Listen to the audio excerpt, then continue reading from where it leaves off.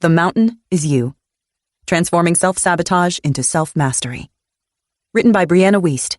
Read for you by Stacy Glomboski. Introduction.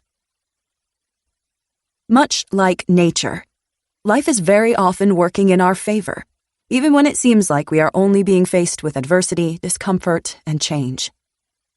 As forest fires are essential to the ecology of the environment, opening new seeds that require heat to sprout and rebuild a population of trees, our minds also go through periodic episodes of positive disintegration, or a cleansing through which we release and renew our self-concept. We know that nature is most fertile and expansive at its perimeters where climates meet, and we also transform when we reach our edge states, the points at which we are forced to step out of our comfort zones and regroup. When we can no longer rely on our coping mechanisms to help distract us from the problems in our lives, it can feel as though we've hit rock bottom. The reality is that this sort of awakening is what happens when we finally come to terms with the problems that have existed for a long time. The breakdown is often just the tipping point that precedes the breakthrough, the moment a star implodes before it becomes a supernova. Just as a mountain is formed when two sections of the ground are forced against one another, your mountain will arise out of coexisting but conflicting needs. Your mountain requires you to reconcile two parts of you, the conscious and the unconscious. The part of you that is aware of what you want, and the part of you that is not aware of why you are still holding yourself back. Historically, mountains have been used as metaphors for spiritual awakenings, journeys of personal growth, and, of course, insurmountable challenges that seem impossible to overcome when we are standing at the bottom. Like so much of nature, mountains provide us with an inherent wisdom about what it will take to rise up to our highest potential. The objective of being human is to grow. We see this reflected back to us in every part of life. Species reproduce, DNA evolves to eliminate certain strands and develop new ones, and the edges of the universe are expanding forever outward. Likewise, our ability to feel the depth and beauty of life is capable of expanding forever inward, if we are willing to take our problems and see them as catalysts. Forests need fire to do this. Volcanoes need implosions. Stars need collapse. And human beings often need to be faced with no other option but to change before they really do. To have a mountain in front of you does not mean you are fundamentally broken in some way. Everything in nature is imperfect, and it is because of that imperfection that growth is possible. If everything existed in uniformity, the gravity that created the stars and planets and everything that we know would not exist. Without breaks, faults, and gaps, nothing could grow, and nothing would become. The fact that you are imperfect is not a sign that you have failed. It is a sign that you are human. And more importantly, it is a sign that you still have more potential within you. Maybe you know what your mountain is. Maybe it's addiction, weight, relationships, jobs, motivation, or money. Maybe you don't.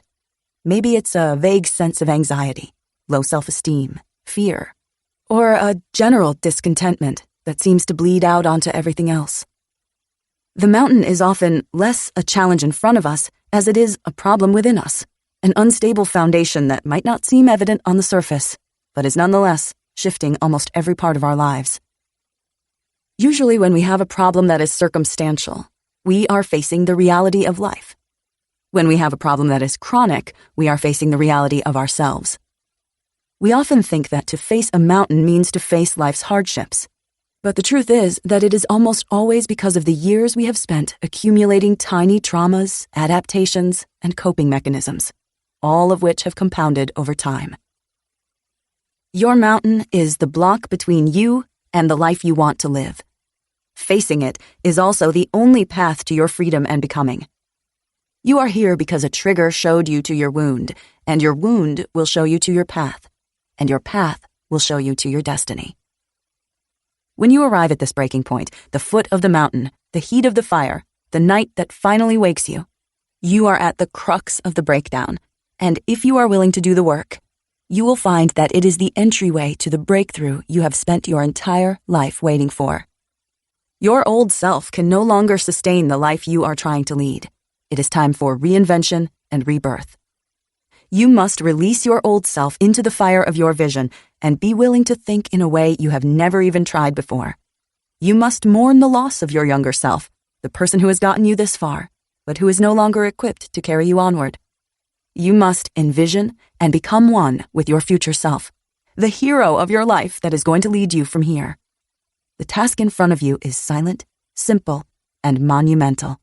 It is a feat most do not ever get to the point of attempting. You must now learn agility, resilience, and self-understanding.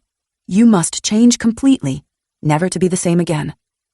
The mountain that stands in front of you is the calling of your life, your purpose for being here, and your path finally made clear. One day this mountain will be behind you, but who you become in the process of getting over it will stay with you always. In the end, it is not the mountain that you must master, but yourself. Chapter 1. The mountain is you. There is nothing holding you back in life more than yourself. If there is an ongoing gap between where you are and where you want to be, and your efforts to close it are consistently met with your own resistance, pain, and discomfort, self-sabotage is almost always at work. On the surface, self-sabotage seems masochistic. It appears to be a product of self-hatred, low confidence, or a lack of willpower. In reality, self-sabotage is simply the presence of an unconscious need that is being fulfilled by the self-sabotaging behavior. To overcome this, we must go through a process of deep psychological excavation. We must pinpoint the traumatic event, release unprocessed emotions, find healthier ways to meet our needs, reinvent our self-image, and develop principles such as emotional intelligence and resilience. It is no small task, and yet it is the work that all of us must do at one point or another. Self-sabotage is not always obvious at the onset. When Carl Jung was a child, he fell on the ground in school and hit his head. When he got hurt, he thought to himself, "Yes, maybe I won't have to go back to school now." Though he is known today for his insightful body of work, he actually didn't like school or fit in well with his peers. Shortly after his accident, Jung began experiencing sporadic and uncontrollable fainting spells. He unconsciously developed what he would call a neurosis, and ultimately came to realize that all neuroses are substitutes for legitimate suffering. In Jung's case, he made an unconscious association between fainting and getting out of school. The fainting spells were a manifestation of his unconscious desire to get out of class, where he felt uncomfortable and unhappy. Likewise, for many people, their fears and attachments are very often just symptoms of deeper issues for which they do not have any better way to cope. Self-sabotage is a coping mechanism.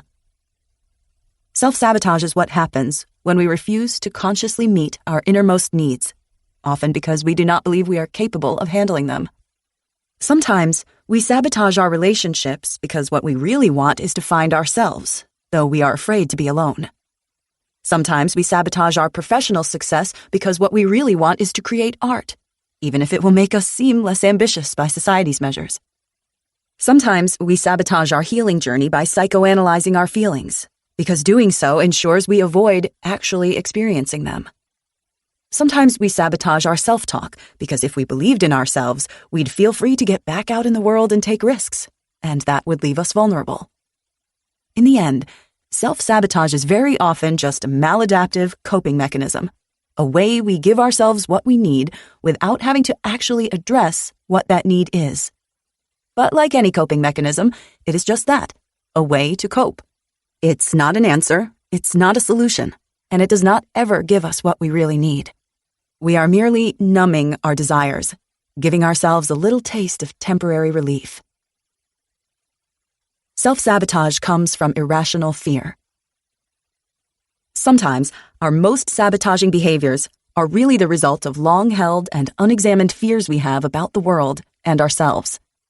Perhaps it is the idea that you are unintelligent, unattractive, or disliked. Perhaps it is the idea of losing a job, taking an elevator, or committing to a relationship. In other cases, it can be more abstract, such as the concept of someone coming to get you, violating your boundaries, getting caught, or being wrongly accused. These beliefs become attachments over time. For most people, the abstract fear is really a representation of a legitimate fear. Because it would be too scary to actually dwell on the real fear, We project those feelings onto issues or circumstances that are less likely to occur.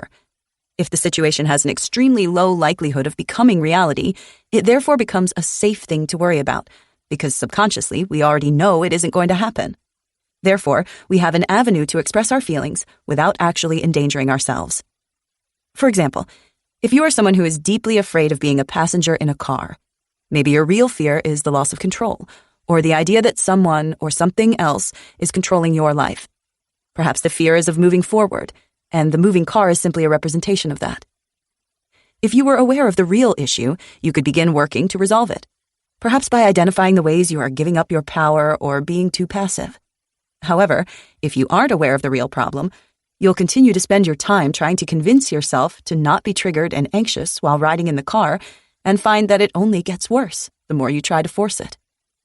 If you try to fix the problem on the surface, you will always come up against a wall. This is because you're trying to rip off a Band-Aid before you have a strategy to heal the wound. Self-sabotage comes from unconscious, negative associations. Self-sabotage is also one of the first signs that your inner narrative is outdated, limiting, or simply incorrect. Your life is defined not only by what you think about it, but also what you think of yourself. Your self-concept is an idea that you have spent your whole life building. It was created by piecing together inputs and influences from those around you, what your parents believed, what your peers thought, what became self-evident through personal experience, and so on. Your self-image is difficult to adjust because your brain's confirmation bias works to affirm your pre-existing beliefs about yourself. When we self-sabotage, it is often because we have a negative association between achieving the goal we aspire to and being the kind of person who has or does that thing. If your issue is that you want to be financially stable, and yet you keep ruining every effort you make to get there, you have to go back to your first concept of money. How did your parents manage their finances? More importantly, what did they tell you about people who had it and people who didn't? Many people who struggle financially will justify their place in life by disavowing money as a whole. They will say that all rich people are terrible. If you grew up with people who told you your entire life that people who have money are this way, guess what you're going to resist having? Your anxiety around the issue that you're self-sabotaging is usually a reflection of your limiting belief. Maybe you associate being healthy with being vulnerable because you had a parent who was perfectly healthy when they suddenly fell ill. Maybe you aren't writing your magnum opus because you don't really want to write. You just want to be seen as successful because that will get you praise, which is typically what people revert to when they want acceptance but haven't gotten it. Maybe you keep eating the wrong foods because they soothe you, but you haven't stopped to ask what they have to keep soothing you from. Maybe you aren't really a pessimist, but don't know how to connect with the people in your life other than by complaining to them. In order to reconcile this, you have to begin to challenge these pre-existing ideas and then adopt new ones. You have to be able to recognize that not everybody with money is corrupt, not by a long shot. Even more importantly, given that there are people who use their money in selfish ways, it is even more important that good people with great intentions are fearless in pursuit of acquiring this essential tool to create more time, opportunity, and wellness for themselves and others. You have to recognize that being healthy makes you less vulnerable, not more, and that criticism comes with creating anything for the public and isn't a reason to not do it. You have to show yourself that there are many different ways to self-soothe that are more effective than food, and that there are far better ways to connect with others than through negativity. Once you begin to really question and observe these pre-existing beliefs, you begin to see how warped and illogical they were all along, not to mention distinctly holding you back from your ultimate potential. Self-sabotage comes from what's unfamiliar. Human beings experience a natural resistance to the unknown because it is essentially the ultimate loss of control. This is true even if what's unknown is benevolent or even beneficial to us. Self-sabotage is very often the simple product of unfamiliarity, and it is because anything that is foreign, no matter how good, will also be uncomfortable until it is also familiar. This often leads people to confuse the discomfort of the unknown with being wrong or bad or ominous. However, it is simply a matter of psychological adjustment. Gay Hendricks calls this your upper limit or your tolerance for happiness. Everyone has a capacity for which they allow themselves to feel good. This is similar to what other psychologists refer to as a person's baseline, or their set predisposition that they eventually revert back to, even if certain events or circumstances shift us temporarily. Small shifts, compounded over time, can result in permanent baseline adjustments. However, they often don't stick because we come up on our upper limits. The reason we don't allow those shifts to become baselines is because as soon as our circumstances extend beyond the amount of happiness we're accustomed to, we find ways, both conscious and unconscious, to bring ourselves back to a feeling we're comfortable with. We are programmed to seek what we've known. Even though we think we're after happiness, we're actually trying to find whatever we're most used to. Self-sabotage comes from belief systems. What you believe about your life is what you will make true about your life. That's why it's so crucial to be aware of these outdated narratives and have the courage to change them. Maybe you have gone through the majority of your life believing that a standard $50K per year salary at a decent company is the most you'll ever be capable of. Maybe you've spent so many years telling yourself, I am an anxious person. You started to actually identify with it, adopting anxiety and fear into your belief system about who you fundamentally are. Maybe you were raised in a closed-minded social circle or an echo chamber. Maybe you did not know that you could question or arrive at new conclusions about politics or religion. Maybe you never thought you were someone who could have great style, feel content, or travel the world. In other cases, your limiting beliefs might come from wanting to keep yourself safe. Maybe that's why you prefer the comfort of what you've known to the vulnerability of what you don't, why you prefer apathy to excitement, think that suffering makes you more worthy, or believe that for every good thing in life, there must also be an accompanying bad. To truly heal, you are going to have to change the way you think. You are going to have to become very conscious of negative and false beliefs and start shifting to a mindset that actually serves you. How to get out of denial. Maybe this preliminary information about self-sabotage resonates a bit, or maybe it resonates a lot. Either way, if you are here because you truly want to change your life, you are going to have to stop being in denial about your personal state of affairs. You're going to have to get real with yourself. You're going to have to decide that you love yourself too much to stop settling for less than what you really deserve. If you think that you could be doing better in life, you might be right. If you think that there is more that you are here to accomplish, you might be right. If you think that you are not being your authentic self, you might be right. It does not serve us to use endless affirmations to placate our true feelings about where we are in our journey. When we do this, we start dissociating and get stuck. In an effort to love ourselves, we try to validate everything about who we are. Yet those warm sentiments never quite seem to stick, only ever temporarily numbing the discomfort. Why don't they work? Because deep down, we know we are not quite being who we want to be, and until we accept this, we are never going to find peace. When we are in denial, we tend to go into blame mode. We look for anyone or anything to explain why we are the way we are. Then we start justifying. If you have to constantly, on a near-daily basis, rationalize why you're unhappy about your life, you are not doing yourself any favors. You are not getting any closer to creating the lasting change that you so deeply desire. The first step in healing anything is taking full accountability. It is no longer being in denial about the honest truth of your life and yourself. It does not matter what your life looks like on the outside, it is how you feel about it on the inside. It is not okay to be constantly stressed, panicked, and unhappy. Something is wrong, and the longer you try to love yourself out of realizing this, the longer you are going to suffer. The greatest act of self-love is to no longer accept a life you are unhappy with. It is to be able to state the problem plainly and in a straightforward manner. That is precisely what you need to do to continue truly uprooting your life and transforming it. It is the first step towards real change. Take a piece of paper and a pen and write down everything you aren't happy with. Write down, very specifically, every single problem you face. If you are struggling with finances, you need a very clear picture of what's wrong. Write down every debt, every bill, every asset, and every bit of income. If you are struggling with self-image, write down exactly what you dislike about yourself. If it is anxiety, write down everything that bothers or upsets you. You must, first and foremost, get out of denial and into clarity about what's really wrong. At this point, you have a choice. You can make peace with that fact, or you can commit to changing it. The lingering is what is keeping you stuck. The path begins right where you are now. If you know that change needs to be made in your life, it is okay if you are far away from your goal, or if you cannot yet conceive how you will arrive. It is okay if you are starting at the beginning.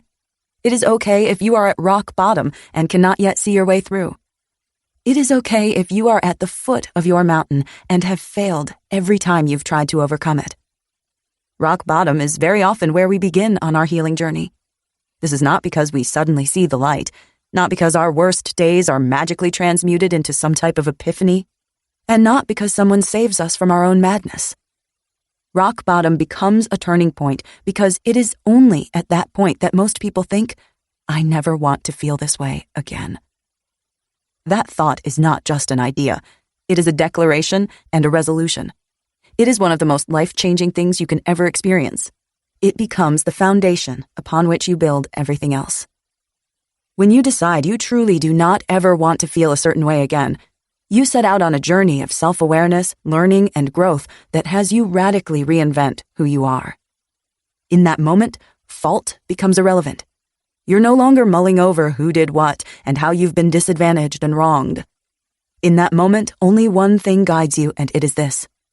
No matter what it takes, I will never accept my life getting to this point again. Rock bottom isn't a bad day. It doesn't happen by chance.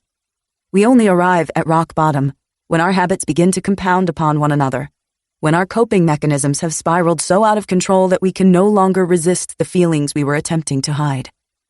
Rock bottom is when we are finally faced with ourselves, when everything has gone so wrong, we are left to realize that there is only one common denominator through it all.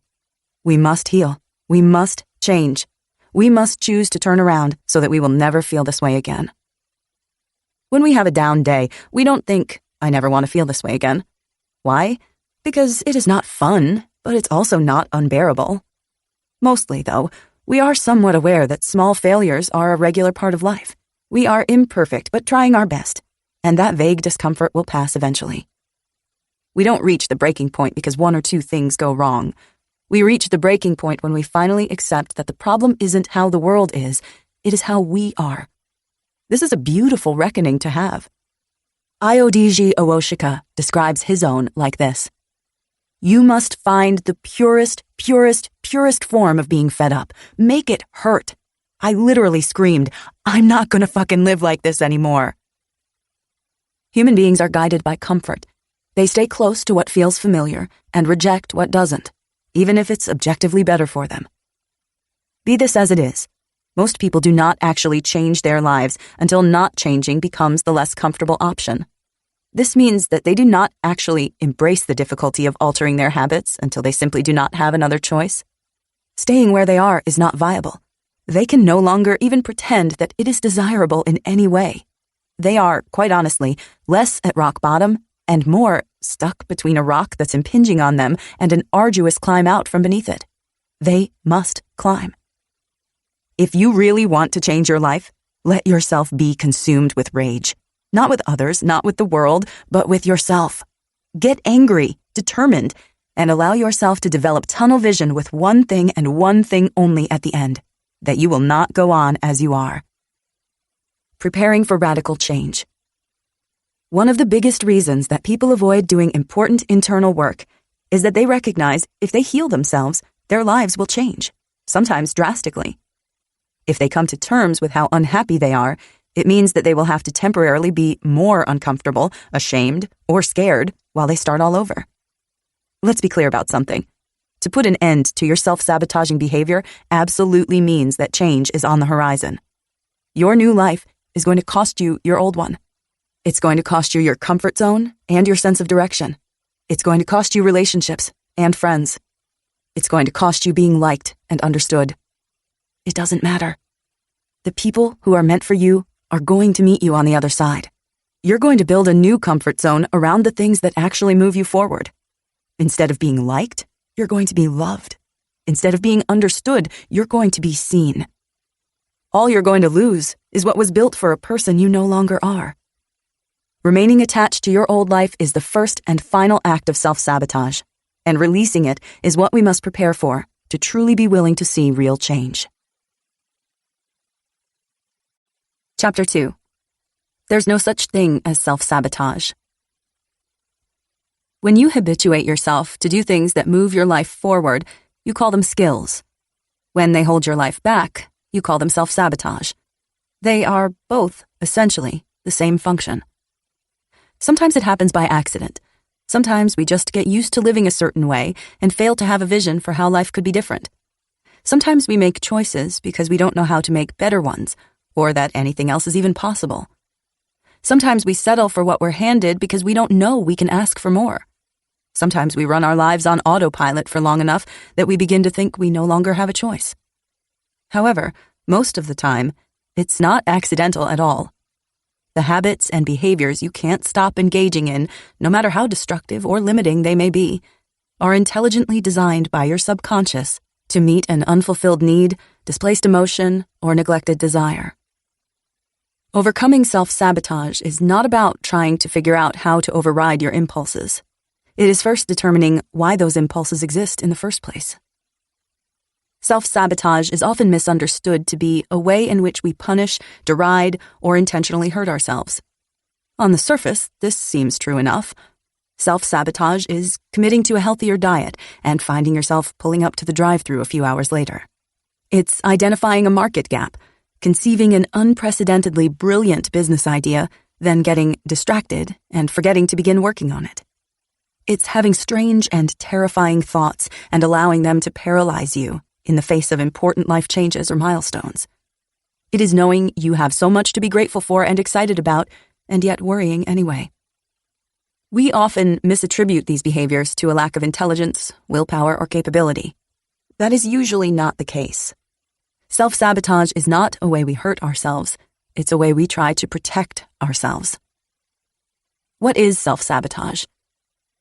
Self-sabotage is when you have two conflicting desires.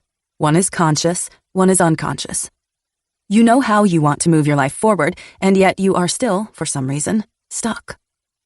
When you have big, ongoing, insurmountable issues in your life, especially when the solutions seem so simple, so easy, and yet so impossible to stick with, what you have are not big problems, but big attachments.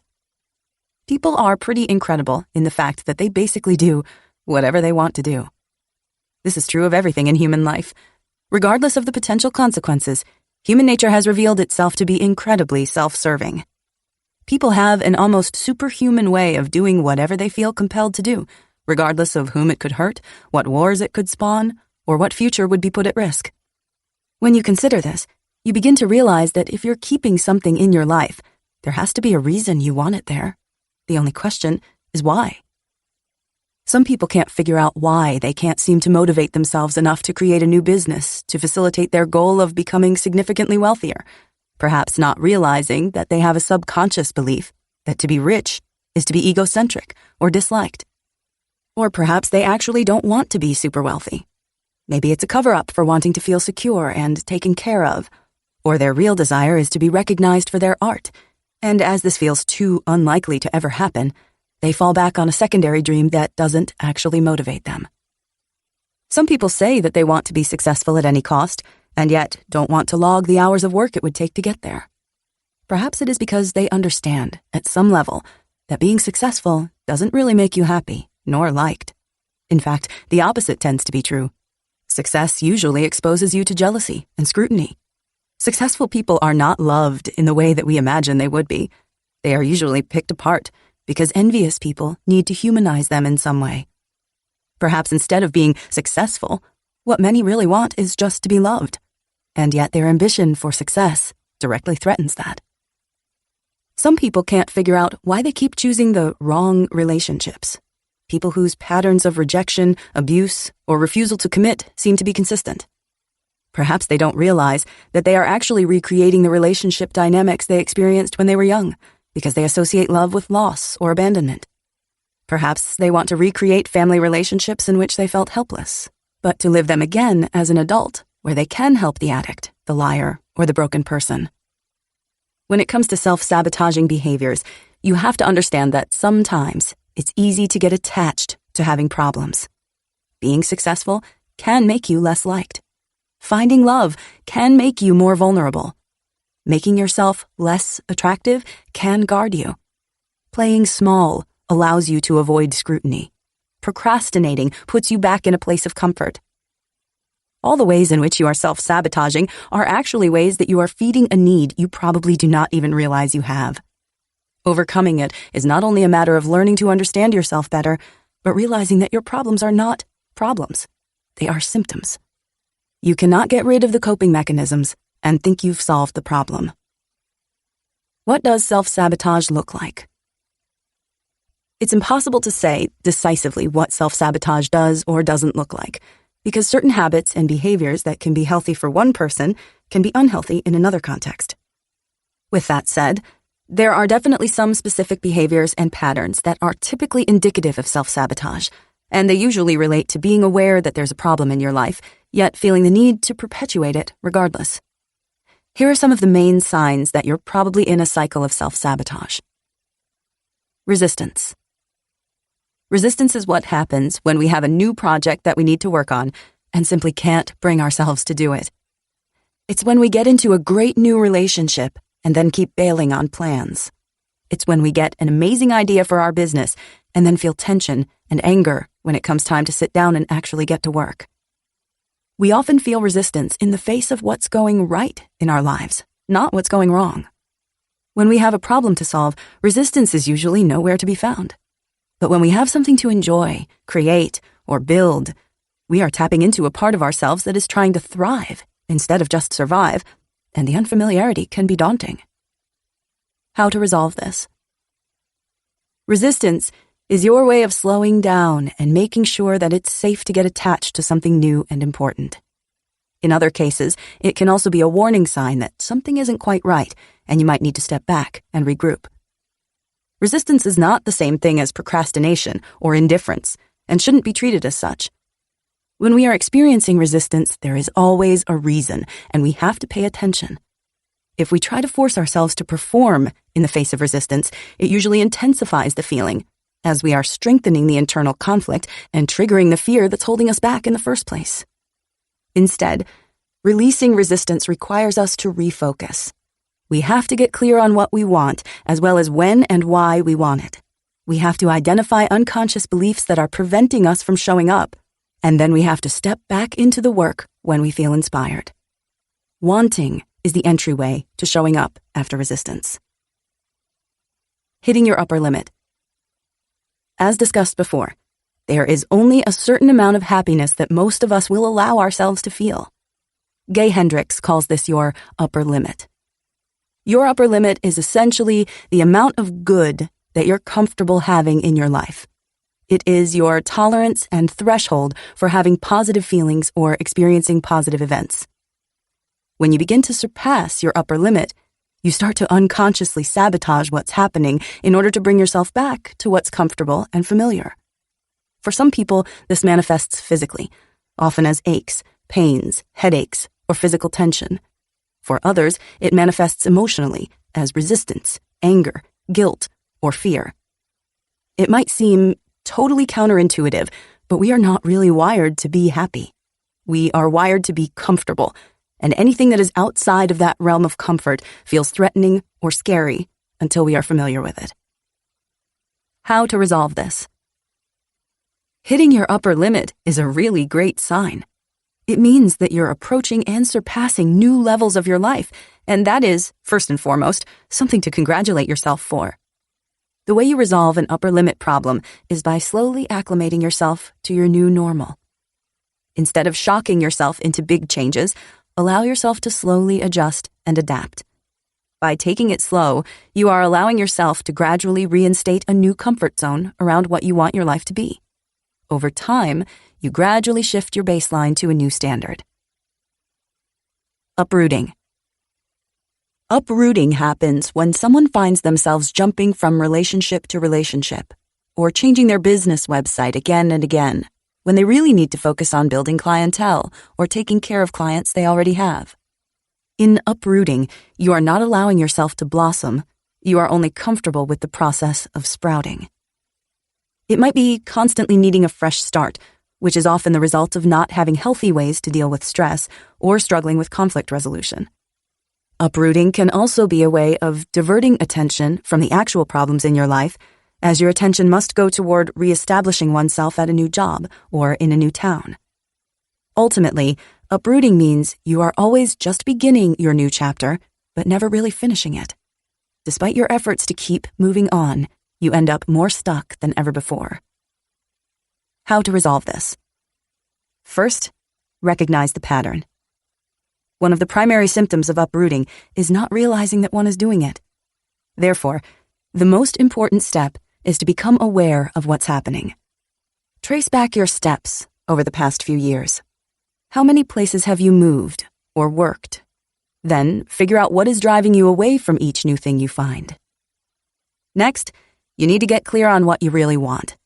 Sometimes, uprooting occurs because we step too quickly toward what we think we want, only to find that we didn't think it through and don't really want that thing very much. Clarity is key because you're thinking long-term now. What would it look like to choose one place to live, then build connections there?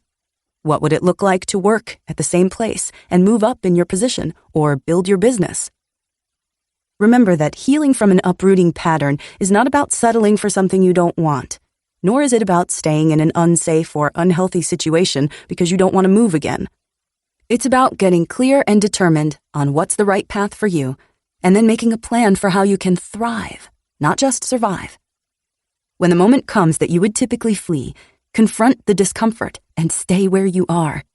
Figure out why you are uncomfortable getting attached to one thing or another, and determine what a healthy attachment would look like for you. Perfectionism. When we expect that our work must be perfect the first time we do it, we end up getting into a cycle of perfectionism. Perfectionism isn't actually wanting everything to be right. It's not a good thing.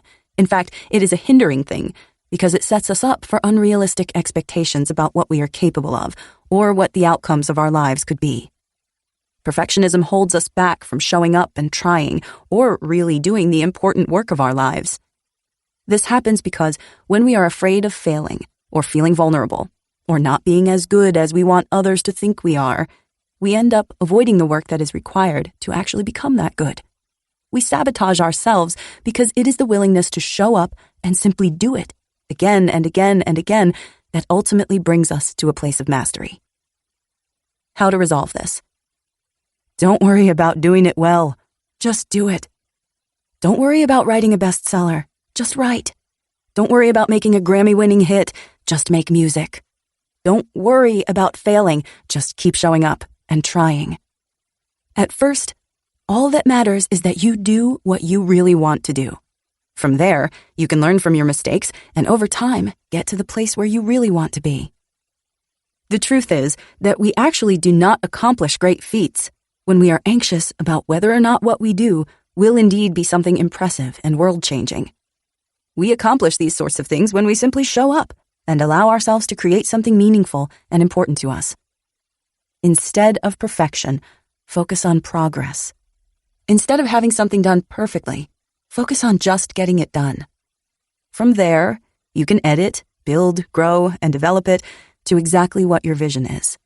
But if you don't get started, you'll never arrive. Limited emotional processing skills. In life, there are going to be people, situations, and circumstances that are upsetting, infuriating, saddening, and even enraging. There will likewise be people, situations, and circumstances that are inspiring, hopeful, helpful, and truly offer purpose and meaning in your life. When you are only able to process half of your emotions, you stunt yourself. You start going out of your way to avoid any possible situation that could bring up something frustrating or uncomfortable, because you have no tools to be able to handle that feeling. This means that you start avoiding the very risks and actions that would ultimately change your life for the better.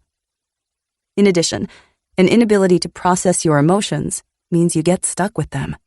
You sit and dwell on your anger and sadness because you don't know how to make them go away. When we can only process half of our emotions, we ultimately only live half of the life we really want to. How to resolve this? Healthy emotional processing looks different for everyone, but generally involves these steps. Get clear on what happened. Validate your own feelings. determine a course correction. First, you need to understand why you're upset, or the reason why something is bothering you so much. Without clarity on this, you'll continue to waste your time mulling over the details without really understanding what's hurting you so much. Next, you have to validate how you feel. Recognize that you are not alone. Anyone in your situation would probably feel similarly, and does. And that what you feel is absolutely okay. In doing this, you can allow yourself a physical release, such as crying, shaking, journaling about what you feel, or talking to a trusted friend. Once you are clear on what's wrong and have allowed yourself to fully express the extent of your emotions, you can determine how you will change your behavior or thought process so that you get an outcome that you really want in the future. Justification. Your life is ultimately measured by your outcomes, not your intentions. It is not about what you wanted to do or would have done but didn't have the time. It's not about why you thought you couldn't. It's just whether or not you eventually did.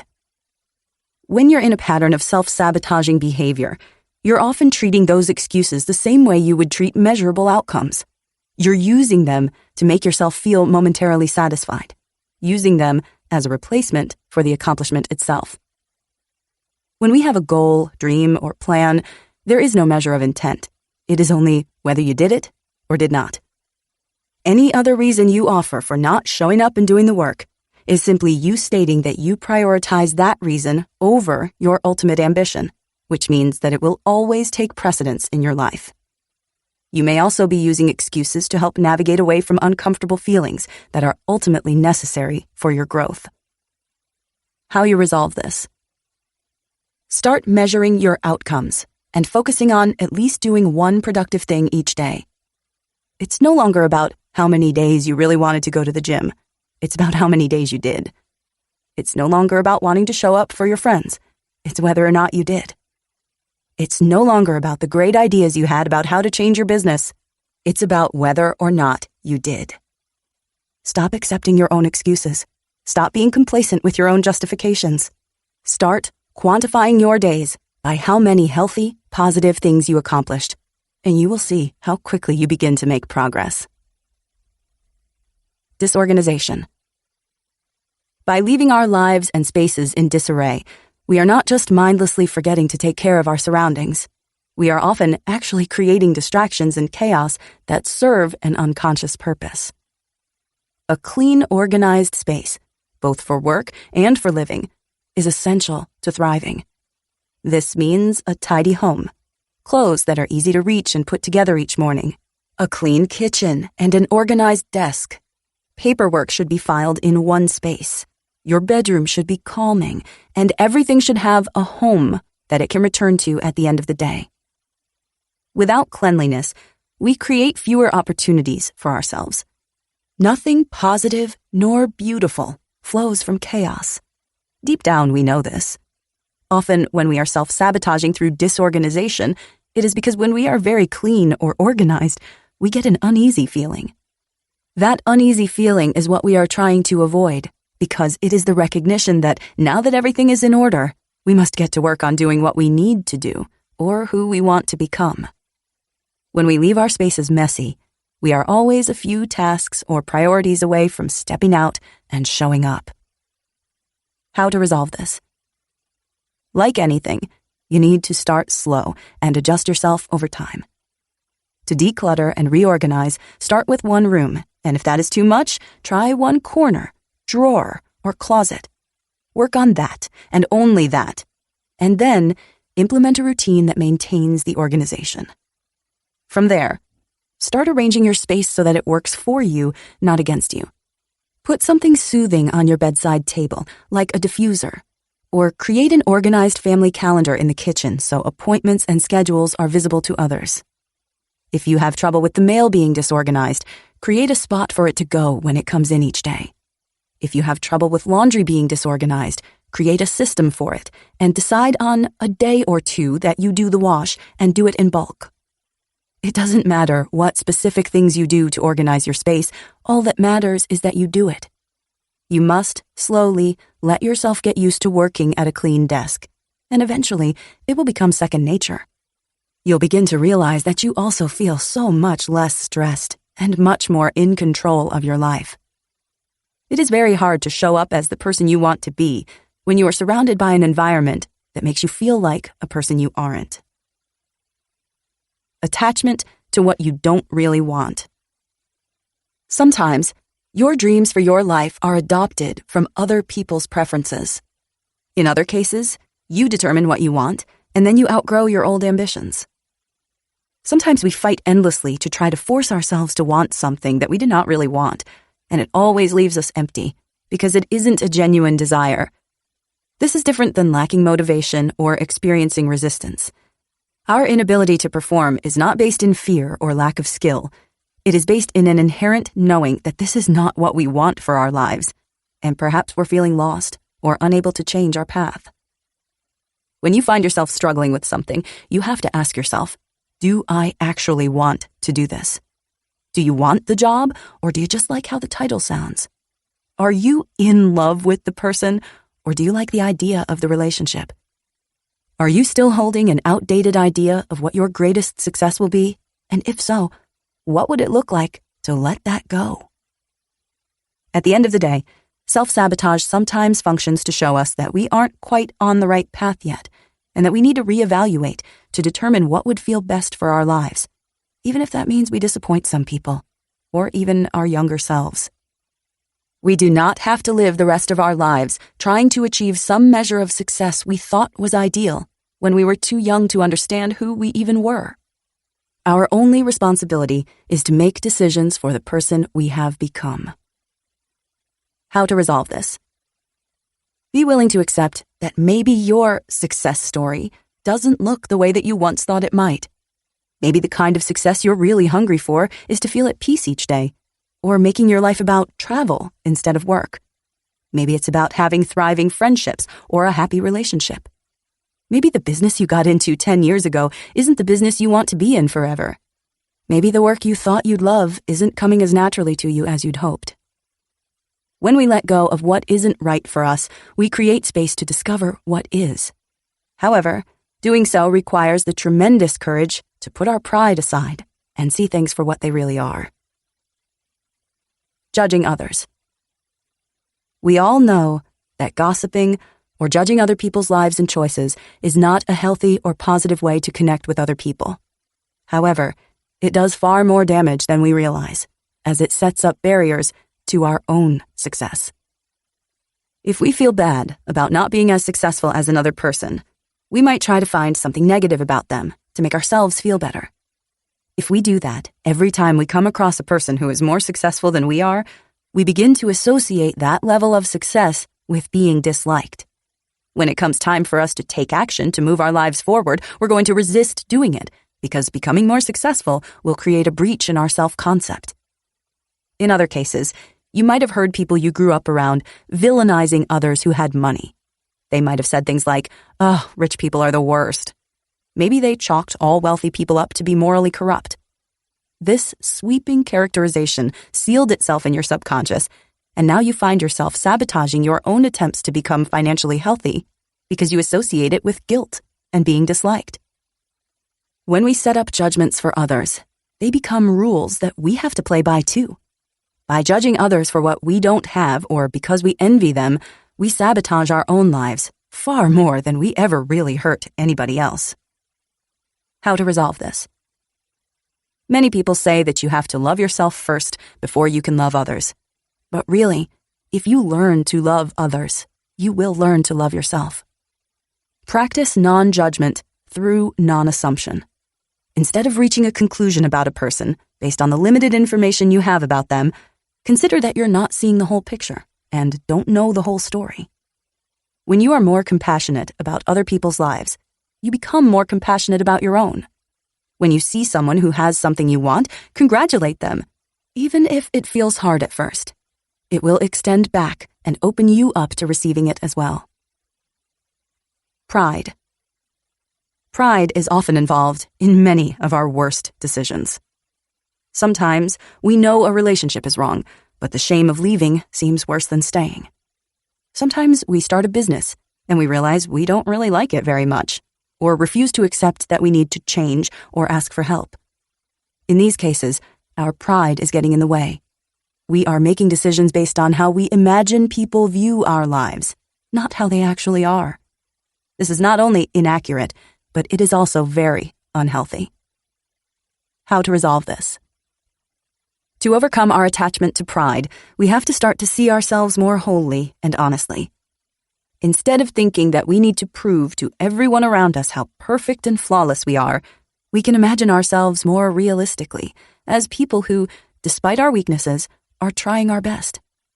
In the end, it looks far worse to hold on to what's wrong because you care about what others think than it is to let go because that's what's right for you.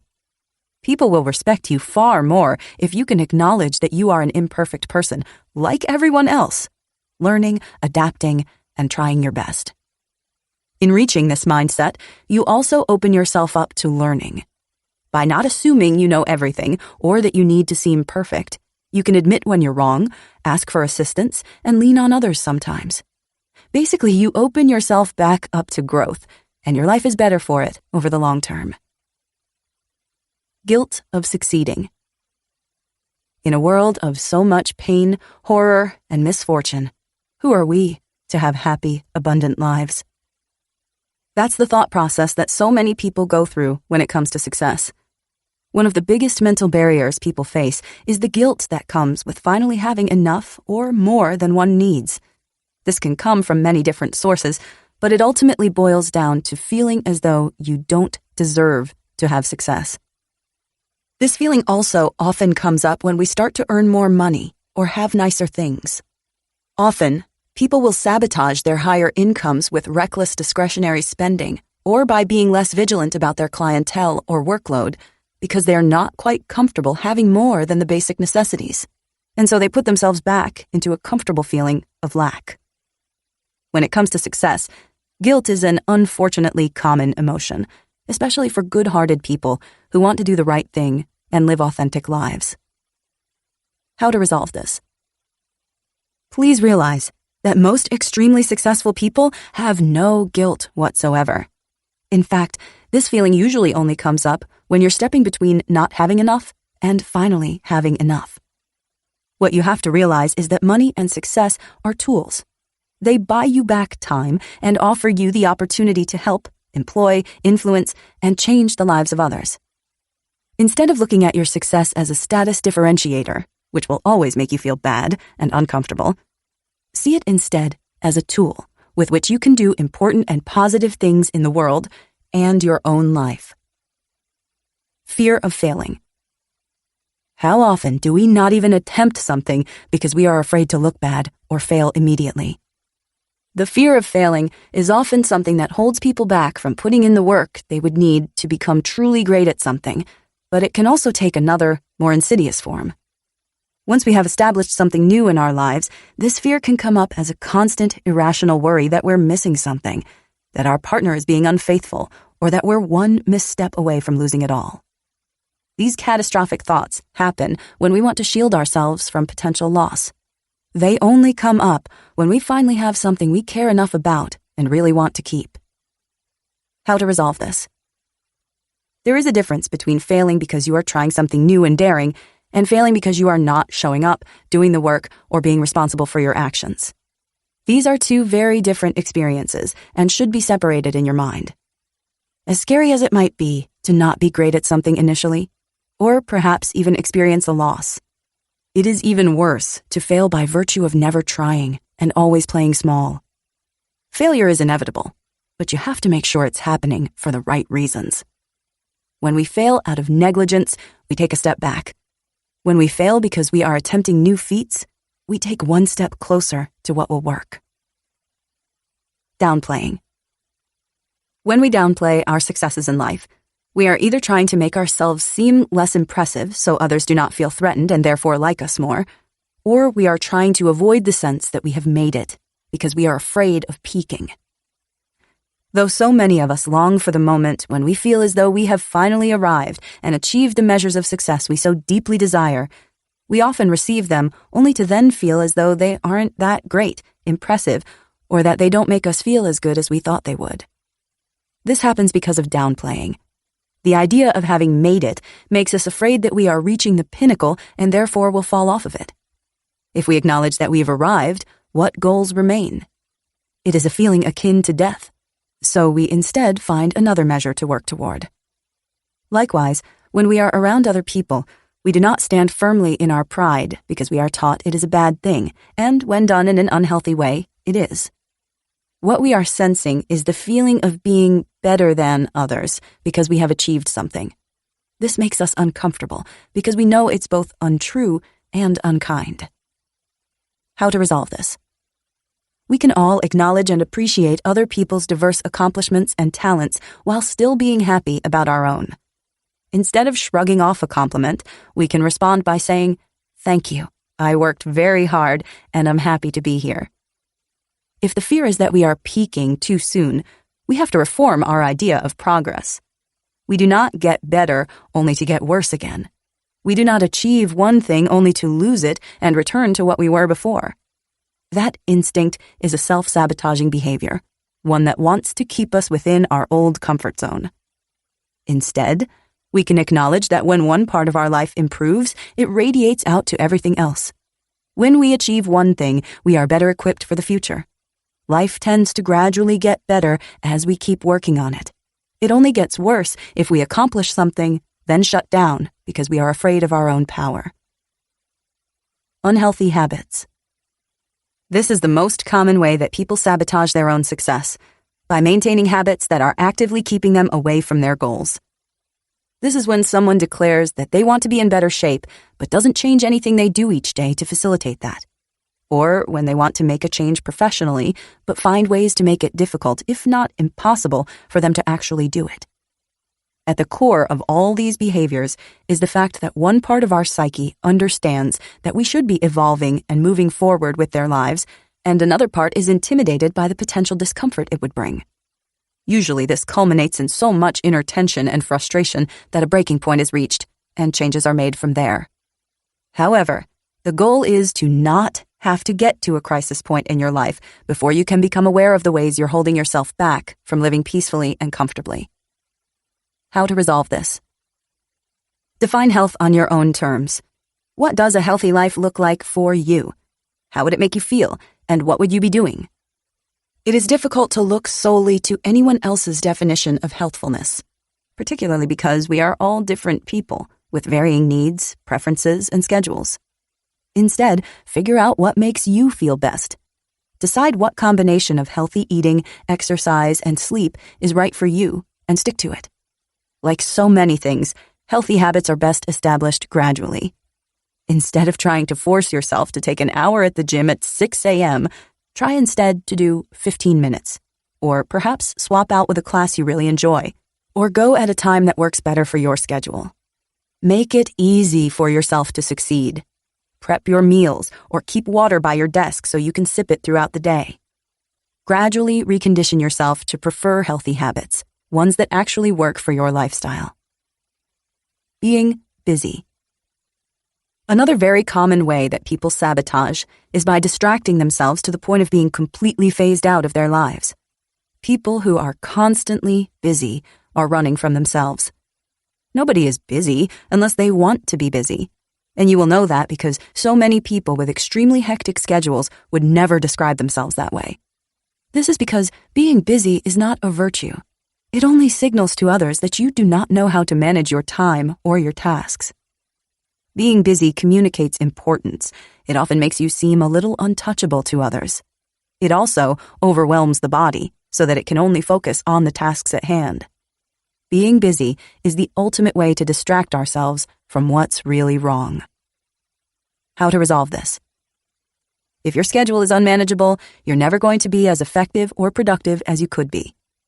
If this is the case, your first job has to be to streamline and prioritize your tasks in order of importance. Outsource whatever else you can, and then let go of the rest.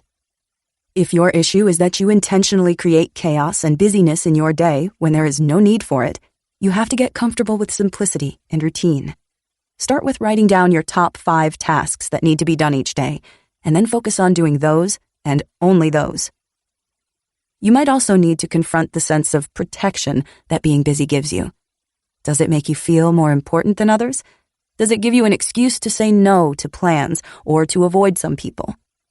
You need to find healthier and more productive ways to cope with these feelings, such as finding genuine self-confidence in what you do by creating something you're proud of, or getting better at calmly but clearly stating your boundaries and needs in relationships. Spending time with the wrong people. It's true that so much of our lives is shaped by the people we spend them with, and the company you keep is another common way that people self-sabotage. Certainly, you can think of some people in your life who stress you out, make you feel insecure, and yet keep you coming back for more. These relationships exist at the lighter end of the toxicity spectrum, but they are self-defeating nonetheless. If you find yourself preoccupied with a certain friendship or relationship that is making you feel almost addicted to the feeling of being less than or jealous of, you need to gradually phase out of it. You don't need to be mean, rude, or even cut anyone out of your life. You do, however, need to understand that the people you spend the most time with will shape your future irrevocably, and so you must choose them wisely. How to resolve this?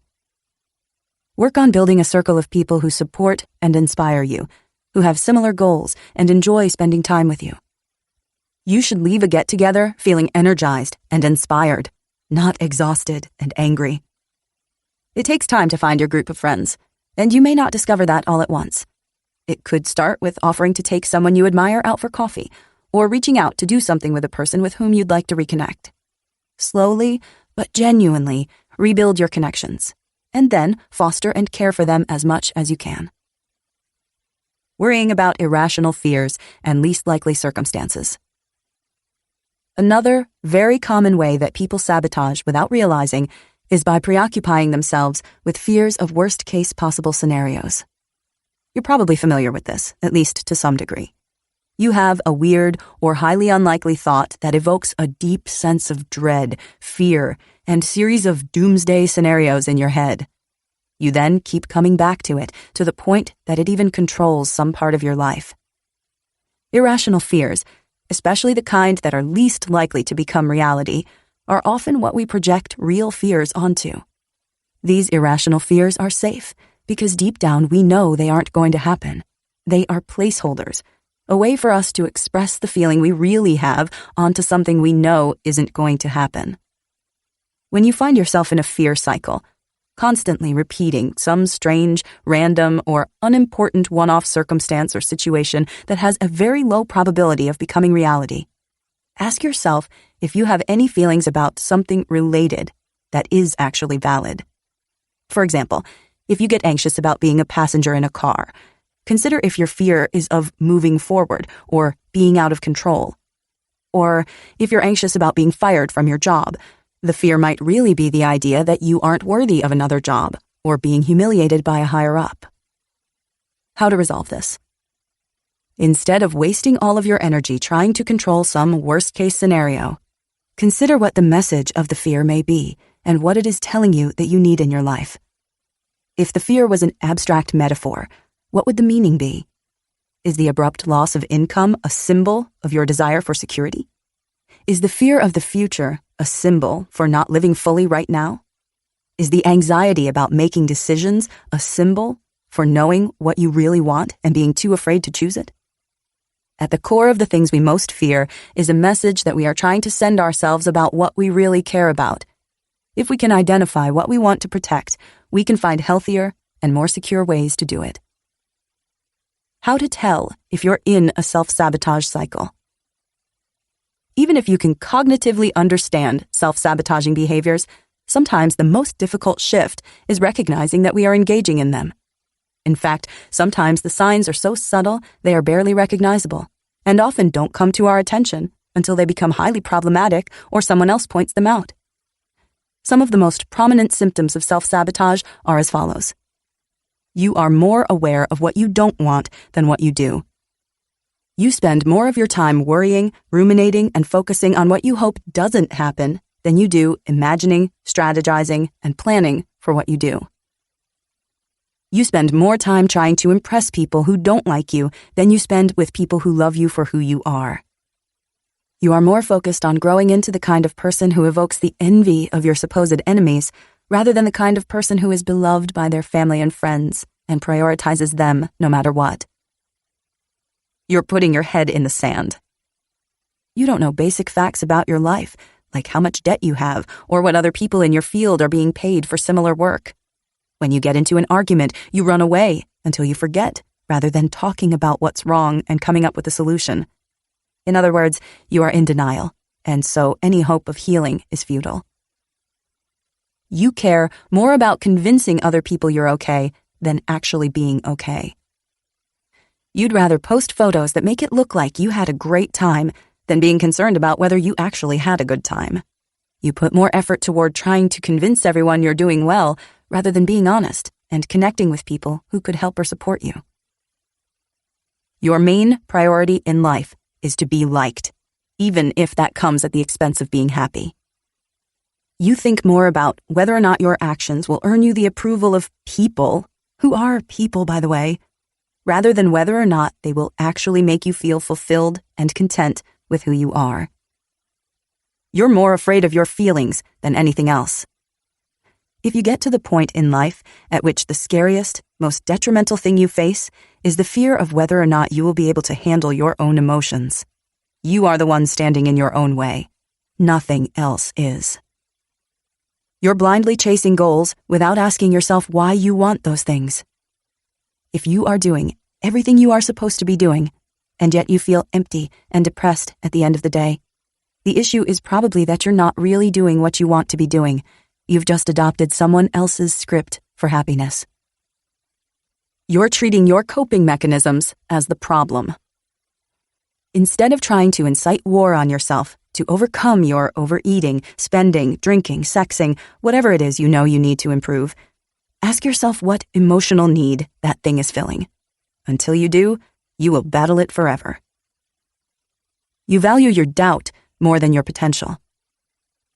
Negativity bias makes us believe that bad things are more real than good, and unless we keep that inclination in check, it can leave us believing that everything we fear to be true is more real than the good things that are actually true. You are trying to care about everything. Your willpower is a limited resource. You only have so much in a day.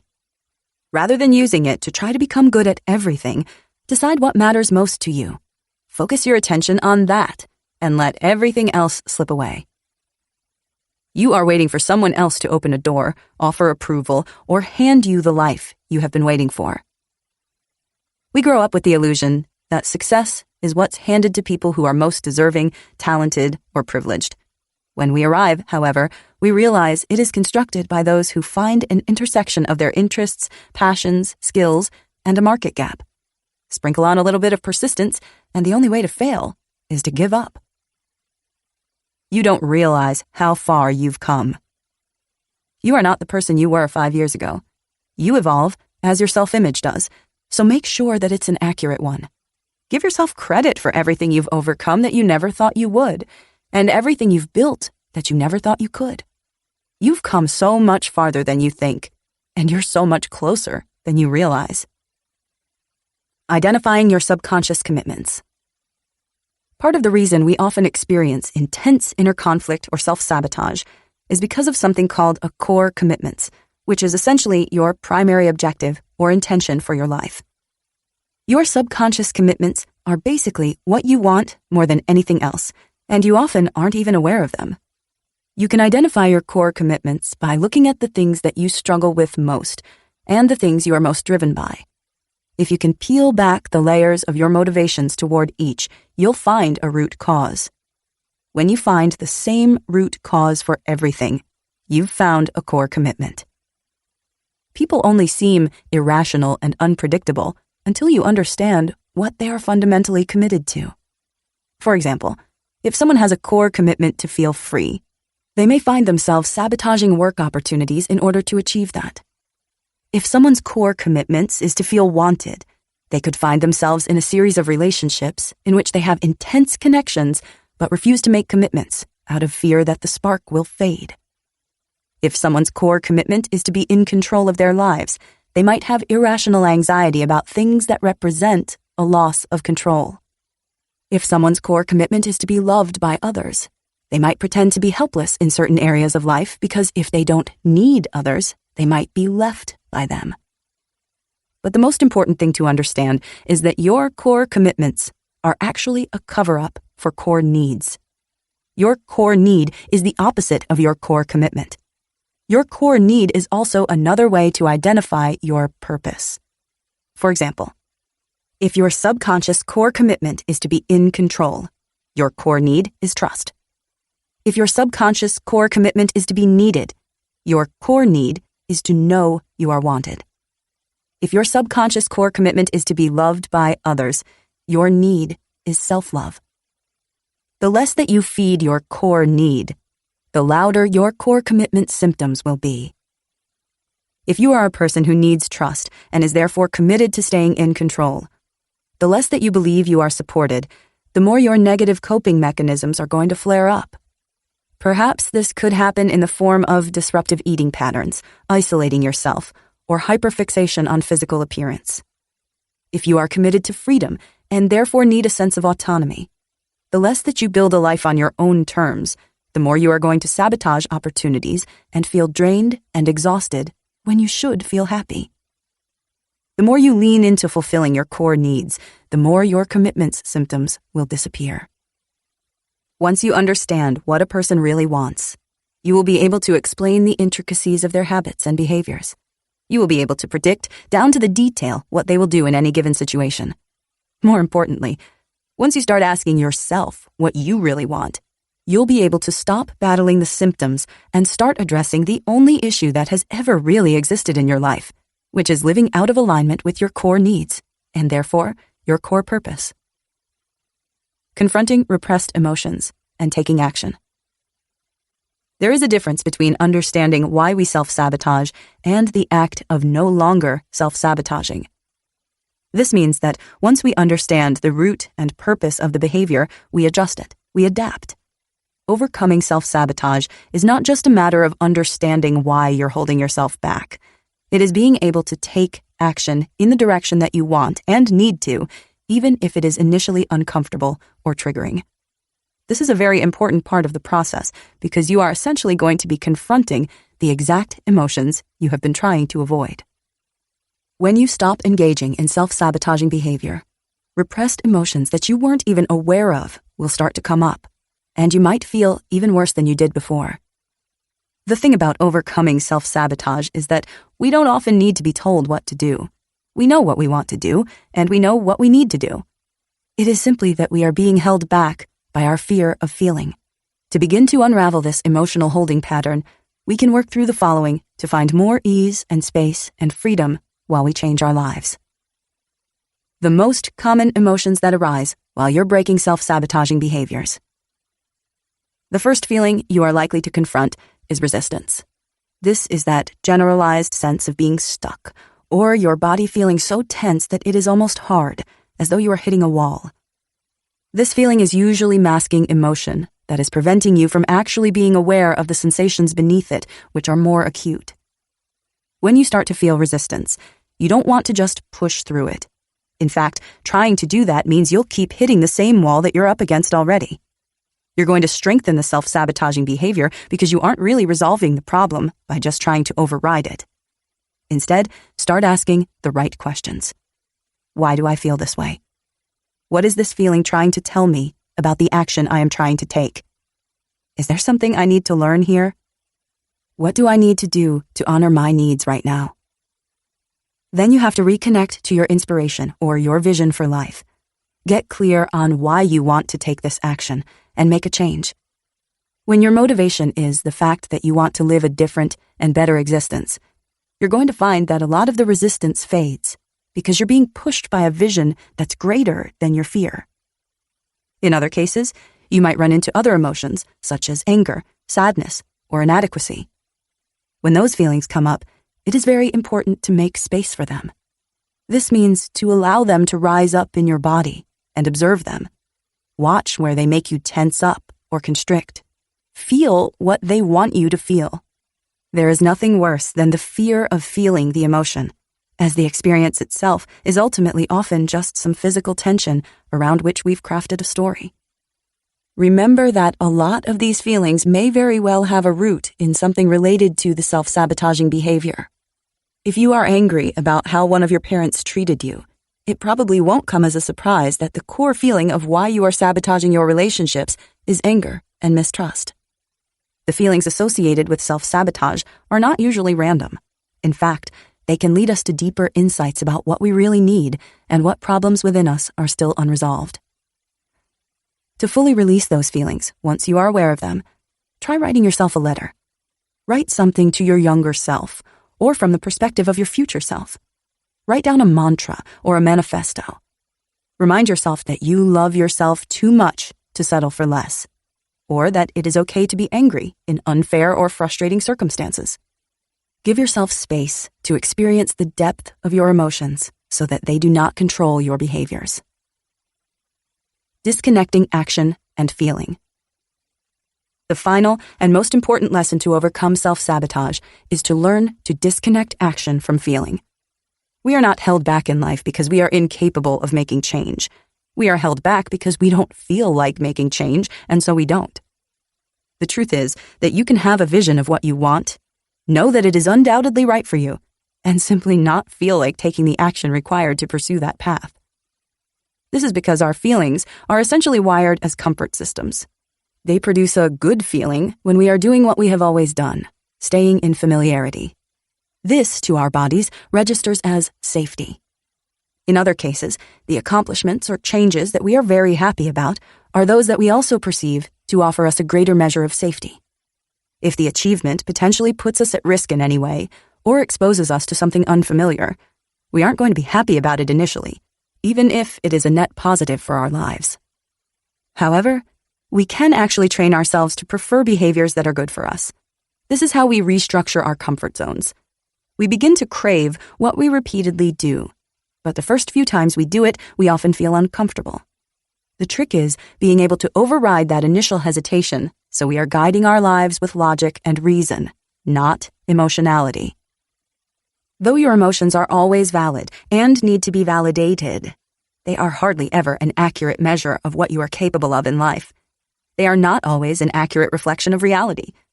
All your feelings know is what you've done in the past, and they are attached to what they've drawn comfort from. You may feel as though you are worthless, but you most certainly are not. You may feel as though there is no hope, but there most certainly is. You may feel as though everyone dislikes you, but that is probably a gross overexaggeration.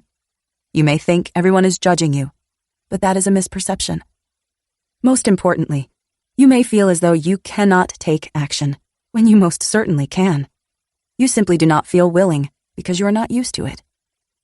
By using logic and vision to guide ourselves, we are able to identify a different and better life experience. When we imagine this, we feel peaceful and inspired. To rise up to meet this version of our lives, we must overcome our resistance and discomfort. We will not feel happy initially, no matter how right for us those actions are. It is essential that you learn to take action before you feel like doing it. Taking action builds momentum and creates motivation. These feelings will not come to you spontaneously. You have to generate them. You have to inspire yourself. You have to move. You have to simply begin and allow your life and your energy to reorient itself to prefer the behaviors that are going to move your life forward, not the ones that are keeping you held back. Chapter 3. Your triggers are the guides to your freedom. Now that you have begun to identify your self-sabotaging behaviors, you can use them to uncover deeper and more important truths about who you are as a person and what you really want and need out of life. This is an important part of the process because overcoming our self-defeating habits is not just about knowing what they are or why we engage in them. It is also about better understanding what our inherent needs are, what we really desire, and how we can use this as a pivot point to begin building a life that is aligned with who we really are and what we are here to do. Our triggers do not actually exist just to show us where we are storing unresolved pain. In fact, they show us something much deeper. Each negative emotion we experience comes with a message, one that we do not yet know how to interpret. This is when a single challenge begins to become a chronic issue. Unable to honor and use the guidance of the emotion, we shut the feeling down, store it in our bodies, and try to avoid anything that might bring it up again. This is when we become sensitive to the world around us, because there are a lot of repressed feelings mounting. On the surface, it seems as though the thing that triggers our emotional response is the problem. It is not. The problem is that we don't know what to do with how we feel, and therefore do not have all of the emotional processing skills that we need. When we can identify why something is triggering us, we can use the experience as a catalyst for a release and positive life change. How to interpret negative emotions. Though everyone's particular triggers are unique to them, it helps to better understand the function of some of the feelings that we often condemn. Some of the emotions that are most strongly connected with self-sabotaging behaviors are actually important for us to better understand. It is not about simply getting over them. It is about listening to what they are trying to tell us about our experience. Anger. Anger is a beautiful, transformative emotion. It is mischaracterized by its shadow side, aggression, and therefore we try to resist it. It is healthy to be angry, and anger can also show us important aspects of who we are and what we care about. For example, anger shows us where our boundaries are. Anger also helps us identify what we find to be unjust. Ultimately, anger is trying to mobilize us, to initiate action. Anger is transformative, and it is often the peak state we reach before we truly change our lives. This is because anger is not intended to be projected onto someone else. Rather, it's an influx of motivation that helps us change what we need to change within our lives. When we do not see it as such, we tend to bury it, not ever resolving the real issue at hand. This is when anger starts to cross over into aggression. When we take that energy out on those around us, as opposed to using it as an impetus to change ourselves. Instead of being afraid of anger, we can instead use it to help us see our limits and priorities more clearly. We can also use it to help us make big, important changes, both for ourselves and the world around us. Sadness. Sadness is the normal and correct response to the loss of something you very much love. This is an emotion that often comes up in the aftermath of a disappointment. This could be the loss of a relationship, a job, or just a general idea of what you thought your life would be. Sadness only becomes problematic when we do not allow ourselves to go through the natural phases of grief. Sadness does not release itself all at once. In fact, we often find that it happens in waves, some of which strike us at unexpected times. We do not ever need to feel embarrassed or wrong for needing to cry, feel down, or miss what we no longer have. In fact, crying at appropriate times is one of the biggest signs of mental strength, as people who are struggling often find it difficult to release their feelings and be vulnerable. Guilt. Guilt tends to affect us more for what we didn't do than what we did. In fact, people who struggle the most with guilt are the people who are not actually guilty of something terrible. People who commit heinous acts tend to not feel much remorse. The fact that you feel bad that you could have done wrong by someone is a good sign in itself. However, guilt requires us to look deeply at what behaviors, if any, we feel badly about, as well as what we may have done that was not in our best interest. If we have treated others unfairly, we must be able to admit, apologize, and correct that behavior. However, if the feeling of guilt is more generalized and not specifically relating to any one incident, we need to look closely at who or what made us always feel as though we were wrong or inconveniencing others. Guilt is often an emotion we carry from childhood and then project onto current circumstances when we felt as though we were burdens to those around us. Embarrassment. Embarrassment is what we feel when we know that we did not behave in a way that we are proud of. Other people can never make us feel as embarrassed as we make ourselves feel. When you are truly and completely confident that you are doing the best you can with what you have in front of you, you stop feeling embarrassed all the time. Sure, others can make you feel bad with their comments or ideas, but even their worst judgments tend to be neutralized when we accept ourselves and feel proud of who we are. Shame is the shadow side of embarrassment. This is when the natural, occasional feeling of being embarrassed turns into a way for us to completely condemn ourselves as human beings and begin to see ourselves as worthless and invalid.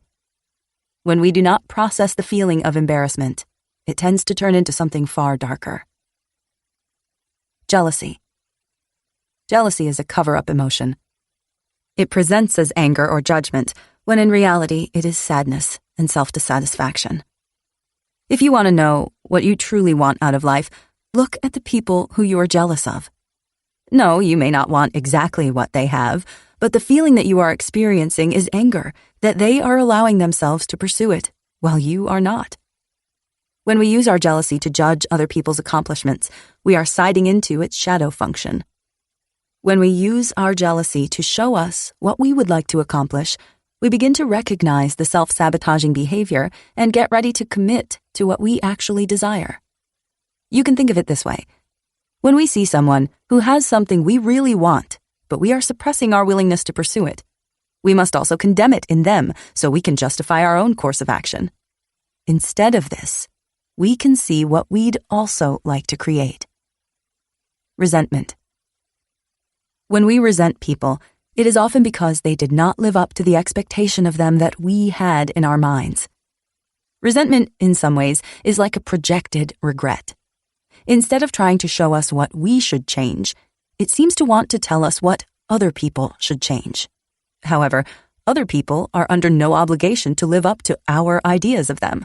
In fact, our only problem is that we have an unrealistic expectation that someone was meant to be exactly as we think they should, or love us exactly as we imagined they would. When we are faced with resentment, what we instead must do is reinvent our image of those around us or those we have perceived as having wronged us. Other people are not here to love us perfectly. They are here to teach us lessons, to show us how to love them and ourselves better. When we release the ideas we have about who they should be, we can see them for who they are and the role they are meant to play in our lives. Instead of focusing on how they should change, we can focus instead on what we can learn. Regret. Much like jealousy, regret is also another way that we show ourselves not what we wish we could have done in the past, but what we absolutely need to create going forward. The truth is that most people regret what they did not do more than they ever regret what they did. This isn't a coincidence. Regret isn't actually trying to just make us feel bad that we didn't live up to our own expectations. It is trying to motivate us to live up to them going forward. It is trying to show us what it is absolutely imperative to change in the future and what we really care about experiencing before we die. Didn't travel when you were young? Regret is showing you that you should do it now. Didn't look as nice as you wanted to? Regret is showing you that you should try harder. Made choices that didn't reflect your best self? Regret is showing you that you should make different ones now. Didn't love someone while you had them? Regret is showing you that you should appreciate people now. Chronic fear. When we cannot stop returning to fearful thoughts, it is not always because there is an actual threat in front of us. Often, it is because our internal response systems are underdeveloped or sidelined by trauma.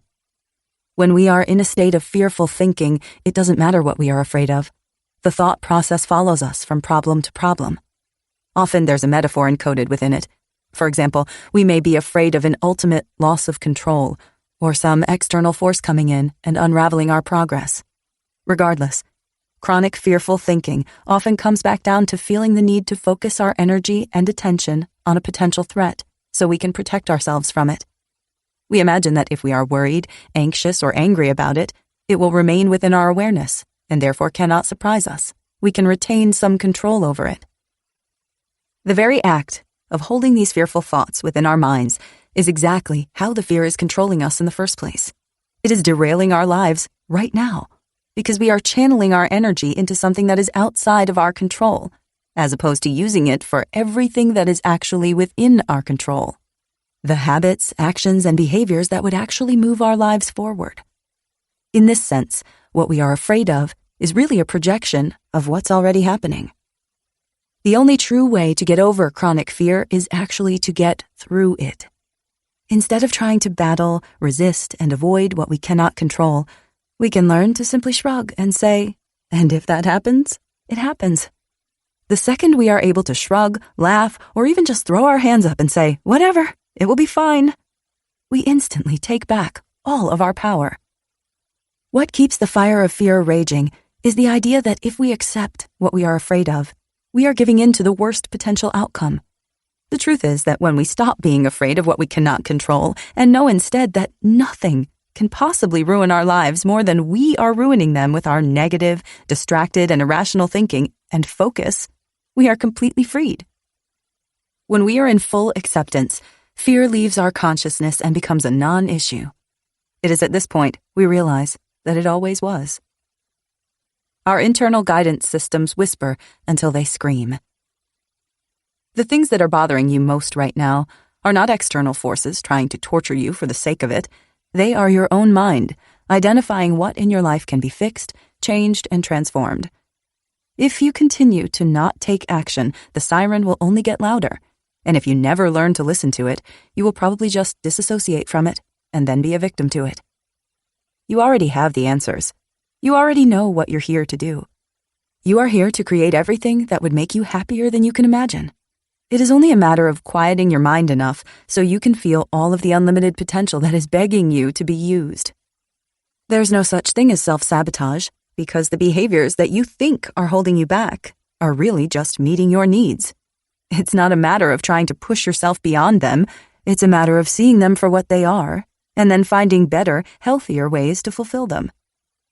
Though we live in an age where people tend to tell us that we should be entirely self-sufficient and to want or need another person's presence, validation, or company is a sign of self-sufficiency, that is not an accurate portrayal of what it means to be human, and it severely overlooks the reality of human nature and connection. Though many people are codependent and lean far too heavily on others to give them a sense of safety and self, leaning too far the other way, where you believe that you don't need anyone or anything and that you can do everything yourself, is not healthy either. They are two opposite manifestations of the same wounds, which are mistrust and the inability to connect. Your need to feel validated is valid. Your need to feel the presence of another person is valid. Your need to feel wanted is valid. Your need to feel secure is valid. Often the first reason we start neglecting our essential needs is because we think we are weak for having them. We only believe this because when we were young, we did have to rely almost entirely on others to meet our essential needs. Eventually, this fails us, because another person cannot fulfill us entirely, nor are they responsible for it. As we grow up, we learn self-sufficiency.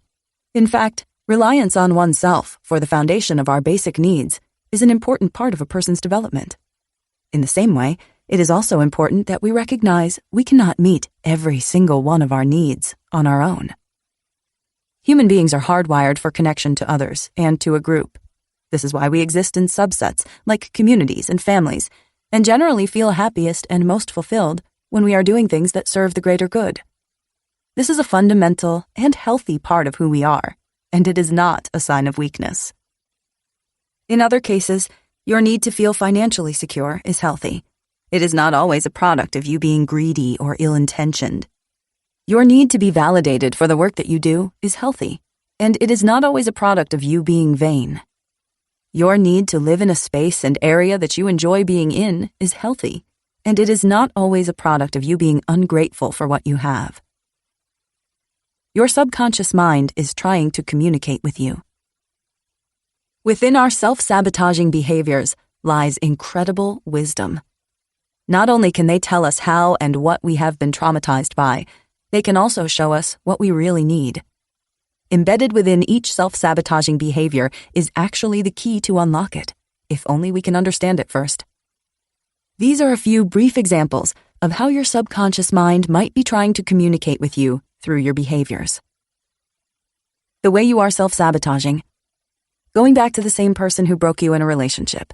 This could be a platonic friend, but is most commonly a former romantic partner. What your subconscious mind might want you to know? It could be time to evaluate your childhood relationships. If you find something comforting or appealing about someone who hurts you, there's usually a reason. The way you are self-sabotaging. Attracting people who are too broken to commit in a real way. What your subconscious mind might want you to know? You are not too broken to find someone who actually wants you. And when you begin to recognize that you are worthy of being committed to, you'll start choosing partners who do just that. The way you are self-sabotaging. Feeling unhappy, even if nothing is wrong, and really you've gotten everything you've wanted in life. What your subconscious mind might want you to know? You are probably expecting outside things to make you feel good, rather than relying on changing how you think and what you focus on. No outward accomplishment is going to give you a true and lasting sense of inner peace, and your discomfort, despite your accomplishments, is calling your attention to that. The way you are self-sabotaging, pushing people away. What your subconscious mind might want you to know? You want people to love and accept you so much that the stress of it all makes you isolate yourself from the pain, effectively creating the reality you're trying to avoid. Alternatively, needing solitude too often usually means there is a discrepancy between who you pretend to be and who you actually are. When you show up to your life more authentically, it becomes easier to have people around you, as it requires less effort. The way you are self-sabotaging, automatically believing what you think and feel is true. What your subconscious mind might want you to know? You want to worry because it feels comfortable and therefore safer. The more you blindly trust every random thought or feeling that passes through you, the more you are going to be at the whim of what's happening around you. You must learn to steady yourself in clarity, truth, and groundedness, and to be able to mentally discern between what is helpful and what is not. The way you are self-sabotaging, eating poorly when you don't want to. What your subconscious mind might want you to know? You are doing too much, or you're not giving yourself enough rest and nourishment. You are being too extreme. This is why your body is requiring that you continue to fuel it. Alternatively, it could be that you are emotionally hungry, and because you are not giving yourself the true experiences you crave, you are satisfying your hunger another way. The way you are self-sabotaging. Not doing the work you know would help move your career forward. What your subconscious mind might want you to know? You might not be as clear as you think you are on what you want to be doing. If it isn't flowing, there is a reason. Instead of trying to push through and continually hitting the same wall over and over again, take a step back. Maybe it's time to regroup, re-strategize, or seriously think about why you're trying to take the steps you are. Something needs to change, and it's probably not just your motivation. The way you are self-sabotaging. Overworking. What your subconscious mind might want you to know? You do not have to prove your value. You do, however, have to stop running from the discomfort of being alone with your feelings, which is very often the reason that people overwork. There is a difference between being passionately committed to something and feeling obligated to outperform everyone else. One is healthy, the other is not. The way you are self-sabotaging. Caring too much about what other people think. What your subconscious mind might want you to know? You are not as happy as you think you are. The happier you are with something, the less you need other people to be. Instead of wondering whether or not someone else will think you are enough, stop and ask yourself, is my life enough for me? How do you really feel about your life when you aren't looking at it through the eyes of others? The way you are self-sabotaging. Spending too much money. What your subconscious mind might want you to know? Things will not make you feel more secure. You will not be able to purchase your way into a new life or identity. If you are overspending or spending outside of your means on a regular basis to the point that it is detrimental to you, you need to look at what function buying or shopping serves. Is it a distraction, a replacement for a hobby, or an addiction to the feeling of being renewed in some way? Determine what your needs really are, and then go from there. The way you are self-sabotaging. Dwelling on past relationships or continually checking up on exes. What your subconscious mind might want you to know? This relationship affected you more than you are letting yourself believe. The ending hurt you more than you acknowledged, and you need to process that. Your continued interest in this person means there's something about the relationship that is still unresolved, and it is probably some kind of closure or acceptance that you need to find for yourself.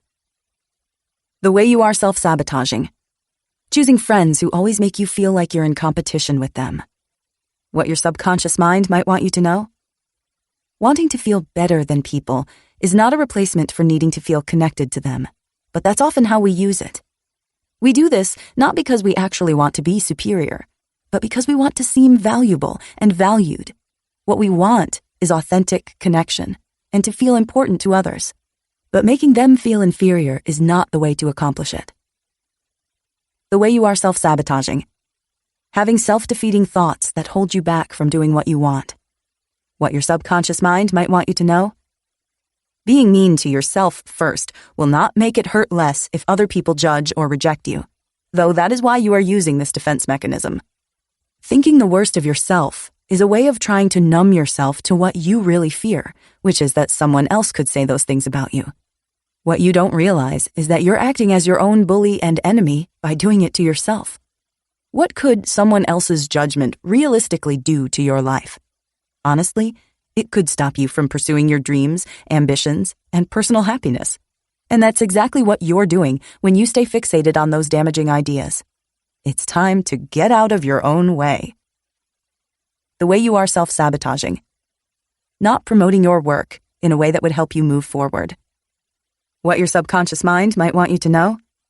You're not creating the best possible work you can, and you sense it. The reason why you're holding back is a fear of judgment, but that wouldn't exist if you weren't already judging yourself. You have to create things you are proud to share. And when sharing them in a positive way that helps grow your business or career feels natural and authentic, you will know that you are doing the work that is at the best of your ability or potential. The way you are self-sabotaging. Ascribing intent or worrying that things are about you when they aren't. What your subconscious mind might want you to know: you think about yourself too often. Other people's lives do not revolve around you, nor do their thoughts. They are busy thinking about themselves in the same way that you are thinking about yourself. Remember that patterns in your life are indicative of your own behaviors. But imagining that every time someone cuts you off in traffic is a personal attack, you're going to severely hold yourself back, because you'll always be the victim of something. The way you are self-sabotaging. Staying in a city or town you claim to dislike. What your subconscious mind might want you to know? Home is where you make it, not where you find it. Is this an issue of you being unable to move, or are you simply unwilling? Usually when we stay in the same place, there's a reason. There's something we love about it, and it's where we want to spend our lives. The resistance comes in because of the judgment we imagine others may think if they know we don't live in the coolest, biggest, or the best area. You may also fear that people will judge you for not having progressed enough.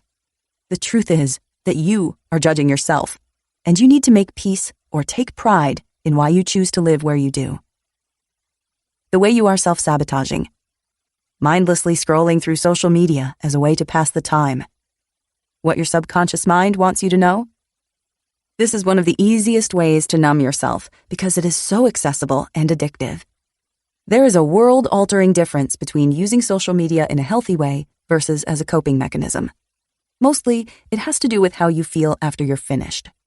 If you don't put the phone down feeling inspired or relaxed, you're probably trying to avoid some kind of discomfort within yourself. The very discomfort that just might be telling you that you need to change. Learning to listen again. Now that you're starting to pay attention to your internal cues, it is important to understand how to listen to yourself and respond in real time. You are in the situation you are in now because you did not know how to understand or meet your needs in the moment. If you do not want to constantly have to be fixing your choices and behaviors, you have to learn how to process and interpret your feelings in real time. This will be done by a process of building emotional intelligence, which will be primarily done in the next chapter. However, this is where we begin, by understanding how to listen to our instincts. How to follow your gut without getting scared of the future. One of the most essential tenets of modern wisdom is the idea that deep down, you know the truth about everything in your life and, by extension, your future. The idea is that you are an oracle unto yourself, and your feelings are apertures into not only what's happening now, but what's going to happen soon. We're not to blame for believing this. There's a significant amount of research that proves the interconnectedness of our brains and bodies, explaining why, when we have a gut feeling or an instinct that precedes logic, it is often correct. This is because the lining of our gastrointestinal system functions as a second brain, given how it stores a backlog of information that your conscious mind can't recall faster than your body can sense.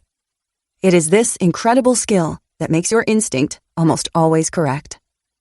Your gut, though intelligent, isn't psychic. If you want to tune into yourself more, follow your heart, pursue your passion, find your soul, whatever it is, the first thing that you have to understand is that your gut instinct can only respond to what's happening in the present. If you have an instinct about a future event, you're projecting. This is how you can start breaking down your gut feelings. Are you responding to someone who is in front of you, or are you responding to your idea of them in your head? Are you reacting to a situation that's playing out right now, or are you reacting to one you imagine, assuming you know how it will go? Are your feelings regarding what's happening right now, or what you hope and fear will happen in the future? Aside from only really being able to function in the present, your gut instinct is also quiet. The little voice within is just that, little. It does not scream. It does not panic. It does not pump your body with adrenaline to get your attention. It is not angry. It is the wave of clarity that overcomes you in the middle of your darkest moments, in which something tells you, it's going to be all right. It's not as bad as you think. Everything is okay. Your gut instinct functions to make things better, whereas your imagination can often make things worse. But this is often confusing to people, because which feelings are your instincts, and what are your fears or doubts or limiting beliefs? How do we know the difference? Well, your instincts aren't actually feelings. They are responses. If you find yourself particularly drained after spending time with someone, or are feeling like you don't want to see them again, that's your instinct. If the work that you do exhausts you and every bit of it is forced and undesirable, that is your instinct. Instinct is not a feeling. You don't have an instinct that you're sad today. Instinct is quickly moving yourself out of harm's way without having to think about it. You have to remember that your feelings, while valid, are not often real. They are not always accurate reflections of reality. They are, however, always accurate reflections of our thoughts. Our thoughts change our feelings. Our thoughts do not change our instincts. What you naturally gravitate toward or away from is your instinct. It's not something you feel or interpret, it's something you naturally do. When people talk about using their instincts to craft a life they love, this is what they mean. That they are obeying what their subtle intuition tells them they feel best doing. Sometimes your instinct can move you toward your art, even if it makes you uncomfortable and resistant. Sometimes your instinct can move you to keep working on a relationship, even when it's hard. Your instinct doesn't exist to ensure you feel comfortable and ecstatic at all hours of the day. It moves you toward what you're meant to do because it shows you where your interests, skills, and desires intersect. Instinct and fear can feel similar. To trust your gut is not to treat it as an oracle. This is when the concept becomes so problematic. We are not only believing random feelings blindly, but also applying future meaning to them, assuming that everything we feel is actually warning us or showing us what's ahead. Let's unpack why and how this happens, and how you can prevent it from ruining your life.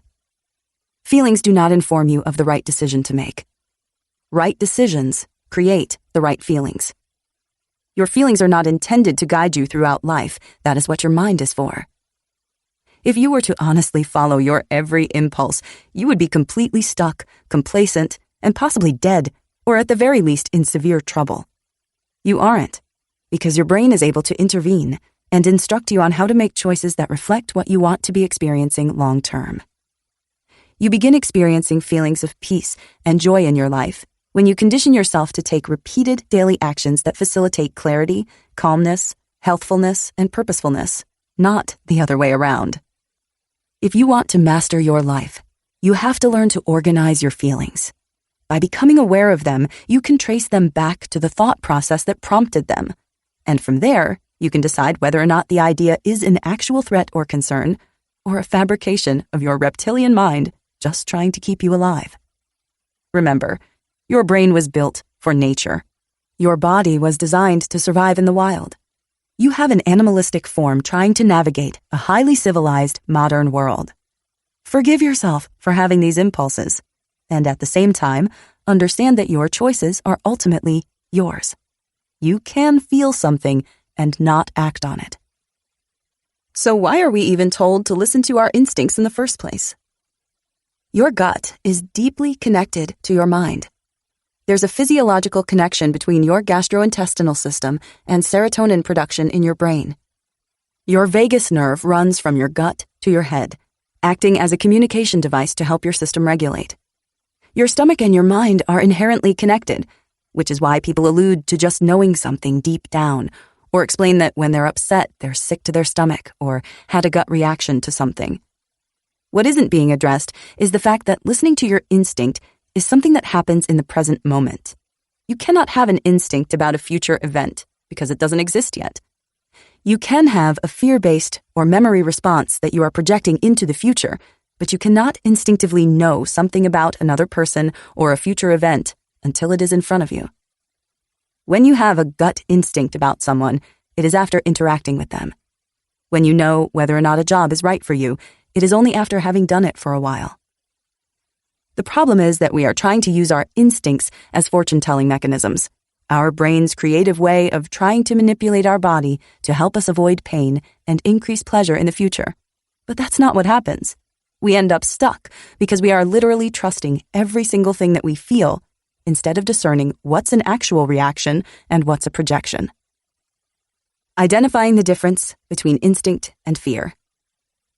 First and foremost, understand that your instinct can serve you immensely in the present moment. Your first reaction to something is very often the wisest reaction, because your body is using all of the subconscious information you have logged away to inform you about something before your brain has an opportunity to second-guess it. You can use this to your advantage by staying in the moment and asking yourself what is true right here and right now. What is true when you are with another person, activity, or behavior? What is the deep gut instinct that you get when you're presently engaging with something? Does it differ from what you think and feel about it when you are just imagining it, making guesses about it, recalling details of it, or imagining what it will be like? Typically, those projections are fear, and your present reaction is your honest instinct. Overall, your honest gut instinct won't ever frighten you into panic. Your gut is always subtle and gentle, even if it's telling you that something isn't for you. If your gut wants you to know not to see someone or to stop engaging in a relationship or behavior, the impulse will be quiet. That's why it's called the little voice within. So easy to miss. So easy to shout over. Intuitive nudges versus intrusive thoughts. When you start listening to yourself, you might find it hard to tell the difference between thoughts that are helpful and intuitive and thoughts that are damaging and intrusive. They both function similarly. They are immediate, reactive, and offer some kind of previously unseen insight. And yet, they function so completely differently in practice. This is how to start telling the difference between thoughts that are informed by your intuition and thoughts that are informed by fear. Intuitive thoughts are calm. Intruding thoughts are hectic and fear-inducing. Intuitive thoughts are rational. They make a degree of sense. Intruding thoughts are irrational and often stem from aggrandizing a situation or jumping to the worst conclusion possible. Intuitive thoughts help you in the present. They give you information that you need to make a better informed decision. Intruding thoughts are often random and have nothing to do with what's going on in the moment. Intuitive thoughts are quiet. Intruding thoughts are loud, which makes one harder to hear than the other. Intuitive thoughts usually come to you once, maybe twice, and they induce a feeling of understanding. Intruding thoughts tend to be persistent and induce a feeling of panic. Intuitive thoughts often sound loving, while invasive thoughts sound scared. Intuitive thoughts usually come out of nowhere. Invasive thoughts are usually triggered by external stimuli. Intuitive thoughts don't need to be grappled with. You have them, and then you let them go. Invasive thoughts begin a whole spiral of ideas and fears, making it feel impossible to stop thinking about them. Even when an intuitive thought doesn't tell you something you like, it never makes you feel panicked. Even if you experience sadness or disappointment, you don't feel overwhelmingly anxious. Panic is the emotion you experience when you don't know what to do with a feeling. It is what happens when you have an invasive thought. Intuitive thoughts open your mind to other possibilities. Invasive thoughts close your heart and make you feel stuck or condemned. Intuitive thoughts come from the perspective of your best self. Invasive thoughts come from the perspective of your most fearful, small self. Intuitive thoughts solve problems. Invasive thoughts create them. Intuitive thoughts help you help others. Invasive thoughts tend to create a me versus them mentality. Intuitive thoughts help you understand what you're thinking and feeling. Invasive thoughts assume what other people are thinking and feeling. Intuitive thoughts are rational. Invasive thoughts are irrational. Intuitive thoughts come from a deeper place within you and give you a resounding feeling deep in your gut. Invasive thoughts keep you stuck in your head and give you a panicked feeling. Intuitive thoughts show you how to respond. Invasive thoughts demand that you react. How to start truly meeting your needs. Though the term self-care has become an umbrella term that more often refers to behaviors that distract one from the actual problem at hand, rather than really taking action to fix the problem at hand, actual self-care is the most fundamental aspect of meeting your own needs. Aside from your own basic security, your needs are to be nourished, to sleep well, to live in a clean environment, to dress appropriately, and to allow yourself to feel what you feel without judgment or suppression. Finding ways to meet these needs on your own is the foundation of overcoming self-sabotage. You are going to feel far more willing to exercise if you got a good night's sleep. You are going to feel much better about work if you don't have to sit there with an ongoing backache, and instead seek out a professional who can help you with your posture or chiropractic care or massage. You are going to enjoy spending time in your home if your home is organized and meaningful to you. You are going to feel better about yourself each day if you take the time to put yourself together with care. These things are not little things. They are big things. You just can't see it because their impact is that you do them every day. Understanding your needs, meeting the ones you are responsible for, and then allowing yourself to show up so others can meet the ones you can't do on your own will help you break the self-sabotage cycle and build a healthier, more balanced, and fulfilling life. Chapter 4. Building Emotional Intelligence. Self-sabotage is ultimately just a product of low emotional intelligence. To move on with our lives in a healthy, productive, and stable way, we need to understand how our brains and bodies work together. We need to understand how to interpret feelings, what different emotions mean, and what to do when we are faced with big, daunting sensations that we don't know how to handle. We are going to specifically focus on aspects of emotional intelligence that relate to self-sabotaging behaviors. Though there is an incredible body of work on EI from experts around the world that is continually growing with time. What is emotional intelligence? Emotional intelligence is the ability to understand, interpret, and respond to your emotions in an enlightened and healthy way. People with high emotional intelligence are often able to better get along with different types of people, feel more contentment and satisfaction in their everyday lives, and consistently take time to process and express their authentic feelings. Mostly, though, emotional intelligence is the ability to interpret the sensations that come up in your body and understand what they are trying to tell you about your life. The root of self-sabotage is a lack of emotional intelligence, because without the ability to understand ourselves, we inevitably become lost. These are some of the most misunderstood aspects of our brains and bodies that inevitably leave us stuck. Your brain is designed to resist what you really want. Something interesting happens in the human brain when we get what we want. When we imagine what goals we want to achieve, we often do so with the expectation that they will elevate our quality of life in some tangible way, and once we have arrived at that place, we will be able to coast. Coast, as in, let go, relax into life, let things be for a while. That is not what happens. Neurologically, when we get something we really want, we just start to want more. New research in the nature of the chemical dopamine, which was previously believed to be the driving force behind desire, lust, and acquisition, proves that it is more complex than previously thought. In The Molecule of More, Daniel Z. Lieberman explains that experts who studied the hormone found that when an individual was introduced to something they highly desired, the dopamine surge would diminish after acquisition. Dopamine, it turns out, is not the chemical that gives you pleasure. It's the chemical that gives you the pleasure of wanting more. So, the big, huge goal that you're working toward, you'll get there, and then there will be another mountain to scale. This is one of the many reasons that we deeply sabotage what we truly want. We know instinctively that arriving won't really give us the ability to abstain from life. It will only make us hungrier for more. Sometimes we don't feel up to that challenge. So, while we're on the way, a toxic cocktail of neurological biases start piling up on one another, and we start to resent, judge, and even vilify the object of our greatest desire. What happens when we start to chase what we really want? We resist doing the work that it takes to actually get it, because we are so afraid of not having it. Any brush with failure makes us rescind our effort and tense up.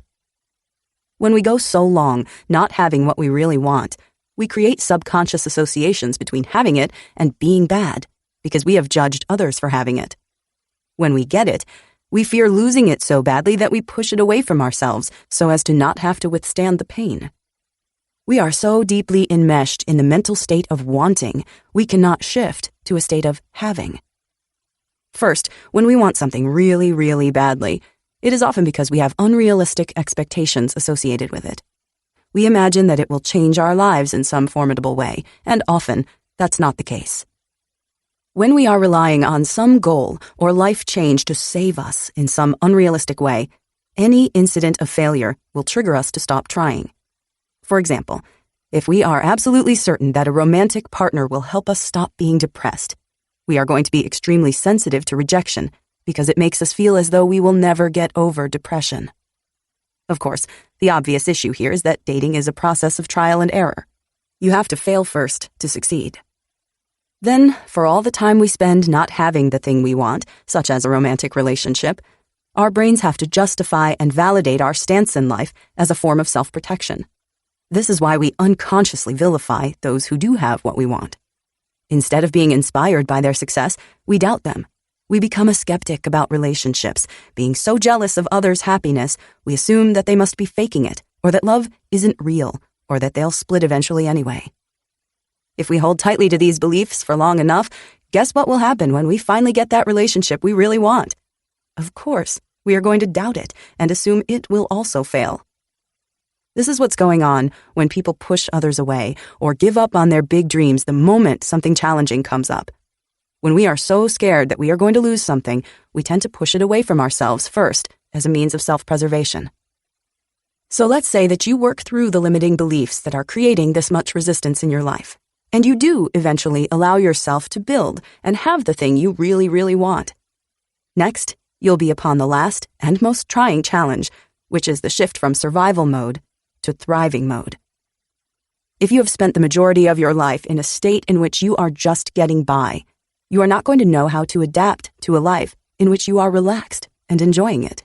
You are going to resist it, feel guilty, perhaps overspend, or disregard responsibilities.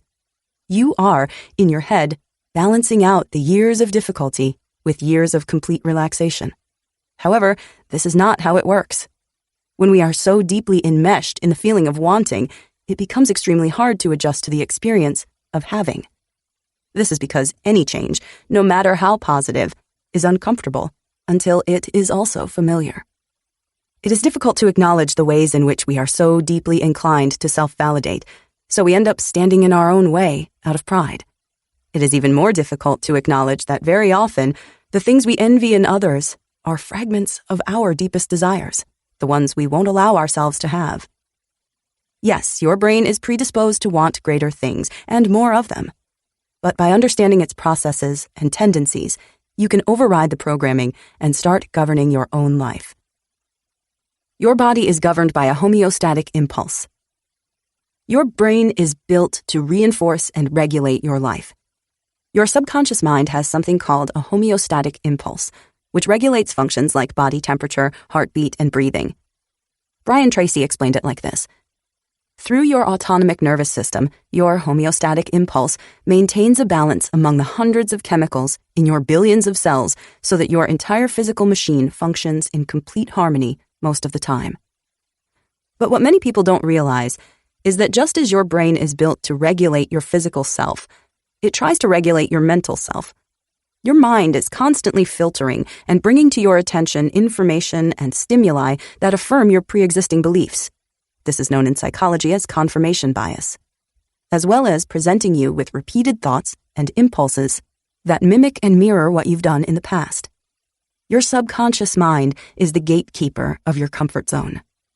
It is also the realm in which you can either habituate yourself to expect and routinely seek the actions that would build and reinforce the greatest success, happiness, wholeness, or healing of your life. What this teaches us is that when we are going through a healing or changing process in our lives, we have to allow our bodies to adjust to their new sense of normalcy. This is why all change, no matter how good, will be uncomfortable until it is also familiar. This is also why we can get stuck in self-destructive habits and cycles. Even though they feel good, that does not mean they are good for us. We have to use our minds to practice discernment. We have to use our supreme intelligence to decide where we want to go, who we want to be. And then we have to allow our bodies to adjust over time. We cannot live being governed by how we feel. Our emotions are temporary and not always reflective of reality. You don't change in breakthroughs, you change in micro-shifts. If you're stuck in life, it's probably because you're waiting for the big bang, the breakthrough moment in which all your fears dissolve and you're overcome with clarity. The work that needs to happen happens effortlessly. Your personal transformation rips you from complacency and you wake up to an entirely new existence. That moment will never come. Breakthroughs do not happen spontaneously. They are tipping points. Revelations occur when ideas that were sitting in the margins of your mind finally get enough attention to dominate your thoughts. These are the clicking moments, the moments when you finally understand advice you've heard your entire life, the moments when you've habituated yourself to a pattern of behavior for long enough that it becomes instinctive. A mind-blowing, singular breakthrough is not what changes your life. A microshift is. Breakthroughs are what happen after hours, days, and years of the same mundane, monotonous work. But a mind-blowing, singular breakthrough is not what changes your life. A microshift is. As writer and media strategist Ryan Holiday has noted, epiphanies are not life-altering. It's not radical moments of action that give us long-lasting, permeating change. It's the restructuring of our habits. The idea is what science philosopher Thomas Kuhn dubbed a paradigm shift. Kuhn suggested we don't change our lives in flashes of brilliance, but through a slow process in which assumptions unravel and require new explanations. It's in these periods of flux that microshifts happen and breakthrough-level change begins to take shape. Think of microshifts as tiny increments of change in your day-to-day life.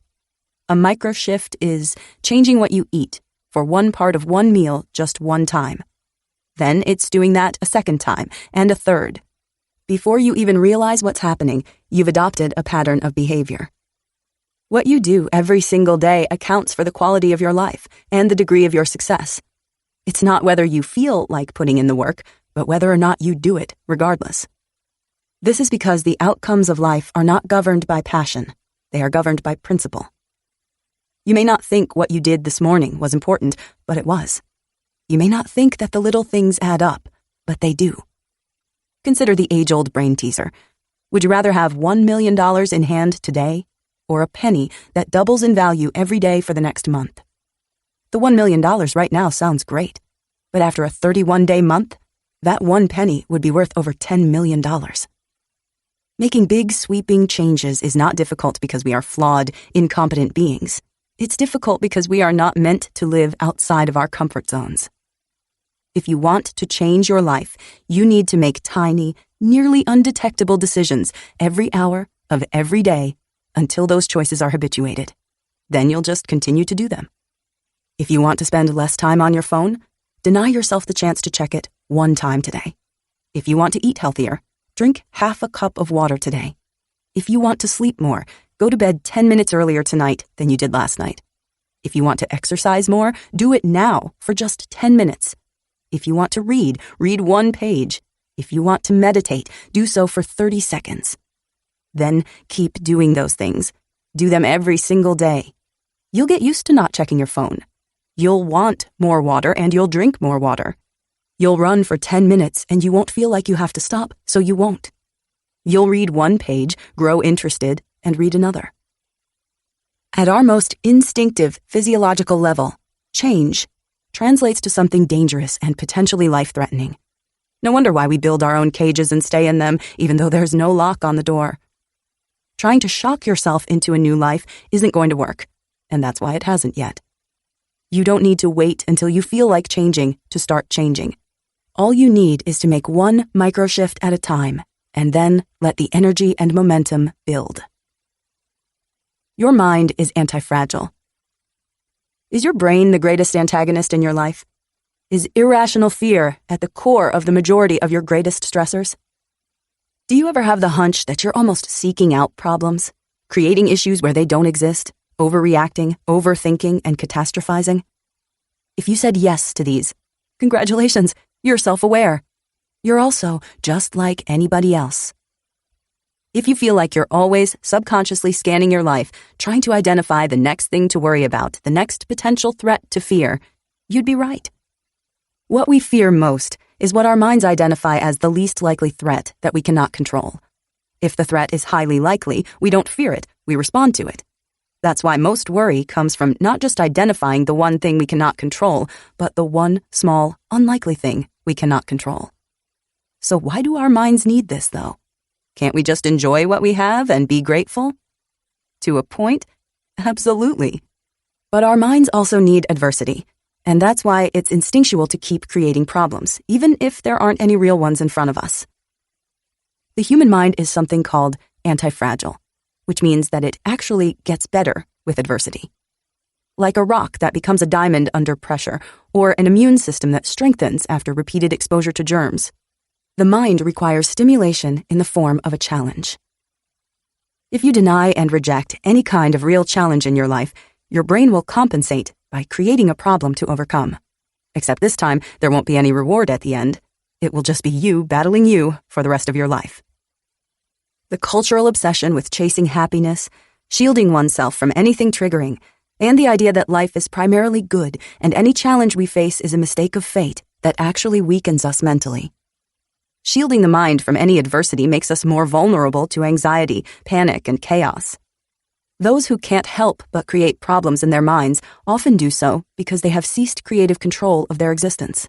They move into the passenger's seat, thinking that life happens to them, rather than being a product of their actions. Who wouldn't be afraid if that were the case? But what most people don't tell you is that adversity makes you creative. It activates a part of you that is often latent. It makes things interesting. Part of the human narrative is wanting something to overcome. The trick is keeping it in balance, choosing to exit your comfort zone and endure pain for a worthy cause. Focusing on problems that are actual, real problems in the world, like hunger or politics or whatever else. But most importantly, it's about staying engaged with what we can control in life, which is most things, if you really think about it. Anti-fragile things need tension, resistance, adversity, and pain to break and transform. We get this by deeply communing with life and being part of it, rather than fearing our emotions and sitting on the sidelines. You can't stay there forever, nor do you really want to. Embracing the grit of it all was what you were made for. Lean in and start living. New change creates adjustment shock. Of all the things that nobody tells you about life, that you might not experience instantaneous happiness after a positive life change is perhaps the most confusing. The truth about your psyche is this: anything that is new, even if it is good, will feel uncomfortable until it is also familiar. Our brain works the opposite way too, in that whatever is familiar is what we perceive to be good and comfortable, even if those behaviors, habits, or relationships are actually toxic or destructive. Positive life events can actually trigger depressive episodes. This happens for a few reasons. First, a spike and then decline in mood or attitude can exacerbate stress. Second, the expectation that a positive event will eliminate all stress and bring unprecedented happiness is a destructive one, because the event rarely does that. This is why weddings, childbirth, or a new job can be so incredibly stressful. On top of being a massive life change, there's also the silent assumption that this should be a wholly positive thing, and anxiety and tension should be eliminated. It is jarring to discover this isn't the case. Overall, it comes down to the simple fact that any accomplishments, achievements, or life changes, no matter how positive, elicit change. Change elicits stress. This is particularly true for those who are already predisposed to anxiety and depression, because the concept of one's comfort zone is absolutely essential to stabilizing their mood. This is also why those people can often seem overwhelmingly particular or narrow-minded. What are the signs of adjustment shock? Adjustment shock can manifest as simply an increase in anxiety or irritability. However, it is often more complex than that. Adjustment shock often comes across as hypervigilance. If you make financial gains, your mind immediately shifts to what could potentially derail your progress. A big bill that could come up, or the loss of the job you just got. If you have a new, happy relationship, you could become paranoid about infidelity or lies. Adjustment shock can bring to light unconscious attachments and beliefs. If you are someone who was raised to think that wealthy people are morally corrupt, you are going to resist having more money. If you wanted to be famous, to be more loved, you are going to resist public success because famous people are often more criticized and disliked than the average person. Adjustment shock can bring feelings of intense fear. This is because when we attain something we very much care about or have worked toward for a long time, our instinct can be to shield ourselves from the potential loss of it by putting up walls and desensitizing ourselves to the experience. We often resist most deeply the things that we want most. This is because of adjustment shock, though we don't always know that's what's causing the resistance. It is scary to receive everything we want, because it forces us to shift out of a survivalist, fear-based mindset and into a more stabilized one. If all we are accustomed to is doing what we need to do to survive, we are then confronted with the next phases of our self-actualization. If we are no longer worried about basic survival, our minds are free to turn to the bigger questions in life. What is our purpose? Have we lived meaningfully? Are we who we want to be? We often think of big achievements as a get-out-of-life-easier card. They rarely are that. In fact, the opposite tends to happen. They level us up, force us into greater responsibilities, to think more deeply about big issues, to question ourselves and what we previously knew to be true. Big achievements actually pressure us to become increasingly better versions of ourselves. This is a net positive for our lives, but can be just as uncomfortable as struggling was, if not more so. How do I overcome adjustment shock? When something positive happens in your life, you are going to have to adjust your mindset about other things to create alignment and a new, more accurate and sustainable perspective. If you have anxiety about having more money, you will need to learn how to manage it better. If you have anxiety about relationships, you will need to learn to relate to others like you never have before. Your big life change is going to force you to level up in every way imaginable. And the way to overcome the initial fear of stepping into the unknown is to familiarize yourself with it, to make it a part of you, one that you are certain you are prepared for and that you deserve. Psychic thinking isn't wisdom. When we talk about psychic thinking, we are not referring to the palm reading, neon sign advertised occultist professionals you can hire to evaluate your energy and predict your future. Psychic thinking is far more insidious than that. Psychic thinking is assuming you know what somebody else is thinking or what they intend to do. It is assuming that the least likely outcome is the most viable outcome because you feel it most strongly. It is believing that you have missed out on another life, a path you did not choose, that you were possibly more meant for. It is believing that the person with whom you have the most electric connection is your most ideal life partner. Of course, the way other people see us is dynamic. Their thoughts, feelings, and intentions are largely, if not entirely, unknown to us. The least likely outcome is just that, the least likely outcome.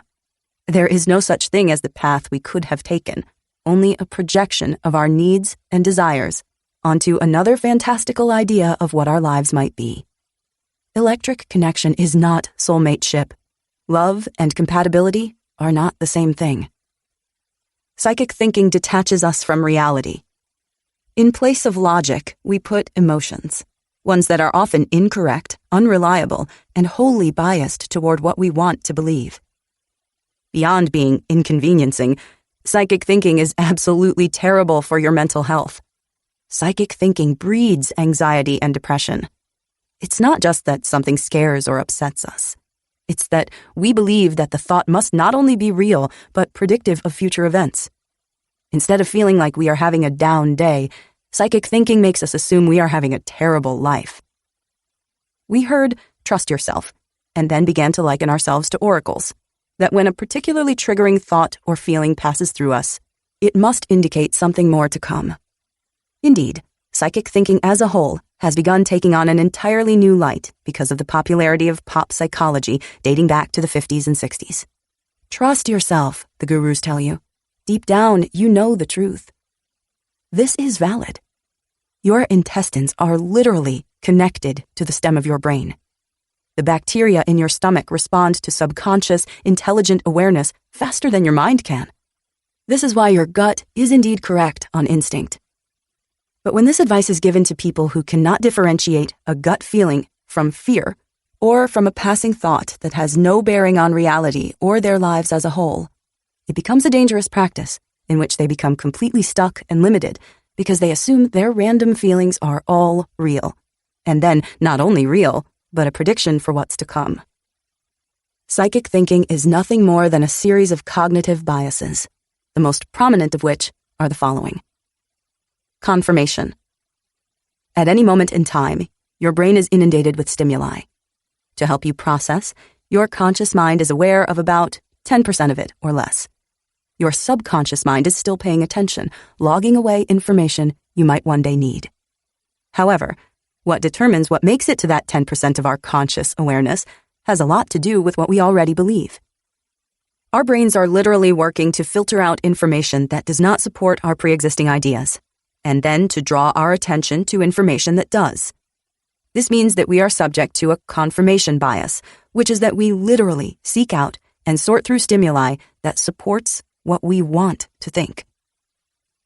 Extrapolation.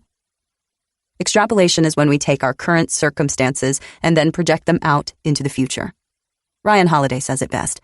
This moment is not my life. It is a moment in my life. Extrapolation makes us think that we are the sum of our past or current experiences, that whatever stressors or anxieties we are currently experiencing are ones that we will grapple with for the rest of our lives. Unable to see through the problem at hand, we assume it will never resolve itself. Unfortunately, this can become a self-fulfilling prophecy. If we are so easily defeated and exhausted by the idea that we will never get over our problems, then we make it more likely that we will hang on to them instead of logically trying to resolve them for a lot more time than is necessary. Spotlighting. Everyone thinks that the world revolves around them. You are thinking about you and your own interests all day, every day. It can be challenging to forget that others are not thinking about us with such intensity. They are thinking about themselves. The spotlight effect is what happens when we imagine that our lives are performative or on display for others to consume. We remember the last 2 or 3 embarrassing things we have done and imagine that others are thinking about them actively as well. Can you recall the last 2 or 3 embarrassing things someone else did? Of course you can't, because you aren't paying attention. Spotlighting gives us the false impression that the world is all about us, when it is not. These biases, plus others, when combined with psychic thinking or the idea that our assumptions and feelings about the world will transpose into reality, are harmful and mostly incorrect. Instead of trying to predict what will happen next, our energy is better used when it's focused intently on the moment. The infinite now, the mystics would say, because the truth is that the past and future are illusions in the present, and all we have is the present. Instead of trying to use your intelligence to hack what's next, try to get better at where you are currently. That's what's really going to change the outcomes of your life. Logical lapses are giving you profound anxiety. Most of the anxiety you experience in life is the result of inefficient critical thinking skills. You might assume that because you are anxious, you are an overthinker, someone who obsesses about unlikely and scary outcomes more than is reasonable. The reality is that you are an underthinker. You're missing a part of your reasoning process. Let's start at the beginning. Anxiety is a normal emotion that every person experiences at some point in their lives, typically when circumstances are stressful, tense, or scary. When anxiety is chronic and begins to interfere with day-to-day functioning, it becomes a clinical disorder. We understand the importance of speaking about mental health with the same degree of legitimacy as physical health. However, in the same way that we'd question what someone keeps tripping over if they repeatedly sprain their ankle, a lot of anxiety is similarly circumstantial, as many illnesses are. Specifically, anxiety tends to be the result of an inability to process acutely stressful and ongoing circumstances. If we want to heal, we have to learn to process. This applies to everyone, not just those with a diagnosis. One of the hallmarks of anxiety is rapid thinking. Because you are focusing on some issue so deeply and for so much time, you assume that you are also thinking through the issue thoroughly and arriving at the most likely conclusion. However, the opposite is happening. You're experiencing a logical lapse. You're jumping to the worst-case scenario because you aren't thinking clearly. And then you are engaging your fight-or-flight response because the worst-case scenario makes you feel threatened. This is why you obsess about that one terrifying idea. Your body is responding as though it's an immediate threat. And until you defeat or overcome it, your body will do its job, which is to keep you in defense mode, which is really a heightened state of awareness to the enemy. What is a logical lapse? Think of something that you aren't afraid of. Maybe something that other people might find scary. Maybe you aren't afraid of flying in an airplane. Many people are. Maybe you aren't afraid of being single. Many people are. Maybe you aren't afraid of commitment. Many people are. Surely you can think of at least one thing in your life that you are truly unafraid of. Why aren't you afraid of it? Because you don't have a logical lapse there. You can visualize yourself going on an airplane and successfully getting off without freaking out. You can visualize yourself being happily single or happily committed. Even if the worst were to happen, you can think a situation through in its entirety, from exposition to climax to conclusion. You know what you would do. You have a plan. When you experience a logical lapse, the climax becomes the conclusion. You imagine a situation, you figure that you would panic, and then because you're scared, you never think through the rest of the scenario. You never think about how you'd get through it, what you'd do to respond, and how you'd eventually move on with your life afterwards. If you were able to do this, you wouldn't be scared of it, because you wouldn't think it had the power to end you. This is why exposure is the most common treatment for irrational fear. By reintroducing the stressor into your life in a safe way, you are able to reestablish a line of thinking that is healthier and calmer. Basically, you prove to yourself that you will be okay, even if something scary does happen, which most of the time, it does not. Either way, mental strength is not just hoping that nothing ever goes wrong. It is believing that we have the capacity to handle it if it does. Maybe you don't have that self-belief yet. That's okay. It's not something you're born with. It's something you build slowly and over time. It's something you develop with practice by addressing small problems and then learning healthy coping mechanisms and effective reasoning skills. The thing is that there are millions of scary things that can happen to us in our lives. That is true for everyone. When we are hung up on one scary thing over another, it's not because it's a more imminent or likely threat. It's because we are less convinced we would be able to respond to it. To heal, we don't need to avoid it. We need to develop logic to see situations for what they are and respond appropriately to them. So often in life, our biggest anxiety comes not from what's actually happening, but how we think about what is happening. In that, we reclaim our emotional freedom and power. Faulty inferences are holding you back from success. If you're familiar with body typing, you'll probably be familiar with the terms endomorph, mesomorph, and ectomorph. Though everyone actually falls somewhere within the spectrum of these, meaning that everyone has varying degrees of each, the traits you default to are typically your primary body type. If you've studied these types, you'll know that endomorphic bodies are often associated with increased fat retention. The assumption here is that these people have the worst metabolisms, but that is false. Endomorphs actually have the best metabolisms of anyone. They are alive today because their ancestors adequately adapted to survive. Their metabolisms do precisely what they were intended to do: store fat for later use. Something similar happens with highly intelligent people who experience high levels of anxiety. You assume that because these people are smart, they would be able to use logic to disrupt illogical fears. Logical lapses, or an inability to adequately reason, often generate anxiety. However, their brains are doing exactly what they were meant to do, which is to piece together unrelated stimuli and identify potential threats. Highly intelligent people have a psychological function others do not, which is the ability to infer. They can extract meaning and understanding from things that others simply take at face value. This is why people who have extremely high IQs often struggle with basic things such as social skills or driving a car. Where others see the world as one-dimensional, the highly intelligent see it as three-dimensional. They think more deeply than is often necessary. This gives them their ability to create, understand, strategize, and invent. In the same way that the endomorph's excellent metabolism can work against them, so too can a highly intelligent person's brain.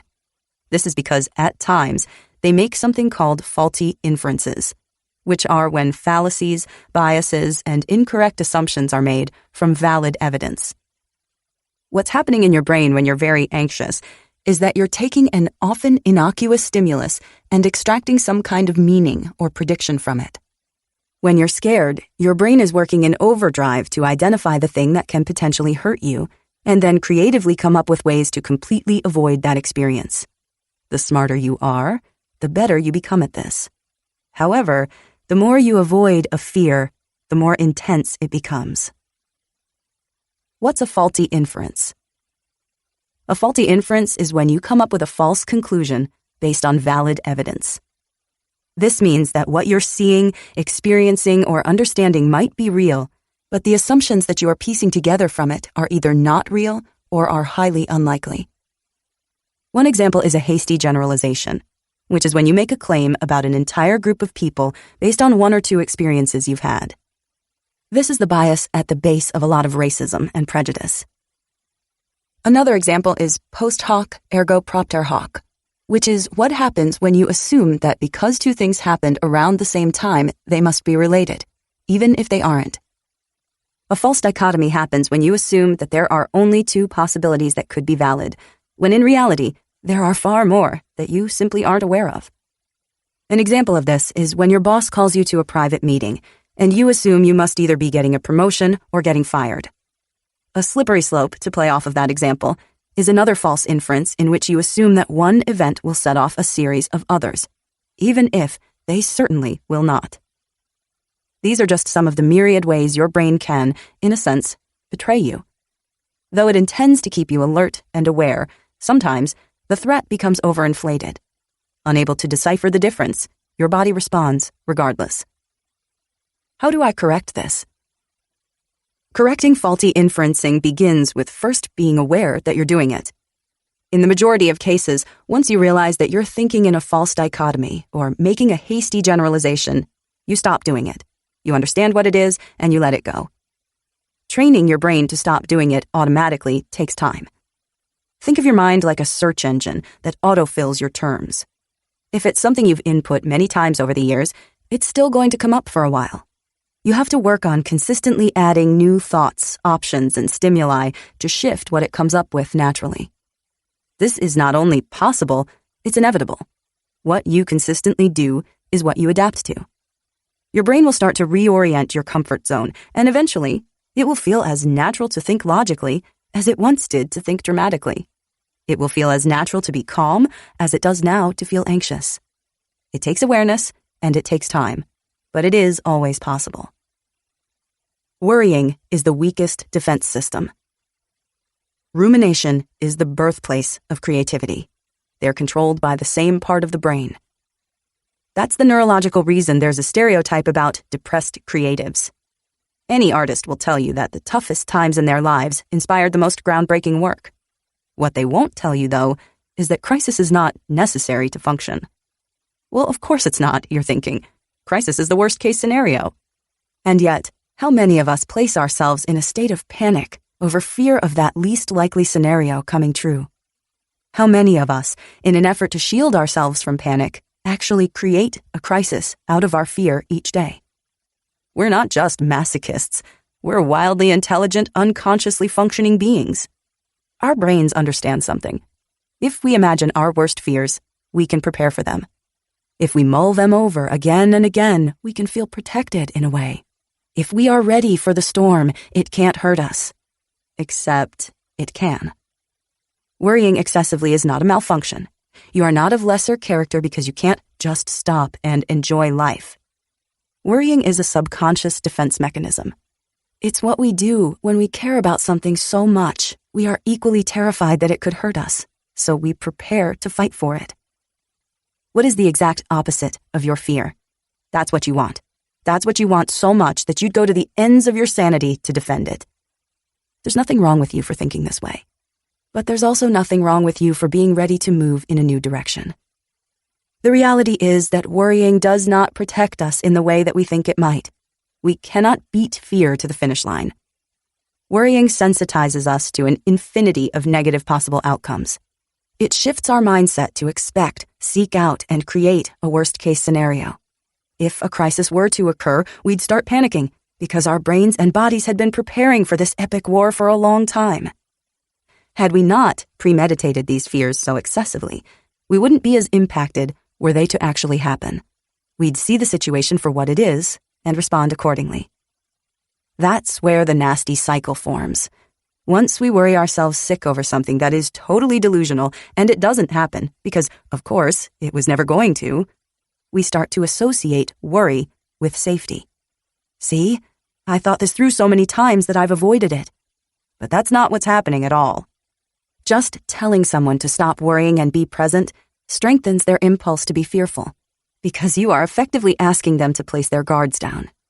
Making yourself feel more vulnerable when you're already at your edge is not the answer. Instead, you have to find a different way to feel safe.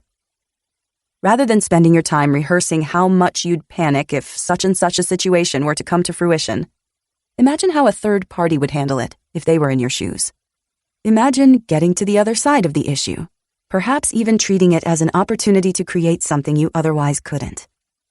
Rather than spending your time shrinking yourself and your life out of fear of potentially confronting some kind of hardship, work on developing your self-esteem and know that even if you were to fail, you wouldn't be judged, exiled, or hated in the way you fear. Rather than spending your life trying to identify the next thing to worry about and then overcome, learn to move into a new pattern of thinking in which you recognize that you don't need to balance out the bad with the good to live a full and fair life. Stability and wholeness, health and vitality are your birthright. You are allowed to have everything you want. You are permitted to be at peace. Worrying is so primal in the way that it fulfills a deep need within us to feel as though we've conquered and thus are protected and saved. Yet at the same time, our discomfort with it is a higher aspect of ourselves informing us that it isn't necessary. And in fact, it's holding us back from the people we want and are meant to be. There's a better way to feed your emotional hunger, and it's not fighting yourself for your own inner peace.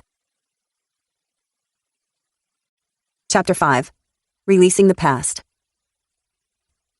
Throughout the course of our lives, we will routinely go through a process of self-reinvention. Over time, we are meant to change, and we are designed to evolve. Our bodies show us this as we eliminate and replace cells to the point that some argue we are essentially completely made new again every 7 years. Our mental and emotional growth follow a similar process, though it tends to occur much more often. It makes sense, then, that some of our most profound suffering comes from resistance to this natural process. We are in pain because, though we must change our lives, we are holding on to baggage and debris from the past. As we carry unresolved emotions from day to day, we gradually move our past trauma into our future lives. Releasing the past is a process and a practice, one that we have to learn. This is where we begin. how to start letting go. You cannot force yourself to let go, no matter how much you know you want to. Right now, you are being called to release your old self, your prior afflictions, past relationships, and all of the guilt from the time you spent denying yourself what you really wanted and needed out of life. Recovering from self-sabotage always necessitates a process of letting go. However, you cannot force something out of your brain space, no matter how much you don't want it to be there. You cannot just simply loosen your grip, relax a little, and will yourself to stop thinking entirely about something around which your entire world used to orbit. This is not how it goes. You are not going to let go the moment someone tells you to move on, the day you realize you have to admit certain defeat, the heart-dropping second it occurs to you that hope is indeed futile. You do not let go by simply willing yourself not to care anymore. This is something that people who have never been really hung up on something would assume. This is something that people who have never been deeply attached to something for a sense of safety and security and love and their future believe.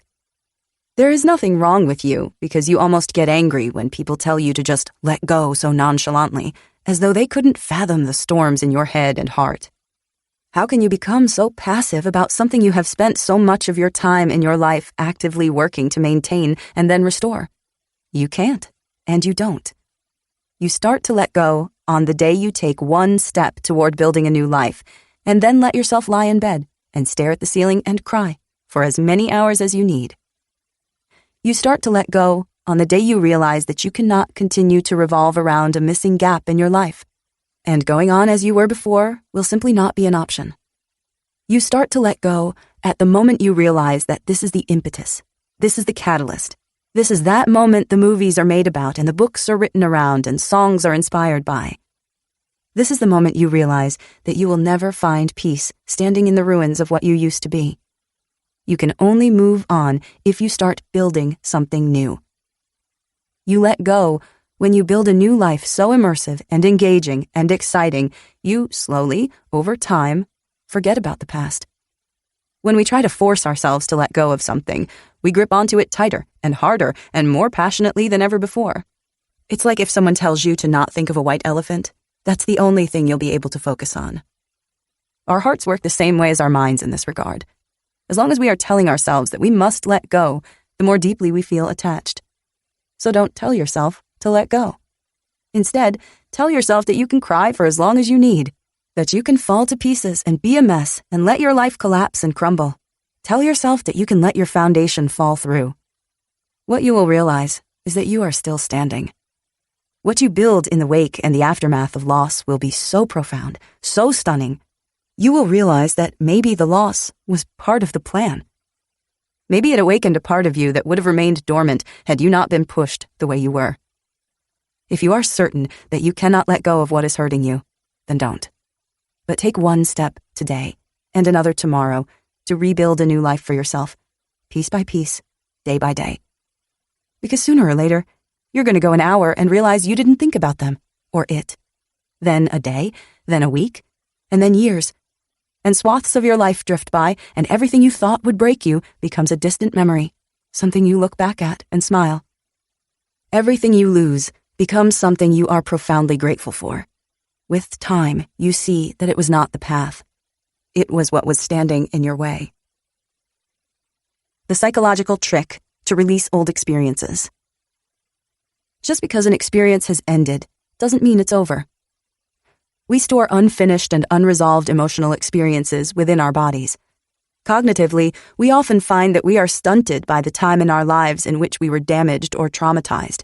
We got scared, we never got over the fear, and as a result, we stopped growing.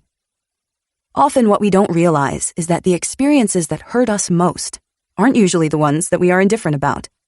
There is something within them that we deeply wanted or still desire. We weren't broken by a breakup. We were broken by wanting love that wasn't right for us. We weren't devastated by a loss. We were devastated because we wanted so badly for that person or thing to remain in our lives. We mentally become trapped in these places from which we still crave an experience. What we don't realize is that we have to sort of free ourselves from it so that we can go forth and create it in real time. Instead of accepting the ways we think life did not work out, We have to be able to see what was at the core of our desire and figure out a way to still give ourselves that experience now. If you truly want to let go of a past experience, you have to re-enter it through your memory. Close your eyes and find the feeling in your body that is uncomfortable.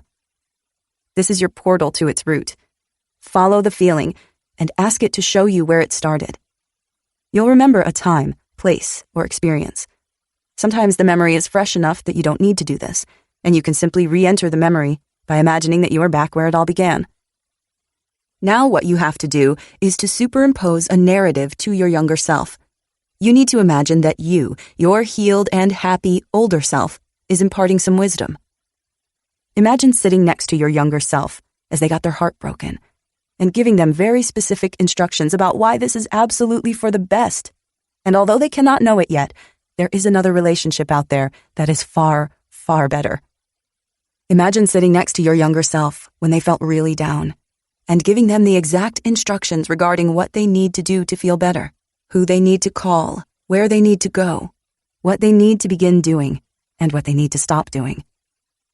Most importantly, imagine telling your younger self that absolutely everything, yes, everything, is going to be okay, that their fears are largely unfounded, that good things are coming, and that life will turn out well in the end.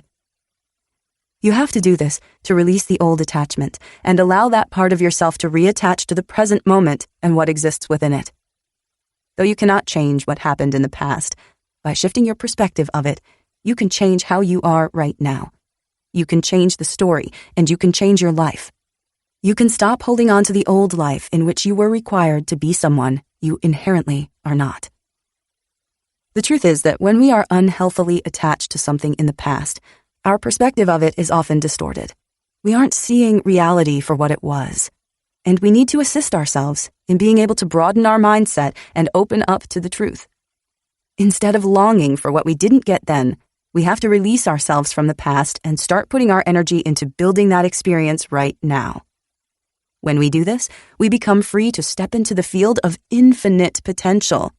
We become free to be who we always wanted, to create what we always wanted, and to have what we always wanted. The time is now, and the place is here. Ruminating over the past doesn't mean you want to return to it. Not being able to forget what happened doesn't mean you're content to keep reliving it again and again, even though right now you very much are. The wildest thing about life is how unassumingly it keeps moving. You lose the person closest to you, and the world affords you a few days of grieving, and then you're expected to just keep going. You go through something so life-shifting, mind-altering, and deeply traumatic, then find that society only has a small bandwidth for tolerating your fear. Here's what you're allowed. You're okay to cry, and you're forgiven for being sad or canceling a few plans here and there. You're permitted a few days off of work and someone to listen to you vent a handful of times. But processing and accepting the gravity of something that touched every last inch of you is not something you can do on a mental health day. It's not something the world affords you enough time for, and so you botch the job. You carry on. One day you wake up and discover that by every identifiable measure, you have moved on. You're so many miles from where you started, you can't even remember it clearly. What you're underestimating is the fact that though you can leave a place or a person or a situation, you can't leave yourself. Why would it ever come as a surprise that you keep thinking about the past? You weren't given the opportunity to shine a light on that particular darkness and deem it okay. You weren't given much of anything at all. When your mind is stuck in the past, it isn't because it wants to return there. It's because you were impacted far more deeply than you ever realized, and the aftershocks are still rippling through you. They surface as thoughts here and there, but under the surface is a deep echo that has the power to place you right back where you were as though you never left. You can leave the country, get remarried, build a whole new career, date 12 other people, find an entirely new friend group, feel happier and more fulfilled than ever, and still grieve for what your younger self went through. Even though you're different on the outside, that part of you still very much exists within. That younger self doesn't just want you to keep walking. It wants you to turn around and acknowledge it. You will, with time. You are not wrong or broken for feeling the way that you do. You responded to your circumstances as any healthy person would have. If anyone else was in your shoes, they would have reacted the exact same way. They would feel the exact same way. You were a healthy person who went through something traumatic and responded accordingly. You are someone who moved on because they had to, but who wasn't sick enough to disassociate entirely from the past. The fact that you can still recall what happened is a signal that you're healthier than you think, more willing to heal than you realize, and more forgiving than you ever imagined you could be. Everything that's haunted you is rising in your consciousness so you can see it and bow out with grace. You are not the person you were, even if all those pieces are still very much a part of you. You are not broken for being in pain. You're seeing yourself out of it. Letting go of unrealistic expectations. It is not that brave to say you love your body only after you've contorted it to precisely what you want it to look like. It is not that brave to say you don't care about possessions when you have access to everything in the world. It is not that brave to say you aren't motivated by money when you have enough of it.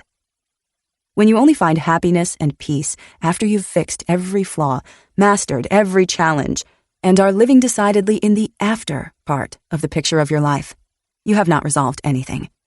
You have only reinforced the idea that you cannot be okay until everything is perfect.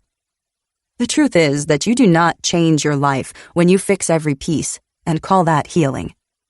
You change your life when you start showing up exactly as you are. You change your life when you become comfortable with being happy here, even if you want to go forward. You change your life when you can love yourself, even though you don't look exactly the way you want to. You change your life when you are principled about money and love and relationships, when you treat strangers as well as you do your CEO, and when you manage $1,000 the same way you would $10,000. You change your life when you start doing the truly scary thing, which is showing up exactly as you are. Most of the problems that exist in our lives are distractions from the real problem, which is that we are not comfortable in the present moment, as we are, here and now. So, we must heal that first. We must address that initially, because everything else builds from it. We must be brave and confront our discomfort. Sit with it, even if it churns our stomachs and pinches our faces and makes us certain we will never find a way out. We will. We must listen to what's wrong, feel it, move through it, allow it to be. The truth is that this discomfort is the true problem, and we are running around trying to fix one thing after another because those are all just symptoms. If we become okay with money, we're on to our bodies. If we are okay with our bodies, we're on to our relationships. Once we master all the things we care about, we start at the beginning. We try to level up, to change, to fix, to identify a problem that is any problem, but the actual problem at hand. When you start showing up as exactly who you are, you start radically changing your life. You start receiving authentic love. You start doing your best and most profitable and effortless work. You start laughing. You start enjoying things again. You start realizing that you just needed anything to project all this fear onto, so you chose the most vulnerable and common issues in life. When you start showing up exactly as you are, you cut the bullshit. You declare to the world that you will not only love yourself when it sees you as worthy. You will not only have values when you have everything you could ever need. You will not only be principled once you get where you want to be. You will not only be happy once someone loves you. When you show up as you are, you disrupt this pattern. The goodness of life is no longer reserved for some version of you that you'll probably never be. This was always a game for you to explain to yourself why it is you didn't feel good naturally, before you knew how to start showing up and allowing your feelings. When you still lived in the darkness, you had to suppress that and project it onto other issues. No longer. You are showing up as you are today and taking what's yours, not what belongs to some imaginary version of yourself, not what you think the world thinks you're worthy of. You, here, now. That is the true healing. In fact, the universe does not allow perfection. Without breaks and gaps, there would be no growth. Nature depends on imperfection. Fault lines make mountains. Star implosions become supernovas. And the death of one season creates the rebirth of the next. You are not here to live up to the exact expectation that you've mustered up in your head. You are not here to do everything precisely right and precisely on time. To do so would require stripping your life of spontaneity, curiosity, and awe. What leaves the path is clearing the path. There is nothing that you can do to win someone or something that is not meant to be yours. You can fight with everything you have. You can hold on for as long as you can. You can force yourself into mental gymnastics to pick apart signs. You can have your friends read into texts and emails. You can decide that you know what's best for you and right for you. Mostly, you can wait. You can wait forever. What isn't right for you will never remain in your life. There is no job, person, or city that you can force to be right for you if it is not. Though you can pretend for a while. You can play games with yourself. You can justify and make ultimatums. You can say you'll try just a little longer, and you can make excuses for why things aren't working out right now. The truth is that what is right for you will come to you and stay with you and won't err from you for long. The truth is that when something is right for you, it brings you clarity. And when something is wrong for you, it brings you confusion. You get stuck when you try to make something that's wrong for you right. When you try to force it into a place in your life in which it doesn't belong. You get split. You breed this internal conflict which you cannot resolve. The more it intensifies, the more you mistake it for passion. How could you ever feel so strongly about something that isn't right? You can, because you can use your mind to get attached. You can fall in love with potential as opposed to reality. You can orchestrate and choreograph dances of how you'll live out your days when things finally settle into their rightful place. You can hinge on a fantasy life in which everything you think you want has taken root in your everyday life. But if it isn't showing up, it's just that, a fantasy. And when we start to deeply believe in an illusion, it becomes a delusion. And a delusion can be a really compelling thing. The truth is that what is not right for you will never remain with you.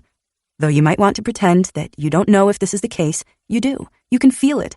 It's why you have to grip so hard and with so little give. The things that are right for you can be free from you. You don't have to convince them that they are right. You don't have to line up the evidence as though you're pleading your case. Sometimes we get lost in old dreams. We get lost in the lives others wanted us to have. We get stuck on what we thought we should be, what we assumed we would have. We get derailed by all the ideas floating around our heads about what it could be and should be if only things were different, if only everything would click. That's why life gives us this kind of insurance. Sometimes it pulls away from us what is wrong for us when we are not willing to see it for ourselves. Because the truth is that we do not want what is not right for us. We are simply attached to it. We are simply afraid.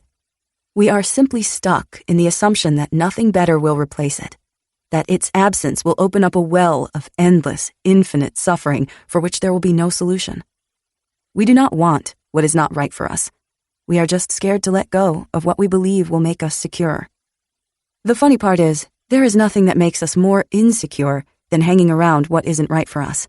There's nothing that will collapse faster. There's nothing that will bring us inner turmoil quite like it. What is not right for you will never remain in your life, and not because there are forces beyond us navigating the minutiae of our everyday lives. What is not right for you will not remain with you, because deep down, you know it's not right. You are the one who eventually lets go, sees reality, and walks away. You are the one resisting. You are the one holding back. You are the one concocting healing fantasies about how great it will be when you force something wrong to finally be right. What is not right for you does not remain with you because you don't want it, and so you don't choose it. You step away when you are ready, you let go when you are able, and you realize, all along, that all you were really in love with was a little trick of the light that made you feel safe. Recovering from emotional trauma. You might think trauma is in your head, in the metaphorical sense. It is actually in your body, in the literal sense. Trauma is what happens when something scares you and you do not get over that fear.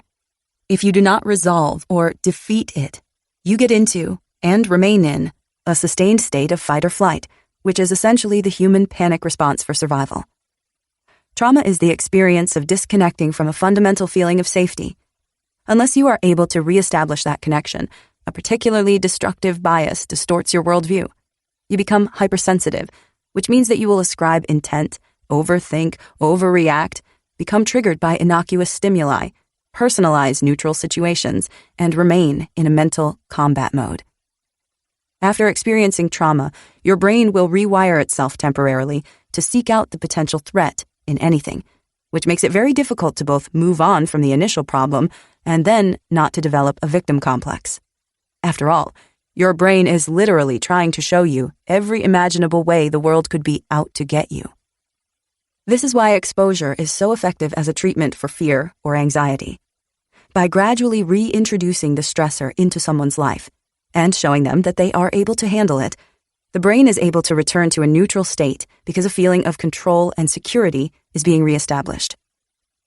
This is also why people who have stronger social ties and mental resilience prior to a traumatic event are more likely to use the event as a catalyst for self-reflection, growth, compassion, and healing, as opposed to self-destruction.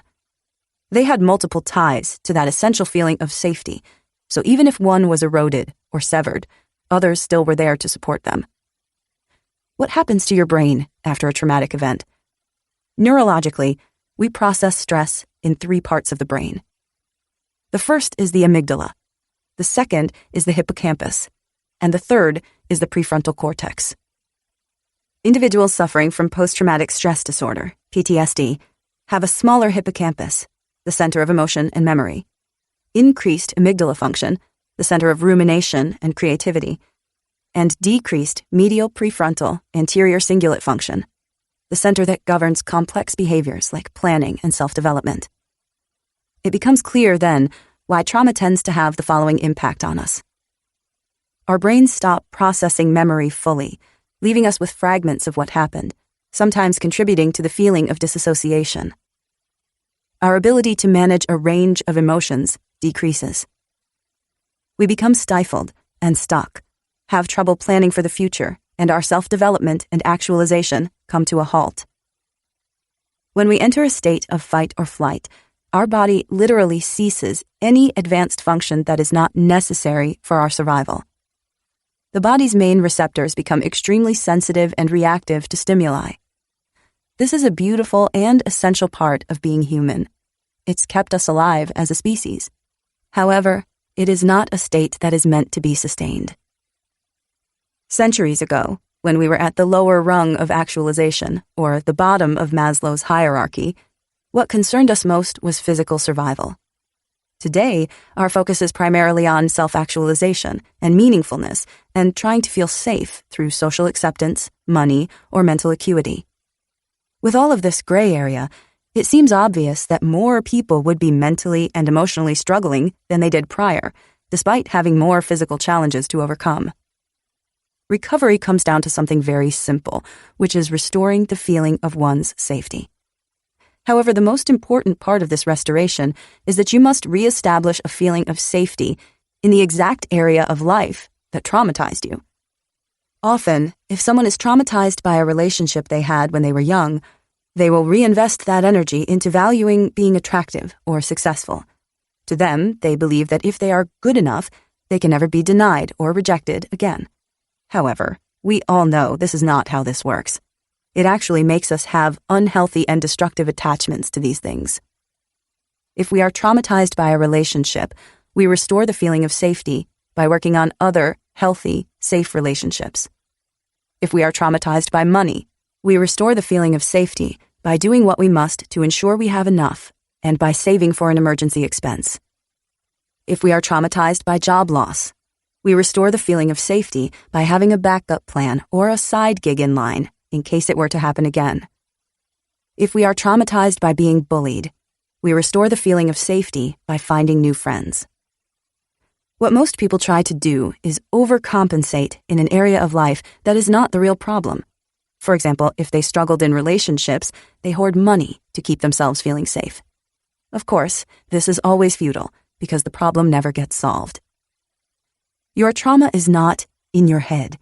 It is literally a changed state in your brain, and the only way you will help your body to return to its actual state is by recreating the feeling of safety that allows you to turn off survival mode and return to normal life. Releasing emotional backlog. Your emotional backlog is like your email inbox. It might be a simple analogy, but it's an effective one. When you experience emotions, it's as though you're getting little messages from your body, stacking up, one at a time. If you don't ever open them, you end up 1,000 plus notifications deep, totally overlooking crucial information and important insights that you need to move your life forward. At the same time, you can't sit around all day and respond to every message just as it comes up. You'd never get anything done. It is a mistake to assume that emotions are optional experiences. They are not. But we are masters of avoiding our feelings, and we do it in so many ways.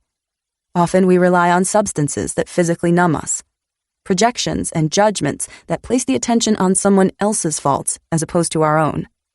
All kinds of otherworldly pursuits, and, on the most basic level, tensing our bodies up so efficiently that we are rendered incapable of feeling.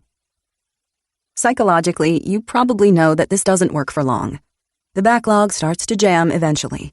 You are forced to sit and be still and sleep and cry and feel it all. I wish there were some poetic, mystical truth to share here, but there isn't. There is only your anatomy, the physiology of what's happening inside you when you feel. Emotions are physical experiences. We flush our bodies of everything, and regularly so. We defecate, we sweat, we cry, we literally shed our entire skin once a month. Feelings are no different. They are experiences that must likewise be released. When not felt, emotions become embodied. They become literally stuck in your body. This is because they have something called a motor component, which means that the minute they begin, before you can suppress or ignore them, they create a micromuscular activation. Our bodies respond instantaneously. We often store pain and tension in the area of the body where an expression began but was never fully materialized. This is because, neurologically speaking, the part of your brain that regulates emotions, the anterior cingulate, is next to the premotor area, which means that when a feeling is processed, it immediately begins to generate a physical, bodied response. The premotor area connects to the motor cortex and then spans back into the specific muscles that are going to express the emotion. Which muscles express which emotion? Well, it depends. We have a lot of language that clues us into where we have physical reactions to emotions. We often feel fear in our stomachs. Think of a nervous stomach or a gut instinct. And heartache in our chests. That's where the whole broken heart thing comes from. Stress and anxiety in our shoulders. Think of the weight of the world on your shoulders. And relationship problems in the neck. Think they are a pain in the neck. But it actually goes even deeper than this. Let's say that someone did something to you that crossed a boundary, and your instinct was to yell at them. However, because you understood it was not effective to literally scream, you held back. Though this may have been the right thing to do in the moment, your body may be storing residual tension in the neck or throat area. In other cases, people can experience psychosomatic effects of their emotions that are a bit more abstract, such as pain in their knees or feet when they are traumatized by moving forward in their lives, and so on. The truth is that our bodies are speaking to us in voiceless symbols. If we can learn to interpret what they are saying, we can heal ourselves in an entirely new way. So you know that emotions sometimes get stored in your body when they are not fully expressed. Be this as it is, how do we begin to flush ourselves from them? There are a number of strategies that you can use to do this, and what matters is that it's effective for you. There is no one-size-fits-all, but there are a few options that tend to work well for most people, particularly when they are used in tandem. Stop meditating to feel calm. Start meditation to just feel. I know that this goes against everything you've ever heard about meditation, but it is actually the point of meditation. If you sit down for a 10-minute session and try to force yourself to be relaxed and light, you are effectively doing the exact same type of suppression that likely gave you the need to meditate in the first place. Instead, the point of meditation is to sit idly as you experience all of those feelings come up: the rage, the fear, the sadness, the overwhelming mind chatter. And in spite of how alluring or triggering it may be, You learn to stay still and not respond to it. You learn to allow these thoughts and feelings to come up and then pass by virtue of you not reacting to them. This takes practice. Use breath scans to find residual tension in the body. It usually doesn't take too much extra effort to figure out where in your body you are storing pain. You feel it. It's in your chest, your stomach, your shoulders, whatever is bothering you. However, if you aren't sure, or if you want to zero in specifically on where that pain is, do something called a breath scan. In this, you will breathe in and out slowly, and without taking a break between breaths.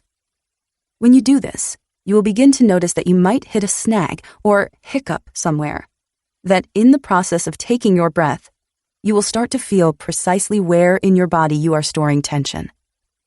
Once you know, you can start to go into that feeling more, visualizing what it is, where it came from, and what it needs you to know. Often in this scenario, we are brought back to specific memories or past versions of ourselves that need assistance or guidance. Use a journal to write down what you experience and see, and remember that the body often speaks in metaphors, so don't necessarily take everything literally. Sweat, move, cry. The last, the hardest, and the most important part of releasing your emotions is really the only thing you have to do. You have to feel them. Sometimes this means allowing yourself to feel like total shit. Sometimes this means pushing yourself through a workout, yoga, stretching, walking, or confronting triggering thoughts and letting yourself cry out what's bothering you. Remember that emotional health is not the experience of being perpetually calm and happy all of the time. It is the experience of allowing a range of emotions, both good and bad, and not getting too stuck on either one. Similarly, mental health and self-mastery is the ability to see and feel and experience a thought without responding to it. The response, or lack thereof, is where we regain our power and reclaim our lives. You were not born to be perfect. You were not born to be happy all of the time. But if you can commit each day to doing the work of being fully human and feeling even when you are afraid, you can transcend in a way that is truly beautiful. What it really means to heal your mind. Healing your mind is not the same thing as healing your body. When you're wounded, you often go through a progressive, linear repair. You get better until one day you are nearly back to where you were before. Healing your mind is completely different because you aren't returning to what you were before. You are gutting yourself and becoming someone entirely new. If that seems a little bit violent and harsh, it should. Healing is not a lovely ascension into comfort and wellness to be experienced once and forevermore. Healing yourself is the most uncomfortable, disruptive, important thing you will ever do. Healing yourself is returning to your most natural state, which is hungry for personal freedom, irreverent to the suffocating opinions of others, creates without doubt, shows up without fear, and loves without stipulations and agreements and conditions. Who you truly are is, at once, the best version of yourself you might not have ever imagined, and the most essential version of yourself that you have always been. And getting to that place, it requires a lot. Healing requires you to take an honest inventory of your grudges and aggressions and the wells of longing and fear you've been ignoring all this time. It requires you to take stock of precisely what is wrong with your life so you can work to make it right. It requires you to be completely honest about how you really feel, and then it requires you to actually feel it. Healing requires you to feel the deep heartache lingering in you, instead of subconsciously recreating the experience so you have an outlet to release it. Healing is no longer trying to sanitize your experience, to cleanse it until it is made perfect. Healing requires you to go through the full expression of every emotion that you cut off and buried when you decided you were no longer comfortable with it. Healing requires you to face every ounce of darkness within you, because just beneath what appears to be an impermeable barrier is complete, radical, total freedom. When you are no longer scared to feel anything, when you no longer resist any one part of your life, something magical happens. You find peace. Let's be clear, you are not going to suffer forever. This is not going to hurt for long. But to trick yourself into thinking that healing is getting progressively better until you have unraveled all of your past experiences and can return to the version of yourself you were before you got hurt, well, that is to miss the point entirely. We are meant to go through these periods of what some refer to as positive disintegration. It is when we must adapt our self-concept to become someone who can handle, if not thrive, in the situation that we are in. This is healthy. This is normal. This is how we are supposed to respond. But we cower because it will be uncomfortable. It will not immediately give us the virtues of what we are taught is a worthwhile life. Comfort and ease and the illusion that everything is perfect on the surface. Healing is not merely what makes us feel better the fastest. It is building the right life, slowly and over time. It is greeting ourselves at the reckoning, admitting where we've faltered. It is going back and resolving our mistakes, and going back within ourselves and resolving the anger and fear and small-mindedness that got us there in the first place. Healing is refusing to tolerate the discomfort of change because you refuse to tolerate mediocrity for 1 second longer. The truth is that there is no way to escape discomfort. It finds us wherever we are. But we are either going to feel uneasy, pushing past our self-imposed limits, breaking boundaries, and becoming who we dream of being, or we're going to feel it as we sit and mull over fears we fabricated to justify why we refuse to stand up and begin. Healing is going to be hard at first. It is going to mean looking at yourself honestly, maybe for the first time ever. It is going to mean stepping out of your comfort zone so you can leap toward the person you want to be. It is not what makes you more comfortable and idle. It is what conditions you to be more motivated by discomfort than you are scared of it, and inspired by your still moments more than you use them to forge the chains of worry. Healing is going to change everything, but it has to start with you being willing to feel what you are afraid to feel. Let's be clear about something. Becoming the best version of yourself is your natural inheritance. It is what you are born to do. Healing is simply releasing the sickness that is the limiting beliefs and fears that are holding you back from doing exactly that. Healing is not about going back to exactly who you were before, because that person wasn't yet capable of seeing the storm before it hit, and that person didn't know how to shield themselves from it. You aren't supposed to go back to being naive, less jaded, or more unaware. You aren't meant to return to your blissful mindlessness, a life in which you didn't know about the contrasts, the pain, all of the good and bad that life can throw at you. What you get on the other side of healing is greater than that. You just haven't experienced it yet to know. What you get for going through something painful is that you become more resilient, more self-sufficient, more empowered. You realize that nothing will save you, and so you must begin the work of saving yourself, which is the entire purpose of your life. When you begin this work, you find your inner strength. You realize that you have power and influence, and you can strategize and redirect your life. You realize that instead of what you can't control, your life can be built on what you do. When you heal, you become stronger where you've been broken. You become grounded where you've been egotistical.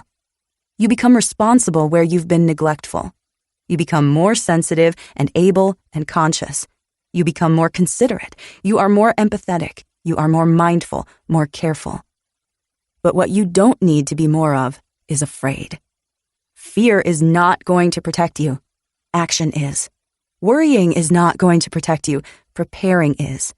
Overthinking is not going to protect you. Understanding is.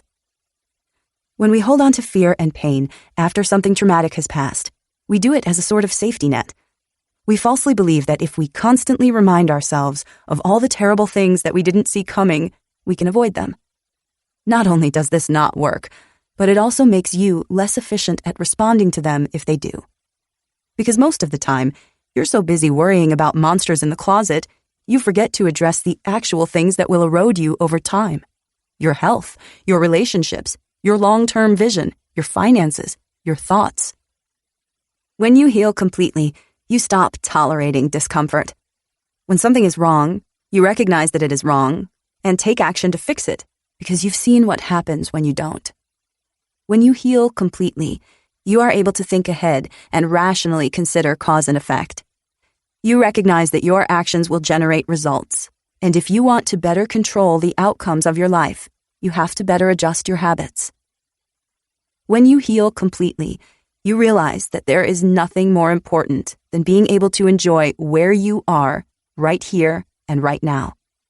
Whatever obstructions are in the way of you being present and savoring your life are the challenges you have to face. Because life is quick and it's temporary. What you have now, you could lose tomorrow. And gripping it so tightly, binding it up with resistance, doesn't mean it's safer. It means that when the day comes that it passes, as does everything, as does everyone, you will realize you never really enjoyed it. And healing? It's about getting to a place where you prioritize nothing over the quality of your one short life. Moving forward isn't about getting revenge. Your glow-up might not be something others can see. It might not come across as a shift on the surface. In a world of revenge bodies and comeback relationships, a world that tries to tell you that your ultimate transformation should be splayed out across your Instagram feed, we've lost what it really means to heal, to improve, to move on with our lives. Your glow-up is not learning to draw your eyebrows on perfectly, though that is a perfectly fine thing to want to learn to do. Your glow-up is not wearing tighter clothes, faster fashion, a relationship you can show others to prove that you are finally wanted, though all of those things are empowering and incredible if you choose them. Your transformation is not that you go out with your friends a lot. It is not that you make money now. It is not that you have earned goodness on the surface. This kind of glow-up is empty.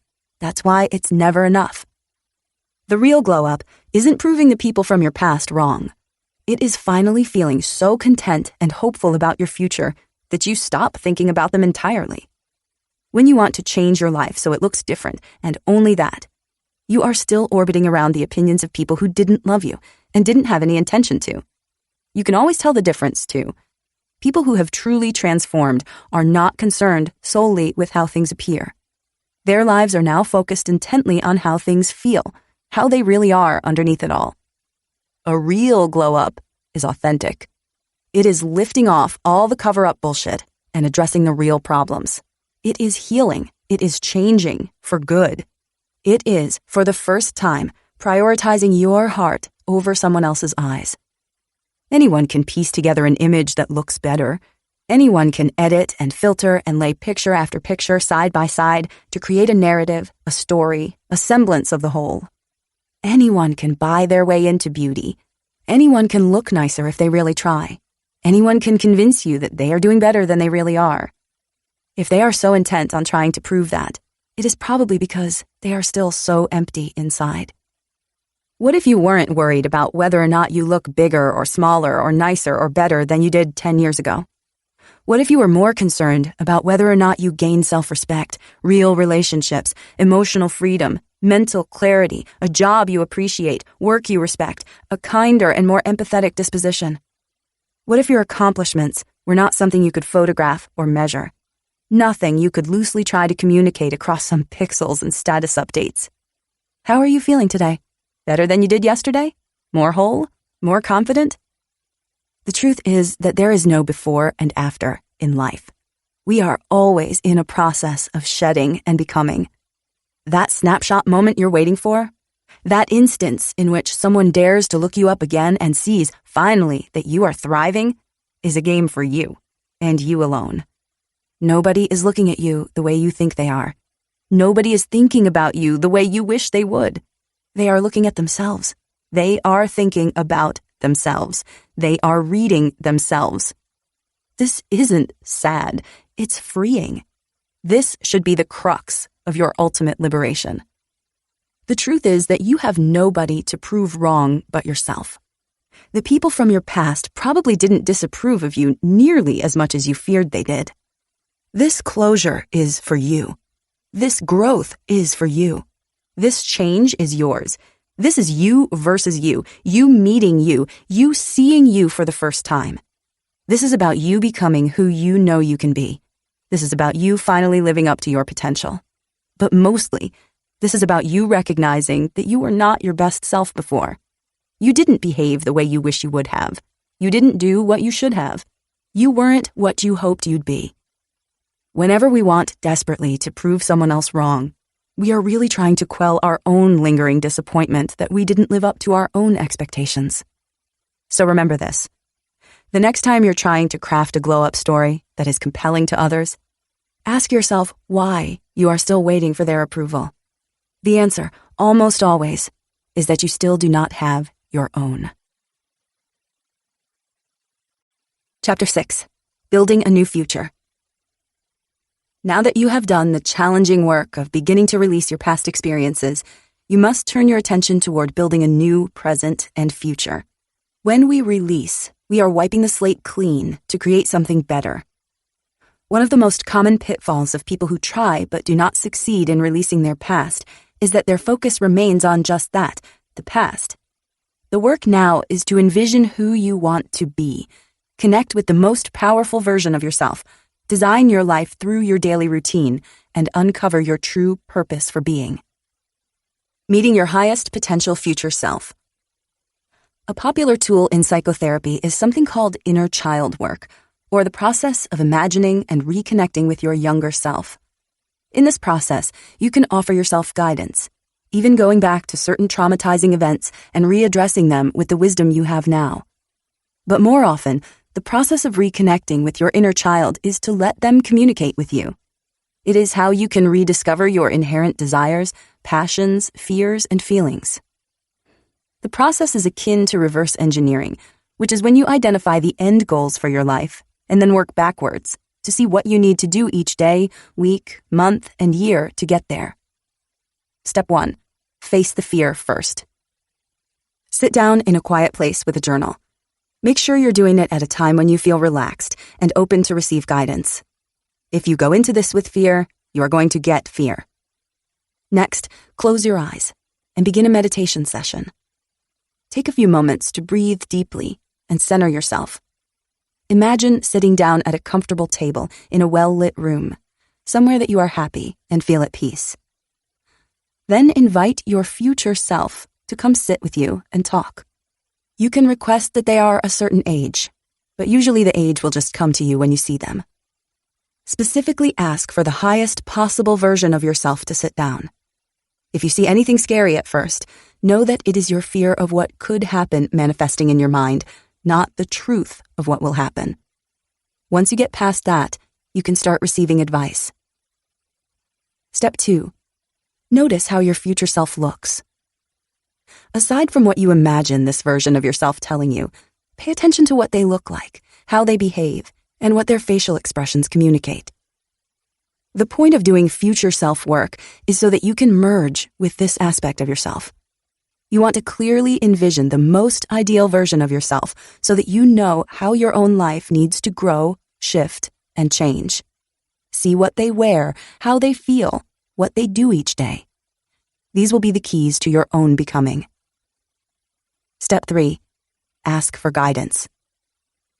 If you go into this process with a laundry list of scary, huge questions for your future self to answer, you're probably going to end up bound by panic rather than being open to receiving powerful guidance. Instead, keep yourself open to whatever this person wants to share with you. The messages should be positive, uplifting, affirming, and helpful. Even if they communicate something to you such as, you need to let go of this relationship, it should be done in a way that is so calming and reaffirming that you are confident and at peace with it. Step 4. Imagine them handing you the keys to your new life. Another powerful exercise using your future self is to imagine yourself now, sitting down with yourself 3, 5, or even 7 years ago. It has to be close enough that you can relate to this person, but far enough that you've changed. Imagine sitting down in a space you used to frequent or inhabit.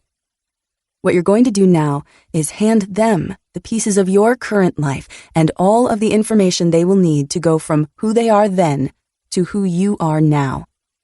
You can hand them your car keys, your email account for your job, your bank account, an outfit, or instructions on what to do in terms of career, relationships, or just day-to-day habits. Or you can imagine your future self giving you aspects of your life now. Imagine them handing you the keys to the home you live in, or your wedding band, or anything else that is a part of your highest possible future life. Remember, this process should make you feel calm, affirmed, and more self-assured, not the opposite. Fear is a hallucination, a trick of the mind and gut.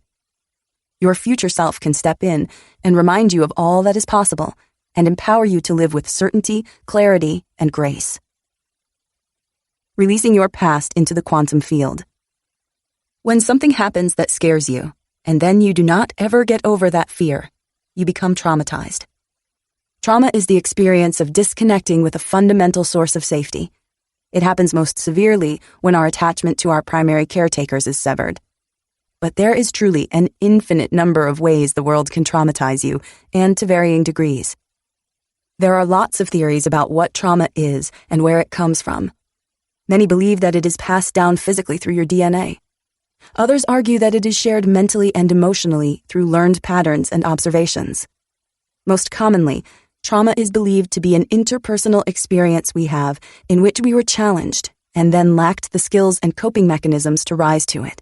Instead, we fell. No matter where it came from, if you have some kind of lingering trauma, you will know because you will feel it. You will feel it physically in your body. You will feel anxiety, tension, fear, terror, sadness, or guilt. It will be displaced. It will not have a clear, direct cause. You will overreact to certain things, and even when a problem is solved, you will still panic. This is the mark of trauma. Trauma is not in your head, it is in your body. This is the first and most important thing you need to know in order to overcome it. Trauma is a legitimate physical issue. You store those emotions, energies, and patterns at a cellular level. Thankfully, we can use the ripples at the top of the water to trace back down to the problem at the bottom, so to say. You can begin to use your body to help you heal. First, identify what caused the traumatic experience. You do this by feeling into yourself and noticing where you are tight or tense.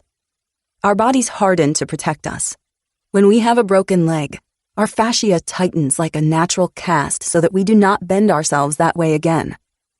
Similarly, when our hearts are broken, our emotions tighten so that we do not let ourselves feel again. Of course, eventually, we have to walk. We have to love. We have to experience life again. We have to slowly soften the pieces of us that are trying to protect us so that we can move forward. Healing trauma is not just a matter of psychoanalyzing it. It is a matter of literally working through it with your breath. The next time you feel yourself overreacting to some kind of stimulus, you will notice that your body is starting to tense up and create a fight-or-flight response. To heal this, you have to force yourself to take deep, soothing breaths until the part of your body that was once tense is relaxed again. You will need to self-soothe in different ways: meditating, breathing, drinking enough water, getting enough sleep, using aromatherapy, sound therapy, or whatever else works for you. You absolutely must work to take your brain and body physically out of panic survival mode. Second, reinstate a sense of safety. You are traumatized because something scared you, and you are convinced that it is still out to get you. This is what happens when we don't face or overcome something difficult. We assume the threat lingers indefinitely. The psychological aspect of trauma healing is that you have to literally restore the connection that was severed in the exact same way that it was broken. If you are traumatized about relationships, you need to build healthy relationships. If you are traumatized about money, you need to get really good with money. If you are traumatized about traveling, you need to travel again. We do not find the resolution in avoiding these things forever. In fact, just underneath the fear, we often find that they are the things we really want more than anything else. Third, stop taking thoughts and feelings at face value. Last, to overcome trauma, you have to stop engaging in psychic thinking. You have to stop pretending you are able to predict what will happen, that you know other people's intentions, or that what you feel and think is absolute truth and reality. This kind of thinking is what takes a triggering feeling and turns it into a defeating spiral. You take one scary thing and make it into a prediction for what the future will hold. You are not an oracle. You do not know what's next, though you are always capable of choosing what you do now. Almost always, the thing you are most panicked about is a thing you do not know is happening for sure. It is usually an assumption, a projection, a fear turned into a terrifying potential reality. You might think that trauma is something that other, more damaged people have, but that is not true. Everyone is traumatized in one way or another, but it is how we respond to it, how we ultimately grow and develop self-mastery from it, that determines the course of our lives. Becoming the most powerful version of yourself. Are you being the most powerful version of yourself? If you had to pause to think about it, the answer is probably no. Everybody has different facets of their personality, and we act on them based on the context we're in. It's a social adaptation tool. You are not the same person with your friends as you are with your parents. Moving through these easily is a sign of high psychological function. We are acquainted with the versions of ourselves that our current life requires. We know who we need to be at work, at home, or in love. But we are often unfamiliar with the person we need to be in order to move our lives forward. In inner child work, you visualize and address your younger selves, often down to a specific age, depending on which version of you was traumatized. You communicate with that inner child self, learn from them, protect them, or give them the guidance that they needed when they were young. This proves to be profoundly healing for people, mostly because we do not evolve past our former selves, we simply grow upon them. However, this practice can work the opposite way as well. You can also visualize and connect with your future self, the version of you that you are growing into, or the person you know you are meant to be. What would my most powerful self do today? The first step to becoming your most powerful self is to literally envision that person. Don't take yourself out of your current context either. Begin to ask yourself, what would the most powerful version of me do right now? What would they do with this day? How would they respond to this challenge? How would they move forward? How would they think? What would they feel? Your most powerful self needs to be the CEO of your life. It is the person making managerial decisions, governing everything else. This is the editor-in-chief, the matriarch or patriarch. You are working for your most powerful self. Once you have a clearer image of what your most powerful self is like, you then need to evaluate what habits, traits, and behaviors are actively holding you back from fully embodying that person. Be aware of your weaknesses. Powerful people are not delusional. They do not believe they are perfect all the time at everything. This is not what makes them mentally strong. Instead, powerful people are very aware of their varying strengths and weaknesses. In business, powerful people will often outsource the tasks at which they are less skilled. In life, powerful people know where their limits are and what their triggers might be. This allows them to move through their lives with more ease and to give themselves the time and space needed to work on their faults. The ability to say to yourself, I know I struggle a lot with this, so I'm going to take my time and work on it, is one of the most powerful things you can do. Be willing to be disliked. Powerful people are not the ones who are most universally liked. They are also not the ones vying for others' approval, and that's the key. To be a truly powerful person, you must be willing to be disliked. This is not to say that you behave in any way that's malicious, but it is to say that no matter what you do, others are going to judge you. Powerful people know this. There is no path in life that you can take that will be free of resistance from others. And so it is important that you not only become okay with being disliked, but you anticipate it and act anyway. Act on purpose. Powerful and purposeful are one and the same.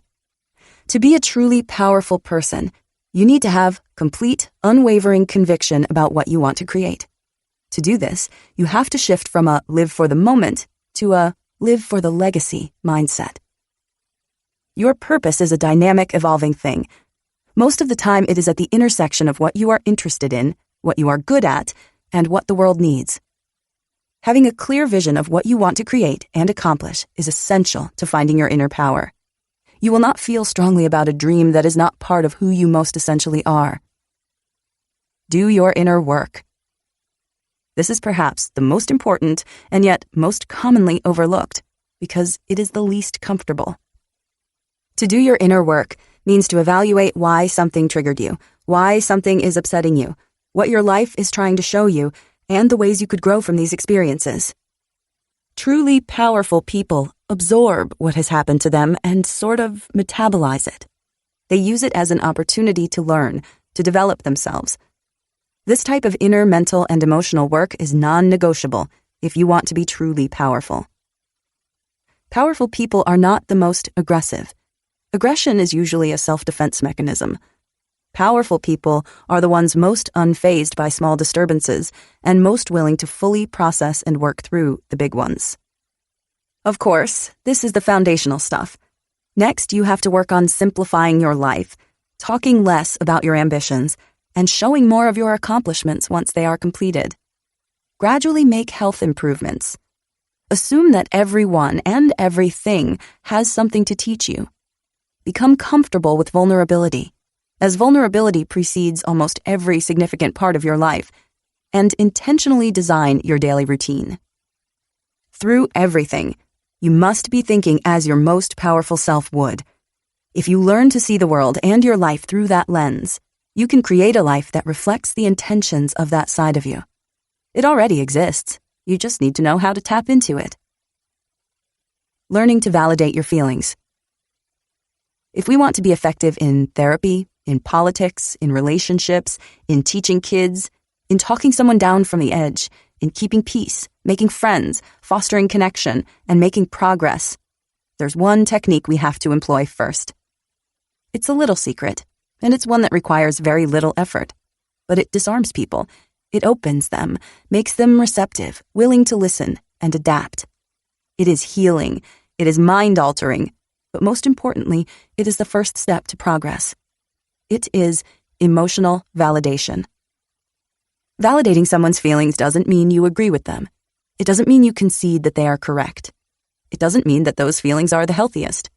It doesn't mean they are informed by logic. Validating feelings does not mean you make them more true. It means you remind someone that it is human to feel things they don't always understand. How often do we just need a partner to stop trying to strategize and just say, "That must really suck"? How much of a weight is lifted off our shoulders when we think, "Yes, I really am stressed right now, and I deserve to be"? How light do we feel when we see another person's story splayed out across a screen, one that we can relate to and understand, no matter how devastating it is? How much better do we feel when we simply allow ourselves to be aggrieved and pissed off and irrationally mad? When we let ourselves have it, the feeling that is, something incredible happens. We no longer have to take it out on other people because we are no longer relying on their validation to get us through it. We can be aggrieved and pissed and mad and do our own processing without hurting anyone else. When people are crying out or acting out in their lives, they aren't just asking for help. They are most often just asking for someone to affirm that it is okay to feel the way that they do. And if they have to inflate and exaggerate circumstances for you to truly feel the weight and impact that they do, they'll do it. They'll do whatever it takes to get someone else to say, "I am so sorry for what you are going through." This is not because they are incompetent or dumb. It is because in a world that does not teach us how to adequately process our own feelings, we must often rely solely on our maladaptive coping mechanisms. When we cannot validate our own feelings, we go on a never-ending quest to try to force others to do it for us, but it never works. We never really get what we need. This looks like needing attention, affirmation, compliments, but it also looks like being dramatic, negative, and focusing disproportionately on what's wrong in our lives. When someone is complaining about something simple, and they seem to be doing it more than the given situation would call for, they aren't trying to get your help about a small issue. They are trying to have their feelings validated. This is also a common root of self-sabotaging behaviors. Sometimes, when we have deep wells of grief within us, we absolutely cannot allow ourselves to relax and enjoy our lives and relationships. We cannot just have fun, because doing so feels like a betrayal. It feels offensive. We need to feel validated, but we don't even know why. Why is this effective? Think of your feelings like water running through ducts in your body. Your thoughts determine whether or not the ducts are clean. The cleanliness of the ducts determines the quality of the water. If you suddenly have a feeling that you dislike and don't expect, a sudden rush of water, let's say, it's common to want to shut that valve off and not allow it to pass. However, stopping the flow of water does not make the water go away. Instead, it begins to intensely pressurize and create serious damage to the parts of your body that are no longer receiving flow. This begins to have a ripple effect on your entire life. Sometimes the water disperses itself gradually. Other times it implodes and creates what we see on the surface as a complete emotional breakdown. When all of that water finally comes through and we grieve and cry and fall apart, we are going through a process of being reset. It is positive disintegration. We are gutted. We are cleaned. We feel calm, refreshed, and relieved. All that happened in that implosion was that your feelings became validated when you gave yourself permission to feel them because you had no other choice. This is what we do in therapy. This is what we do when we vent. This is what happens when we experience a catharsis. A sad movie that we kind of enjoy being sad about allows us to feel sad in a world that otherwise does not. But there's a healthier, easier way, which is learning how to process our feelings in real time. Validating your feelings sounds like a big term, but it really means one thing. It's just letting yourself have them. When you are healing past trauma, often a big component is allowing yourself to experience the full expression of an emotion. You have probably done this healthfully and correctly in the past. Think about the passing of a relative whom you loved but were not overly attached to. When you learned of their death, you were undoubtedly sad, but you didn't attend their funeral, cry for an hour, and then carry on with your life as though nothing happened. Instead, you probably experienced a bout of sadness then, and then maybe the next day, and then maybe a week later. The waves of grief came and went in varying intensity.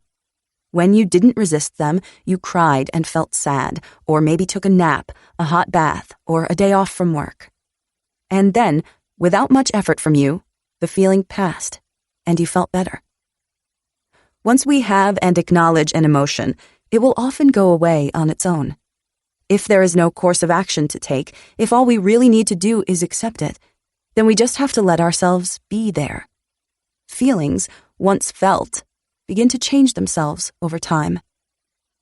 The reason we don't do this more naturally is because obviously we can't burst into tears at our desks every time we feel bothered by something.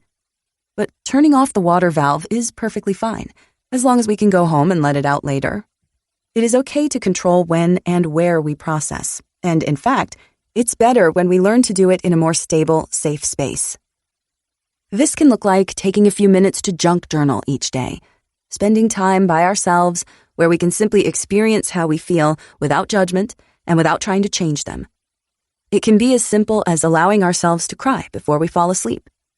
We often think of that as a sign of weakness, when really, the ability to cry freely is a huge signal of mental and emotional strength. It's when we can't cry about what's truly broken in our lives that we have a big problem. Validating the way someone else feels is an exercise in radial empathy. It is starting the conversation with, "It is okay to feel this way." Because when we point out how wrong someone is to feel the way they do, they shut down. And they shut down because they feel shame. They already know it's not right to feel the way they do. If you start the conversation by heightening someone's defenses or making them panic and suppress even harder, you make the situation worse.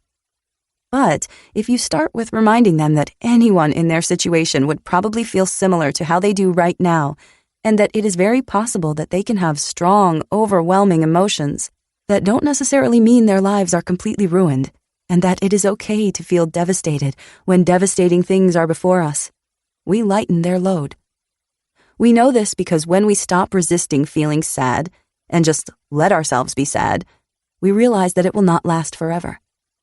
We see that sometimes the biggest problem isn't that we are devastated, but that in refusing to accept what is in front of us, we create so much more suffering than we would if we had just had a cry when we needed to have a really good cry.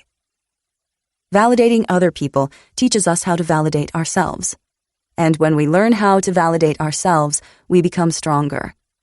We see that our emotions are no longer threats, but informants. They show us what we care about, what we want to savor, and what we want to protect. They remind us that life is fleeting and challenging and gorgeous. When we are willing to accept the darkness, it is only then that we find the light. Adopting your own principles. If you feel lost, or as though you don't know where you want your life to go next, or worse, fear that everything you have built could come crashing down, you don't need more inspiration. You don't need more positive thinking. You do not need more Pinterest photos or inspirational quotes. When you have money problems, you need money principles. When you have relationship problems, you need relationship principles. When you have work problems, you need work principles. When you have life problems, you need life principles. More money does not solve money problems. Different relationships do not solve relationship problems. New work does not solve work problems. Your future life will not solve your life problems. This is because money does not make you good with money. Love does not make you love yourself. Relationships don't make you good at relationships. Work doesn't make you good at your job or capable of work-life balance. Problems don't inherently make you a stronger person unless you change and adapt. The variable here is you. The common denominator is whether or not you shift your foundational perspective on the world and how you behave within it. Let's be very clear. Someone who makes $500K can be as seriously in debt and struggling as someone who makes $50K. And in fact, this happens more often than you would ever think. People who make less money are required to learn how to manage it better. And people who make more think they can eschew principles because of the quantity they are attaining. You can screw up your dream relationship just as quickly as you can hook up, because the way you relate to others is an issue with you, not something that shifts depending on whether or not you meet the most perfect person who never triggers or annoys you and relates to you with unconditional positive regard. You can be just as unhappy in your ideal job with your perfect hours at your most desired pay rate if you don't know how to ration your time, relate to others in your workplace, or move your career forward. People who are living their dreams and following their passion can be just as unhappy as people who are not. If you don't have principles, your life is not going to get better just because you envision and then try to create a new one. Those problems are only going to follow you and get bigger as your life does. The good things that happen to us in life are like a magnifier. They show us where we still need to grow. True love shows us to ourselves. Money shows us to ourselves. Dream jobs show us to ourselves. The good, the bad, the desperately needs to change right now. If you don't have principles now, you won't have them later. If you don't have the money principle of living beneath your means, you won't be able to do it when you have more money. If you don't have the relationship principle of not relying on others for your sense of self, it won't magically resolve itself when you meet the right person. You will only sabotage that relationship too. What is a principle? A principle is a fundamental truth that you can use to build the foundation of your life. A principle is not an opinion or a belief. A principle is a matter of cause and effect. Principles can become personal guidelines. Some examples of money principles are the following: keep overhead costs low, get out and stay out of debt, live beneath your means, or save for a rainy day. Many financial experts advocate prioritizing debt repayment as the beginning of financial health. This is because one day of accrued interest probably won't impact you that much, but 20 years will, to the tune of tens of thousands of dollars, if not more. In the same way, one day of gained interest in investments won't make a big difference, but 20 years will, to an even more significant margin. The point of having principles is that it shifts you from short-term survival to long-term thriving. Most things in our lives are governed by principles. Stephen Covey explains this well. Principles are a natural law, like gravity. It's different than a value. Values are subjective. Principles are objective. We control our actions, but the consequences that flow from those actions are controlled by principles, he says. This means that if we are committed to the principle of eating good food each day, we will inevitably reap the benefit of better or improved health. If we write a sentence each day, we will inevitably write a book. If we commit to paying off a portion of our debts each month, we will inevitably pay them off. If we invest consistently and wisely, we will eventually see a return. Our lives are governed by principles, as Benjamin Hardy explains. Most people cram for tests while in college, but can you cram if you're a farmer? Can you forget to plant in the spring, slack off all summer, and then work hard during the fall? Of course not. A farm is a natural system governed by principles. So are you. The law of the harvest is always in effect. What you plant, you must harvest. Furthermore, what you plant consistently over time eventually yields a compounded or exponential harvest. You often don't experience the consequences of your actions immediately, which can be deceiving. If you smoked one cigarette, you probably wouldn't get cancer. If you spent $10 on coffee just one day, it probably wouldn't affect your financial life. However, over time, these habits have drastic outcomes. It turns out that $10 daily over 50 years at 5% compounding interest becomes $816,000.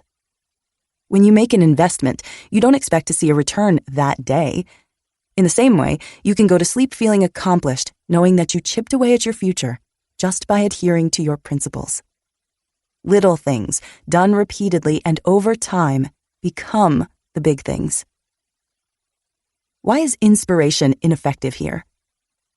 Inspiration can be misleading.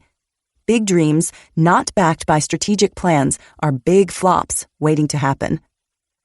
Inspiration means you take a feeling and elaborate on it. You allow your mind to wander. You piece together pretty pictures and create an image of how you'd like your life to feel. Principles are boring. They aren't inspiring. They are the laws of nature. Principles are not immediately gratifying. They do not make us feel better right away. That's why we often reach for inspiration, but find it to be ineffective. This is because we get our minds and hearts set on a vague idea of what we think we want without ever really evaluating whether or not we want to engage in the daily work and effort it would take to get there. When we don't pair inspiration with the principles it takes to achieve those dreams, we become more lost and disappointed than ever before. How do I start developing my own principles?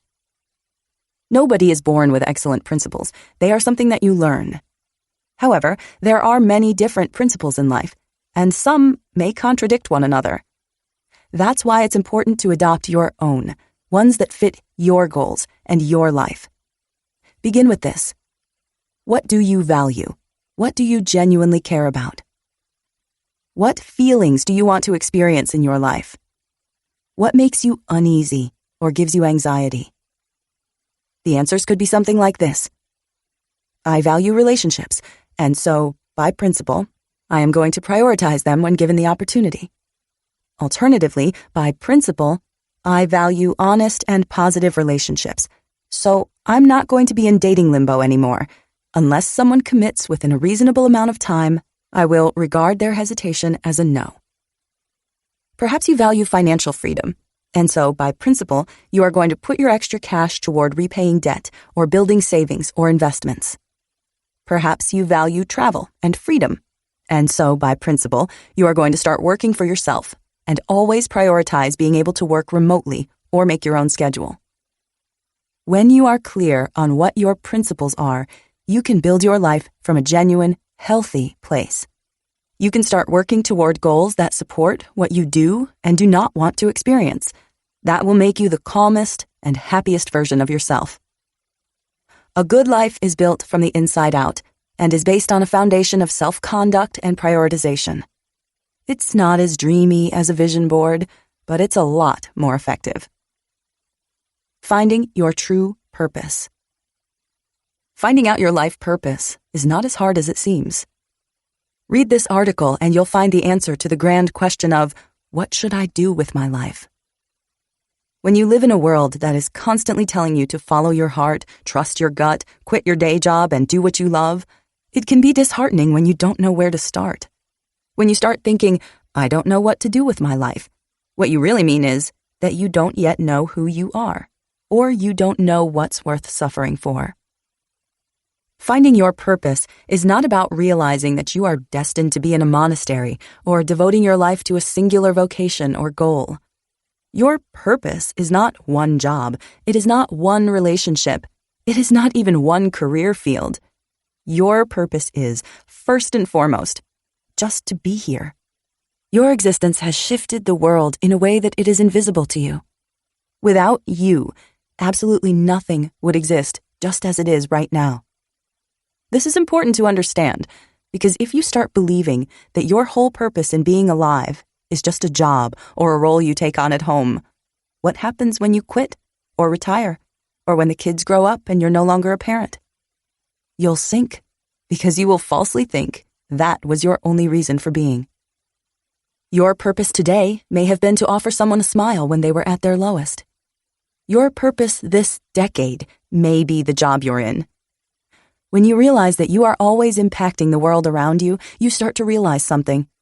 The most important thing you can do to live meaningfully is to work on yourself. To consciously become the happiest, kindest, and most gracious version of yourself. Knowing your purpose also doesn't necessarily mean your life will henceforth be easy or that you'll always know what to do. In fact, when you are genuinely on your own path, the future won't be clear. Because if it is, you're actually following someone else's blueprint. With all of that said, when most people wonder about their purpose, they are often referring to their life's work and their jobs. Your career is not nothing. It is how you will spend the majority of your day, every day, for the better part of your life.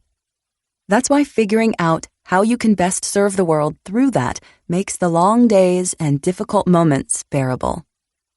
Your life purpose is the point at which your skills, interests, and the market intersect. You are the blueprint of your future. Everything that you are, everything that you have experienced, everything that you're good at, every circumstance you have found yourself in, everything that you're passionate about is not random. It's a reflection of who you are and a sign about what you are here to do. However, it's not as easy as it sounds to become self-aware. You may still be thinking that you're not sure what you're good at, or that you're even more passionate about one thing over another. That's okay, because your purpose does not require you to be the best at something. It is not the thing at which you, and only you, can succeed more so than anyone else. It is the things that naturally call you, that effortlessly flow out of you, and that evoke specific emotions from you. You are here to work those out. You are here to transform them. Your ultimate purpose is to become the ideal version of yourself. Everything else flows from there. Figuring out what you want to do with your life. Here are some questions you should ask yourself if you want to know what your purpose really is. What and who is worth suffering for? Even doing what you love for a living doesn't mean every day will be easy. Everything comes with its own set of challenges, so the question is really, what are you willing to work for? What are you willing to be uncomfortable for? Close your eyes and imagine the best version of yourself. What is that person like? The best possible version of yourself, the most loving, kind, productive, and self-aware version is who you really are. Everything else is the byproduct of coping mechanisms you've developed and picked up from other people. If social media didn't exist, what would you do with your life? If you knew that you wouldn't be able to show off, impress, or even share what it was you chose to do with your life, how would it change your ambitions? This differentiates what you are doing because you want to do it from what you are doing for the sake of how it looks to other people. What comes most naturally to you? What you are most naturally good at is the path you should follow first, because it's the path on which you will most effortlessly thrive. What would your ideal daily routine look like? Forget about the elevator speech. Forget about having a fancy title or impressing people on LinkedIn. Think about what you want to do day in and day out. A lot of people get into jobs they think will make them happy, but realize they only liked the idea of them and not the day-to-day reality. What do you want your legacy to be? Instead of worrying about the virtues on your resume, Focus on the virtues of your eulogy. Who do you want to be remembered as? What do you want to be known for? Though it's lovely to reflect on all of the virtues and talents of your life, here is an even more important part of finding your purpose. It is often found through pain. Most people come into awareness of their purpose, not because they are effortlessly clear on what their talents are and how they can best utilize them, but because at some point they find themselves lost, depleted, exhausted, and with their backs against the wall. In experiencing hardship and challenge, we begin to realize what really matters to us. It sparks a flame that, when kindled through action and commitment, becomes a transformative fire.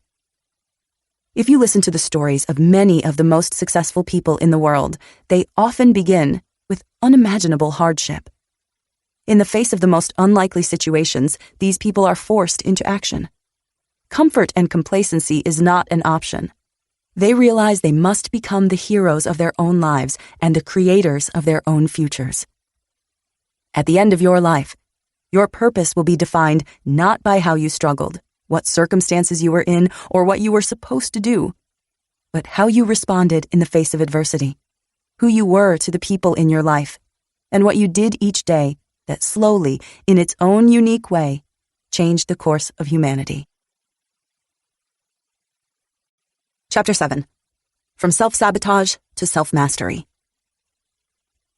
Moving from self-sabotage to self-mastery sounds like an extraordinary transformation, when in reality it is the natural course of coming to understand that you were responsible for holding your life back, and so you are also capable of moving it forward. Controlling your emotions versus suppressing them. The Buddhists believe that controlling the mind is the path to enlightenment. Enlightenment, by which they mean spontaneous and true happiness. The idea is simple in theory and complex in practice. By both exploring our understanding of the mind and training it to behave in a certain way, we sort of purify ourselves to experience the essential nature of what we are, which is, as they believe, joy. If you've ever sat in a meditation class, you'll know that the first principle of mind control is the opposite of what you'd think. It's about letting go. To truly master the mind, the Buddhists practice non-attachment, in which they sit placidly, breathe steadily, and allow thoughts to rise up, cohere, and then pass. Their approach is that controlling the mind is actually a matter of surrendering to the mind, allowing it to behave as it pleases while regulating their reaction to it. How do you know if you're suppressing your emotions or controlling them? Emotional suppression is a regulation strategy that people use when they do not have adequate coping mechanisms for their feelings. The pattern is often this. The person denies or ignores their true reaction to a situation or experience, believes it will simply go away if they continue to disregard it, find that their day-to-day lives are somewhat disrupted by a sense of unease, and one day it all comes to a breaking point and they have an emotional outburst that they cannot control. Therapy generally aims to help patients no longer suppress how they feel. Instead, they are encouraged to recognize those emotions, but choose how they respond to them. In the healing process, suppressing and controlling can seem like a fine line. When someone cuts you off in traffic and you choose not to yell out your window, are you suppressing how you feel or controlling it? If your partner says yet another idiotic thing and you choose not to respond to it, are you suppressing how you feel or controlling it? If your coworker aggravates you consistently about a project and you choose not to say anything, are you suppressing how you feel or controlling it? Suppressing is unconscious. Controlling is conscious. Suppressed emotions function similarly to unconscious biases. One such type of bias is confirmation bias, wherein your brain sorts through stimuli to bring your attention to facts or experiences that support what you already believe. Though you're not aware of the bias, it's still affecting you. On the other hand, controlling your emotions involves becoming more conscious of how you feel. You are aware that you are angry, sad, or aggrieved, but you are choosing what you do about it. It is not really that you are controlling your emotions, but your behavior. When you are suppressing your emotions, you don't know how you feel, and your behavior seems out of control. When you're controlling your emotions, you do know how you feel, and your behavior seems within your control. The answer is that when you're in traffic or in an argument or dealing with a difficult coworker, you should be aware of how you feel, but still in control of how you respond. Emotions are temporary, but behaviors are permanent. You are always responsible for how you choose to act. We often think that the measure of physical strength is how much weight we can bear, how long we can run, or how pronounced our muscles are. In reality, physical strength is a measure of how efficiently the body runs itself, how capable it is of effectively performing day-to-day tasks and occasional challenges when they arise. Mental health is the exact same way. It is not a measure of how happy we seem, how perfect things are, or how unconditionally positive we can be, but that we are able to move through day-to-day life and the occasional challenge with enough fluidity and reason that we aren't stifled or held back by ourselves. Amy Morin very famously disclosed some of the things that mentally strong people don't do. Identifying their habits and behaviors is essential, but what if you just aren't there yet? If you want to become a mentally strong person, this is where you begin. Learning to trust yourself again. Inner peace is the state of being connected to the deep internal knowing that everything is okay and always will be. The concept of finding one's inner peace has been part of spiritual and metaphysical practices for centuries and has just recently become more mainstream with the development of popular psychology. Albert Camus once said, "In the midst of winter, I found there was, within me, an invincible summer." That sums up the entirety of what inner peace really is. The understanding that no matter what is happening around you, there is a place of total knowing and calmness within you. Not only are you capable of returning to that place when you need to, but it's possible to live your entire life from there. The challenge is learning how to connect with it in the first place and learn to rewire how you respond to your monkey mind, which is always jumping from one worst-case scenario to the next. You know when people reference knowing something deep down? They say things like, "I'm worried, but deep down I know it's going to be okay." Or, "I'm angry at him, but deep down I know he loves me." What do you think they are referencing? Where is deep down? They're talking about the place within them that has an infinite wisdom, a better understanding, and a more insightful perspective of what's going on.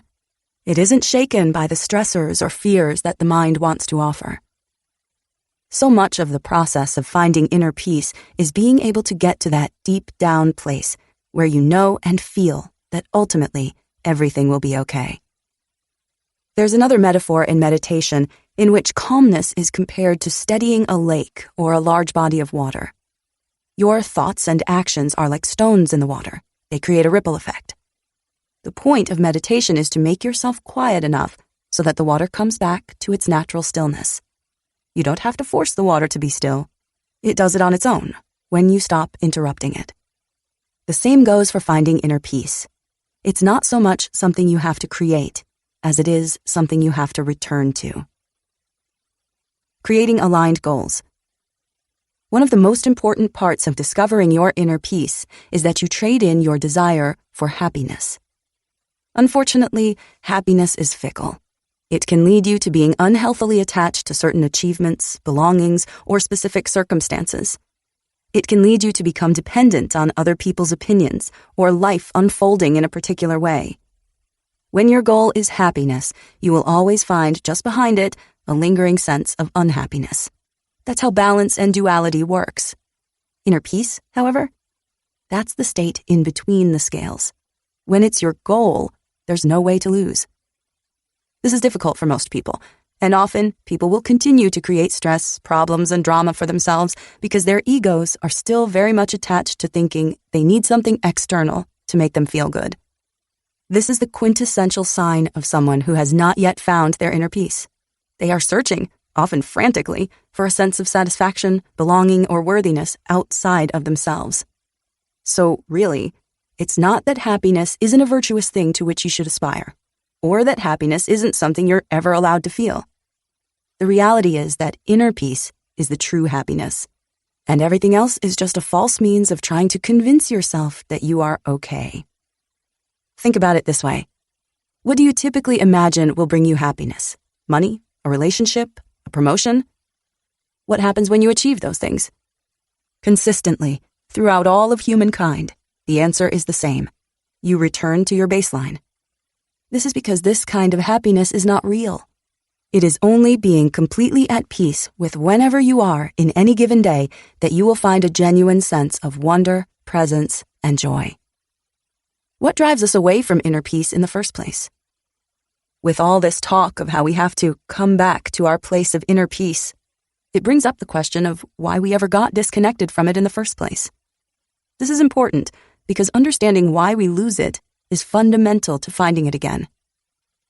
When we grow up, we adapt to our environments. We adopt the beliefs and ideas of those around us. We alter our personalities so that we become safer. We believe the world can't hurt us. When we are children, we are more vulnerable than ever, and it's during this time that we pick up what can easily become lifelong coping mechanisms. If we are not instructed from a young age to connect with our inner sense of peace, we will instinctively begin to trust the voice in our head. This is where we really get lost, because the thoughts that we have on any given day are largely the product of what the Buddhists would call the monkey mind, or as a neurologist could explain it, the process of different receptors firing off and making associations with things that may or may not have anything to do with reality. When we begin to trust our thoughts, we let them inform our feelings. This becomes a cycle and ultimately traps most people who aren't aware that it's happening. They have a weird or scary thought, have a subsequent strong feeling, and the combination of the two makes the situation feel real when it's actually a misunderstanding of your neurological process. Of course, that doesn't mean that our thoughts are useless. It just means that they are not always reflective of reality and should be used as more of suggestions than anything else. Why can't people find their inner peace easily? The answer is that they can. Most people just aren't instructed on how to. But beyond that, most people are actually too scared to go into their own feeling states because their inner child is too traumatized. Everyone has an inner child. It is the part of you that is most innocent and pure, and it never goes away. Over time, it is your responsibility for you to learn how to parent this inner child, who will honestly be the one to push you away from your inner peace. They will be the one to throw a tantrum and tell you that everything is falling apart and that you're going to die and that you should just give up. In the same way that you wouldn't let a child run your waking life now, you can't always believe what your inner child is afraid of. You can, however, learn to work with them, heal them, and make them feel safe, in the way any good parent would. Stephen Diamond explains it like this. To begin with, the inner child is real. Not literally nor physically, but figuratively, metaphorically real. It is, like complexes in general, a psychological or phenomenological reality, and an extraordinarily powerful one at that. He argues that mental disorders and destructive behavior patterns are usually more or less related to unconscious parts of ourselves and were most often adopted in early life. Finding your own peace. Finding inner peace isn't always so much about just sitting in the lotus position until wisdom becomes you. It's about making the uncomfortable decision to stay with your discomfort and to choose differently regardless. As Gail Brenner explains, the inner war is perpetuated by resistance, that is, not wanting to feel the way we feel, not wanting people to do what they are doing, not wanting events to occur as they are occurring. Resistance wants to rewrite our personal histories and ensure that our plans materialize. She argues that inner peace is the only kind that exists because nothing else is in our control. Another really amazing way to find your inner peace is to constantly remind yourself that your worries are a fabrication of your mind's need to identify potential threats to survival, and your true happiness is being here in the moment. If that's hard to believe, make a list of the following. Everything you have intensely worried about in your life. Go back as many years as you can and be as detailed as you can. Every difficult situation you swore you would never get through or never get over. Every time you have genuinely felt happy and at peace. Guaranteed, your responses to the first will bring a smile to your face, in that they will remind you that you have worried constantly in your life, and yet they were all unfounded. Often, the things you are worried about most were actually the things that were going to turn out the best. By the nature of duality, the very virtue of experiencing fear of them means you also experienced love from them. Your response to the second will also be relieving because it will show you just how much pain you thought was insurmountable in your life and how, in retrospect, you don't really ever think about those things anymore. Finally, your answers to the last question will remind you that your happiness has never come from things being perfect on the outside, but from you being present and open and connected to yourself and to the moment. Detaching from worrying. In the same way that it's easy to become addicted to substances or behaviors that allow us to avoid the present moment, worrying is chief among the coping mechanisms people use to distract themselves from what really matters. Over time, you have begun to convince yourself that worrying equals being safe. You think that by running worst-case scenarios through your head again and again, you will be better prepared for them. This is completely false. Not only are you draining your energy, imagining situations that are very often completely manufactured, but when you are already hypersensitive to any one of these fears or ideas, you will actually create those circumstances simply out of your avoidance or over-responsiveness to them. You have to remember that among all the things to know about the monkey mind, your head wants to constantly seek out situations and experiences that will affirm itself.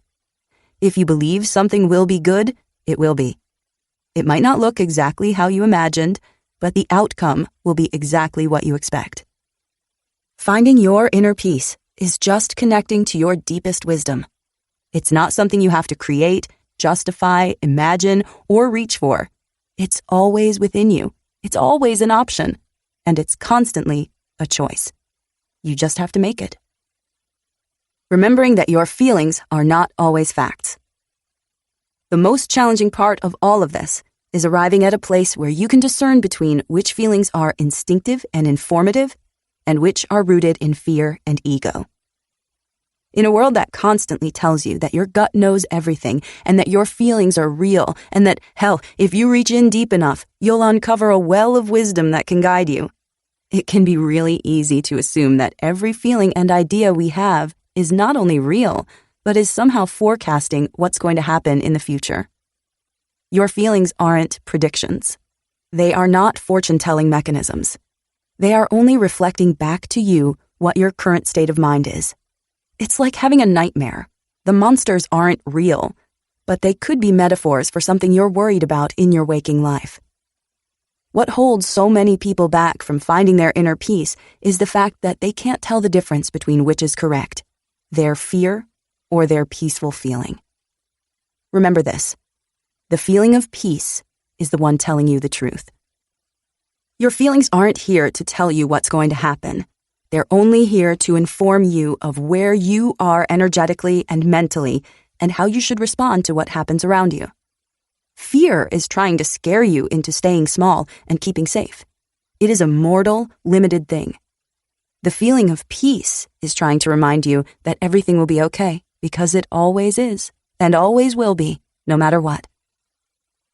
Becoming mentally strong.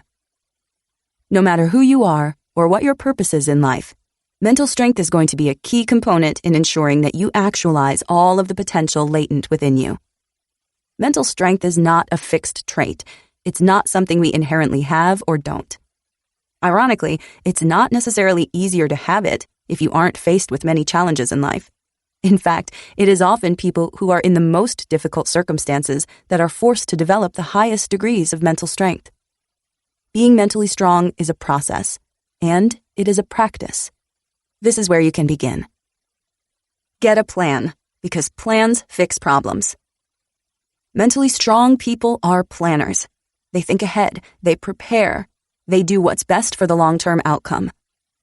You might think that this disconnects them from the moment, but the opposite is true. Worrying disconnects you from the moment. Overthinking disconnects you from the moment. When you are consistently sidelined from your own anxiety, it's because you don't have a plan regarding the thing that's making you scared. Think about something you aren't scared of. Do you know why you aren't scared of it? Because you have a plan for what you'd do if it were to happen. So you're able to let go and be present. Whether it's becoming financially healthy, improving your relationships, going to therapy, getting a new job, or pursuing a new career path or dream, If you don't have a plan, you're going to keep having a problem. Humble yourself, because it's not all about you. It seems like everyone is thinking about you, judging you, evaluating you, and determining your status in life. They aren't. Social media has likened us all to mini celebrities in our own circles. We become convinced that everyone around us is disproportionately concerned with the minutiae of our lives. In a number of decades, you will be gone. Your home will be sold to a new family, your job will be taken by someone else. Your kids will be adults, your work will be done. This isn't supposed to depress you. It is supposed to liberate you. Nobody is thinking about you in the way that you think they are thinking about you. They are only thinking of themselves. When you feel self-conscious for going grocery shopping in your sweatpants, please know that nobody cares and nobody is looking. When you feel anxious about your accomplishments or lack thereof, please know that for the most part, nobody cares and nobody is looking. This is true of absolutely everything in life. Nobody is evaluating you the way you are evaluating you. They mostly take you at face value. Stop thinking that you're the sun that everyone revolves around. This world is not all about you. Your life isn't even all about you. The more you can put aside your spotlight complex, the more you're going to be able to relax. Ask for help, because you're not supposed to know everything. We live in a specialized society. People go to school. They apprentice and train to become very skilled at one task. They then market and sell this task in exchange for purchasing other people's expertise. You are not supposed to know everything. You are not supposed to be a financial expert. That's why you can hire one to do your taxes or advise your investing. You are not supposed to be a master chef. That's why you can buy a cookbook or ask your mother for help. You are not supposed to be a world-class trainer. That's why you can book an appointment with one and learn. You are not supposed to understand the complexities of mental health and neuropsychology. That's why you can visit with a psychotherapist and learn how to get better. You are not supposed to know everything. You're not supposed to be good at everything. This is why you have people whom you can hire or learn from. Cut yourself some slack and focus on what you are proficient in. Outsource everything else. Know what you don't know and stop false dichotomous thinking. The main reason that people sustain anxiety is due to long-term thinking in either-ors, otherwise known as false dichotomies. This is a cognitive distortion in which you eschew an entire field of possibilities in favor of one or two polarized outcomes, neither of which are likely or reasonable. If I lose my job, I am a failure. False. If this relationship ends, I'll never find love again. False. If this scary thing happens, I won't be able to go on. False. Anxiety is caused by logical lapses, where there's a breach in your reasoning skills. You jump from one event to an unlikely conclusion, and because it makes you feel something strongly, you assume it to be true. Ultimately, you start thinking in dichotomies, which are not only ineffective, but also spook you so much that you are rendered incapable of actually handling your life. Stop trying to be psychic, because this is a cognitive distortion. Given that our most fundamental human fear is of the unknown, it makes sense that we go through mental gymnastics to try to predict certain outcomes in our lives. However, psychic thinking, or the idea that your feelings are premonitions, that you can just know what the future will hold, or that your fate is somewhere set in stone for you, makes you mentally weak. It places you in the passenger's seat when you need to be behind the wheel. When you are engaging in psychic thinking, you're extrapolating. You're taking a single feeling or experience and making a long-term prediction about your life based on it. It is not only false, but often becomes a self-fulfilling prophecy. Stop trying to predict what you can't know and start putting your energy toward building what you can know. You and your life will be better for it. Take responsibility for your outcomes. Yes, all of them. In the grand scheme of your life, the outcomes that really matter and that research shows genuinely create long-term happiness are the ones that are almost completely within your control. It's easier and less scary to pretend as though you are simply a cog in the wheel, but you're not. If you actually put your energy toward learning to be productive, taking care of your health and wellness, improving your relationships and self-awareness, you'd have a radically different life experience. Every single one of those things is within your ability to change, or at least influence greatly. There are some things in life that are outside of your control. If you focus on them, you will miss something really important. The majority of your life, which is the direct result of your actions, behaviors, and choices. Learn how to feel better by processing complex emotions. You are not supposed to feel happy all of the time. Trying to feel happy all of the time is not the solution, it's the problem. Instead of the ability to sustain positivity at all times, mental strength requires that you develop the ability to process complex emotions such as grief, rage, sadness, anxiety, or fear. When you do not know how to allow these feelings to pass through you, how to make sense of them, learn from them, or simply just allow them, you get stuck on them, you bury them, and then everything around you becomes a trigger that threatens to unleash the floodgates. You might think it's about keeping a stiff upper lip, but it's not. It's about crying when life is sad, being angry in the face of injustice, and being determined to create a solution when a problem arises. That responsiveness, instead of reactiveness, defines mental strength. Forget what happened and focus on how you will make it right. Reflect on what went wrong. Learn from what went wrong and figure out how you're either going to make up for it or change the outcome in the future. Then, let it go. The only time you're going to really hold on to the past is when you haven't fully learned from the past. When you have, you can apply those lessons to the present moment and create what you wanted to experience then. Focusing on what happened disproportionately to what's happening now or what you want to happen in the future is what keeps you completely stuck in life. If you feel as though you truly failed yourself in some profound way, it becomes even more crucial that you move on and create the experience you desire now. Your life is not over. You did not fail indefinitely. But you will if you never let go and try again. Talk it out, because things are often more complicated in your head. If you feel really tangled up in your thoughts, feelings, and fears, talk to someone. Perhaps a mental health professional or a trusted friend. If nobody is around, talk to yourself. Talk out your ideas as though you were speaking to someone else in front of you. Sometimes we need an objective third party to help us sort through complicated parts of life. Keeping it all buried in your head and heart often makes it worse. Letting it out into the open tends to simplify the problem, release the emotion, and help you move on. Take your time, because you don't need to figure everything out right now. Growth usually isn't a sweeping thing. It happens incrementally. It occurs in tiny bursts and small steps. This is because when we are growing, we are actually expanding and restructuring our comfort zones. We are readjusting to a new way of life. And if we shock our systems with too much change too fast, we often revert back to what we knew. The most effective and healthy way to change your life is slowly.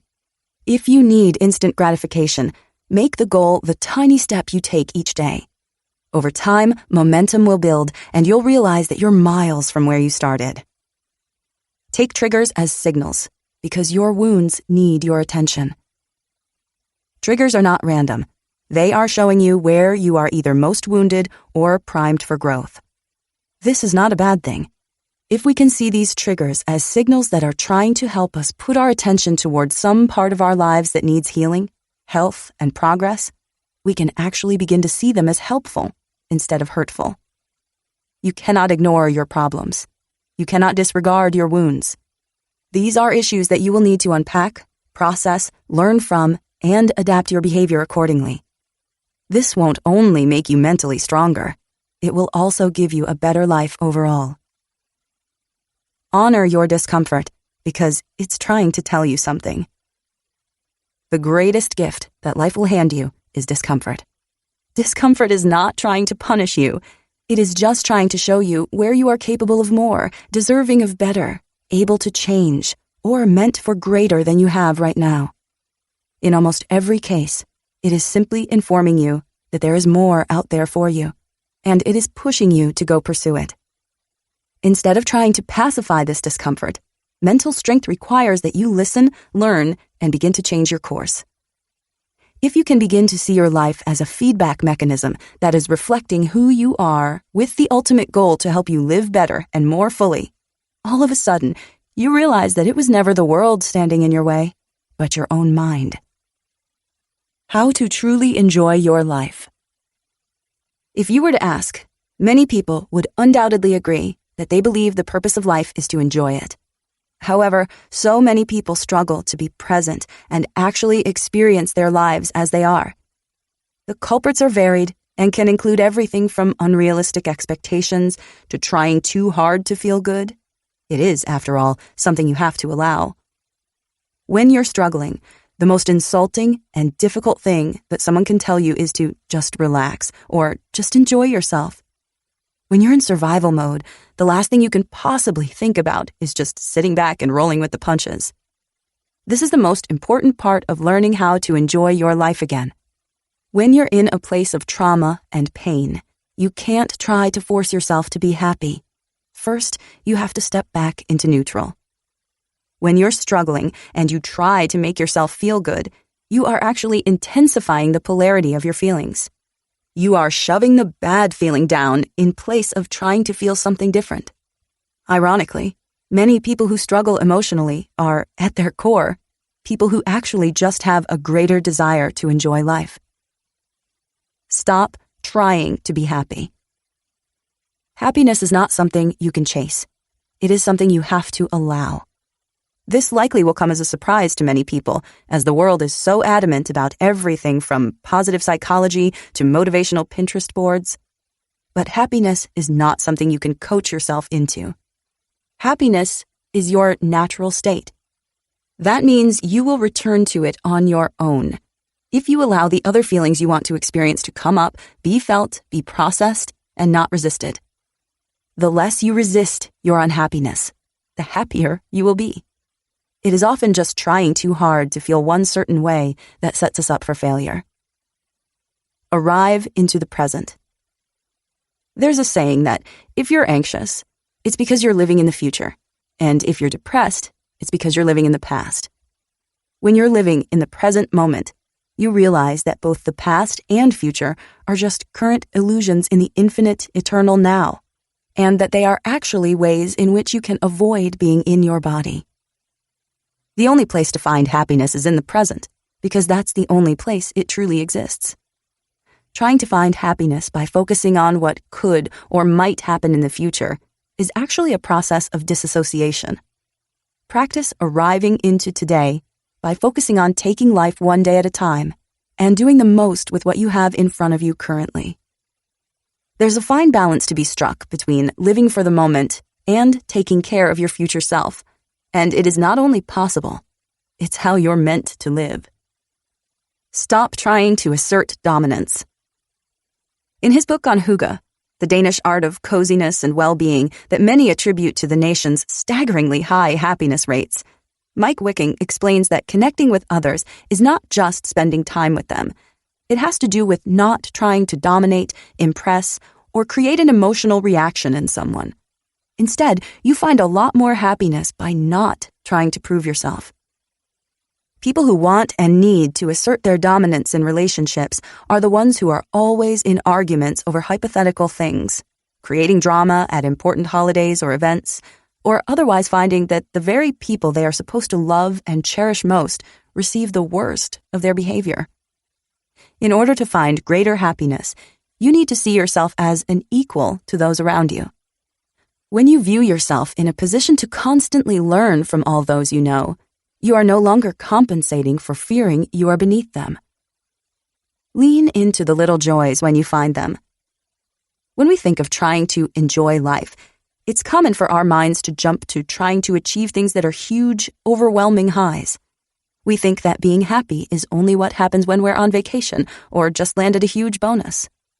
This, however, is actually the opposite of happiness because it's conditional. True happiness is actually embracing the little joys in life, the sunrise on a warm summer morning, your cup of coffee, or an amazing book. It is being grateful not only for when big things happen, but also for the small satisfactions that you can find every day. Most people severely overthink happiness. They assume their lives have to be in perfect working order for them to experience real joy. This is not so. Real joy is finding happiness where you are and how you are. Nurture positive relationships when you have them. Regardless of whether or not you are introverted or extroverted, the quality of your relationships determines the quality of your experience of life. Tons of research backs this up. We become most like the people we spend time with, and our happiness is directly correlated with not the quantity of relationships we have, but the quality of each of them. Being lonely is as much of a risk to your health as smoking. However, what most people interpret this to mean is that they should just make friends where they can find them and be close to their biological family, even if they dislike them. That's totally missing the point. Happiness is not contingent upon you forcing relationships you don't want to be in. It is, however, contingent upon you building and fostering relationships with people you already like. When you have someone with whom you really have a connection, go out of your way to make sure you see that person and keep your friendship healthy. Learn something new as often as you can. When you approach life as though you already know all there is to know, you are actually closing yourself off to potentially having new and better experiences. If you assume that you know what will happen when you try something new, or if you think you know what places you haven't been to would be like, you might just want to leave some room to surprise yourself. Think of life as something you can constantly learn from. Your pain teaches you what does not feel good and what you should not continue to do. Your joy teaches you what does feel good and is in alignment. Everything can be your teacher, and the more you allow your life experiences to shift and change you, the better you and they will become. See challenging times as opportunities for transformation. Happy people aren't joyful all the time, and this is an important distinction to make. In fact, genuinely happy people are more at peace than they are ecstatic about everything they experience. This is because happy people are inherently coachable and changeable. They are not stuck in their ways. They understand that life requires growth, and when that growth stagnates, discomfort begins to arise. The true nature of life is constant movement and constant evolution. If you do not keep up with that, life will all but force you to change as it becomes less and less comfortable to stay where you are. You cannot avoid all pain, but you can absolutely avoid a lot of suffering by staying focused on your internal growth. Be aware of what you give your energy to. Sure, most people realize that if they work a job they dislike or stay in relationships they despise for the majority of their lives, they aren't going to feel great about it. What many don't realize, however, is that there are far more significant things that we constantly offer our energy to that create the quality of our lives. Those disliked jobs and stale relationships aren't problems, they are symptoms. And at the root of all of it is where you allow your mind to run. When you give your energy to certain thoughts, they gain life. There's a saying that the wolf that wins is the one that you feed, and when it comes to the quality of your life, you need to be extremely careful of what you allow yourself to think. It will soon become what you feel, then what you believe, and then how you behave, and sure enough, the way you live. Schedule time to do nothing. Happiness is an active pursuit as much as it is a passive one. Though to feel fulfilled each day is absolutely a conscious choice. It isn't going to happen by accident, FYI. The irony of really feeling good is that it's not something you can force. It's something you have to allow. Happiness is refusing to fill your schedule to the absolute brim so you can wring the most you possibly can out of every second of your life. It is also taking time to embrace the mundanity of everyday moments. It's sitting back and reading a book, talking over dinner with someone you love, or just enjoying the small things each day. Taking this time won't happen on its own. You have to plan for it. Schedule time to play. When we were kids, all we did was imagine and play. Our brains were our canvases, and we inherently understood that we could make believe absolutely anything and spend the day living it out. The same is true in adulthood, but over the course of a few decades, the world tends to have a way of beating the magic out of you. If you really want to enjoy life, you have to make time to do what you loved when you were young. Paint, play in the sand, play games you love, and be creative for the sake of it. If that all sounds childish, good. It means you're ready to reconcile with your inner child, who, by the way, is and always has been there all along. Enjoying life is living it out in both the simplest and most transformative ways possible. Part of that is simply letting yourself show up and be who and how you are. Becoming a master of yourself. When you get to the end of your life, you will begin to see your mountains for what they really were: gifts. When you look back on your life, you won't remember the hardships. You'll see them then as pivot points, growth opportunities, the days of awakening right before everything changed. To become a master of oneself is first to take radical and complete responsibility for your life. This includes even that which is beyond your control. A true master knows that it is not what happens, but the way one responds that determines the outcome. Mastery is to understand that not everybody gets there. Most people live barely realizing that they are creating most of the waves in their lives, and that it is also their job to learn to ride them. Most people spend their days lost in a fog of their own thoughts and feelings, having little ability to sort through them. Mastery is to realize that we are equipped with the exact traits we need to overcome the mountains before us, and in fact, doing so is the ultimate calling of our lives. We are not only capable, we are destined. Mastery is to finally understand that the years of discomfort you endured were not some sort of purgatory you had to just get through. They were your deepest inner self, informing you that you are capable of more, deserving of better, and meant to transform into the person of your dreams. You are not only meant to have the life you want, you must claim it. You must create it. Your own healing process will create an invisible ripple effect on the collective. If we want to change the world, we change ourselves. If we want to change our lives, we change ourselves. If we want to scale the greatest mountains before us, we change how we arrive at the path. When you reach the peak of it all, whatever that may be for you, you will look back at the path behind you and know that every step was worth it. More than anything, you will be overwhelmingly grateful for the pain that led you to begin your journey, because really, it wasn't trying to hurt you as much as it was trying to show you that something was wrong.